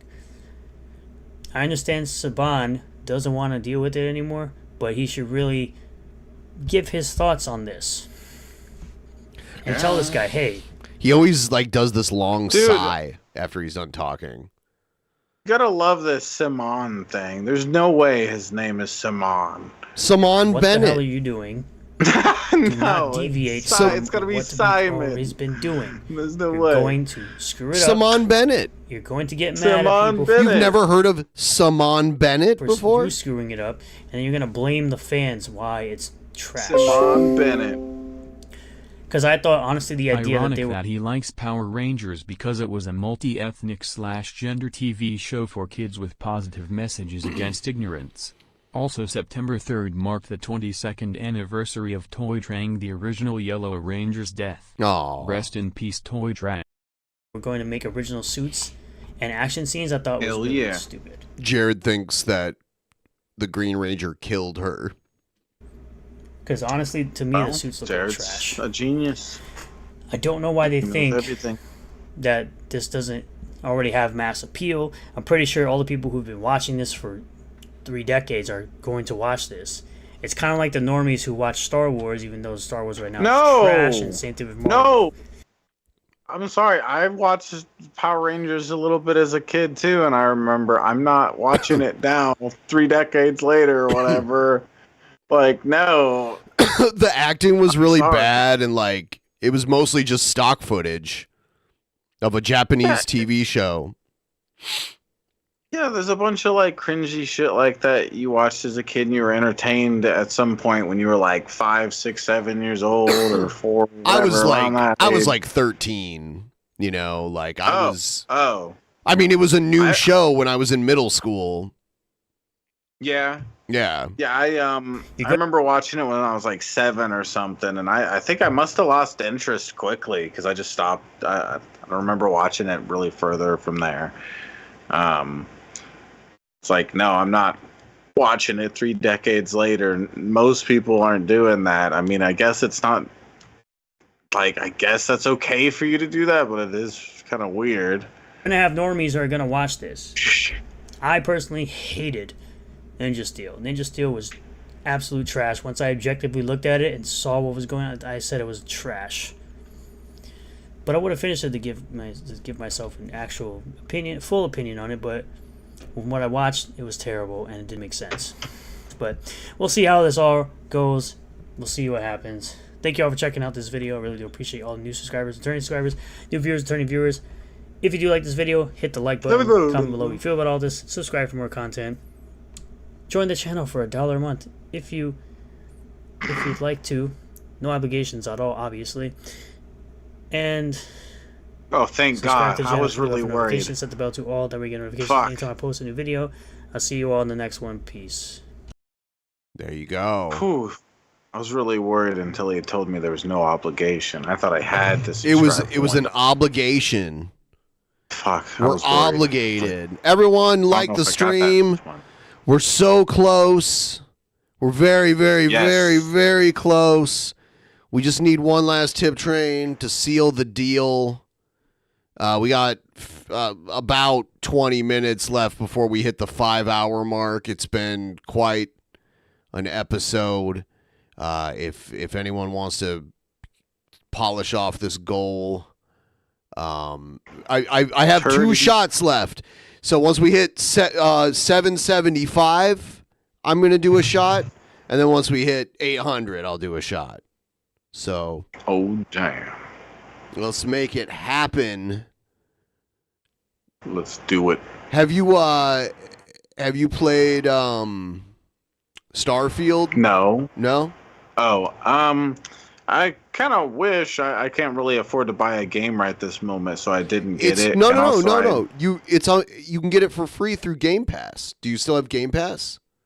Well, I have the Xbox One S, and I guess you can only play it through the Game Pass on the Xbox Series S and Series X. Whoa, so damn. Mine's too old now for that. Damn, dude. Yeah, I'm glad I got the Series X. But hold on, if you have Game Pass, can't you like play it on your PC? I think you can install it and play it on your PC as long as you have Game Pass. My PC needs that upgrade, so if that's the case, My computer probably won't be able to handle it. It's too bad It's too bad your desk can't run the game. So you've tried playing it? Yeah. I didn't get to play it so far. Yeah, I mean, like I'm not used to the type of game. You know what I mean? $2.99. It's something. We're at $7.70 now. $5 more till the next shot. I didn't really play Fallout or anything like that, and I guess it's very similar to Fallout. There we go. All right, gotta do a shot. Now we're $10 away from the goal. Yep. And it was a shot. And by the way, whoever is the top tipper each month gets their name, gets the associate producer credit at the beginning of each show. So, like, at the end of this month, I look at who the top tipper is, and then I put their name in the credits at the beginning of the show as the associate producer. Hell yeah. So you get a whole month. So, yeah. A whole month? You get a whole month where your Patreon handle is displayed at the beginning of the of every episode. That's cool, guys. Stuff. What are you drinking there? Oh, it's some shitty tequila. It's called Senorita Tequila. No lie. It's literally called Senorita. Cheers. Senorita Tequila. Cheers. Senorita. Oh. Who's going to put that last 10 in? Oh, there it is. For fuck's sake. Hashtag Eggred. I think it's a great idea. I think I'll need to talk to Egghead and Honest Red and see if they're both on board. And if so, then we'll have a tag team title match. So we'll have, that's awesome. All of the titles will be involved.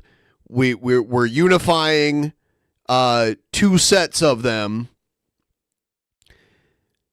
So we're only going to have 2 singles titles at the end of the night, and then that should be a really good tag team match. And then all I need, okay, Egghead sent me an update, so here it is. Magicas. Oh, Magicas. Guess what, buddy? My script for the upcoming video for actual Mania, it's already completed, my dude. Egghead's a madman. Won't be able to say the N-word out of this. Whoa. Oh, Magicas. Get ready. Because you're gonna need it. Wow. So Egghead seems to think Magicus has sealed his doom by making this stipulation. Egghead seems to view the stipulation as an advantage to him. And this should be interesting to see how this plays out between now and the actual Mania event that will take place on Friday, September 29th. I think Egghead's out of his mind, guys, and we can't keep feeding into this crazy stuff. He's going crazy, guys. He's a psycho now. Yeah. He reminds me of that guy in the woods. Egghead is the world champion, and he's going to go up against Magicus, who's the King of Games champion. And if he wins, he'll have the world title and the King of Games title, and he'll be able to name the stipulation for any match he's in up until the final unification happens. So that should be interesting. One final unification will be happening in December at Cringecade. Cringecade is when we'll have the final title unification match between our 2 singles champions. Next month is Latoberfest, where all of the matches are chosen at random. All singles titles are on the line for that, and then we're gonna have Survivor Situation in November. And we'll have the teams once again, the two teams battling it out. I'm going to put some kind of cool advantage for whatever team wins that will benefit them. Whoa. You know what I think we'll do? I'm probably going to make the winning team, the people on the winning team will get first crack at the Gift of the Gourds medallions that are going to be up for grabs at Cringecade. Gift of the Gourds. Gift of the Gourds medallions, and we'll explain that at another time because that's a whole different thing. That reminds me, there was a game that came out recently, and it was named, if I remember right, it was named Gourd. G-O-R-D. Gourd. That's funny. Yeah, made A me gourd think is of- like a pumpkin or like a squash, I think. Like gourd. Oh, yeah. Yeah. Yeah. It's good stuff. Gourd. Oh. Market trees. Damn, 8 Yeah. years. This is gonna be a crazy like next 4 actual manias because there's a lot about to go on going into the end of the year, and then there's good. I mean, going into January, we're gonna have one undisputed champion, and then the only other titles are going to be the tag titles, and then there's going to be a Gift of the Gourds champion, but that's going to take a while for someone to get because they have to beat everyone else for their medallions and be the person with all 5 of them. It's going to be crazy. Medallions. Oh, damn. Yeah, Egghead, get the 3 belts, dog. Your pants will never fall down. Come on, Egghead. You got this. Yeah.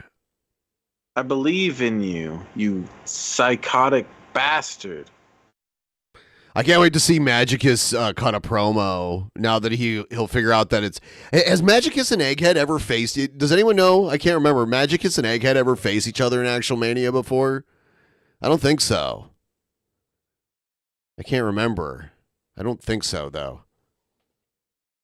I don't know. I'm scared of Magicus saying the N-word again. It hurt my sensibilities.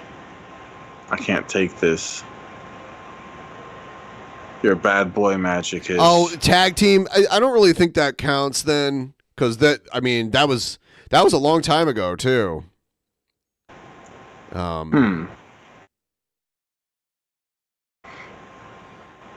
God, the actual manias that are the most work for me are the Survivor situation and the Regal Tussle. Because then I have to like talk people into making videos that don't normally do it to be part of that kind of stuff. And we've lost a few people along the way. I'm hoping someday we'll get new actual Mania people, but I don't know what it is. Some people are just apprehensive to do it because then they have to like make a video and put themselves out there. But maybe eventually more people will join in. Can I do like that lazy Honest Red guy did and just submit my old videos? Oh, is that what he did? Remember he did that one time. I think he did it where he like talked a little bit in the beginning and then he played a whole nother one of his videos. I don't remember. Remember this? It was like his animation, I think, that he made on Egghead. Didn't he make some sort of like cartoon thing? I don't know, but I want to do the lazy Honest Red tactic and send in my raps again. Everyone needs to listen to my raps again. The medallion thing is just I just stole it from the Lucha Underground. They had the Gift of the Gods title, and I'm just gonna do the Gift of the Gourds title. And and then when someone has that, they automatically get a number 1 contender match coming up. So I think it's about time to wrap this stuff up. Thank you so much for helping us meet the goal. The fridge will be back next time. And and Shabisky, thank you so much for filling in. Yeah, it was fun. We had a good little show. Yeah, it was a great awesome. time. Yep. So I'll see all of you guys next time. Have a good one. Peace out, guys. In the beginning, there was nothing. And then there was the Drunken Peasants Podcast. Drunken Peasants. Drunken Peasants. Drunken Peasants. Drunken Peasants. From the strangest corners of the internet, gonna get TP'd by Billy and Ben. You know where you can find them at. Get ready, cause they're gonna kick your Drunken Peasants. Drunken Peasants. Drunken Peasants. Drunken Peasants.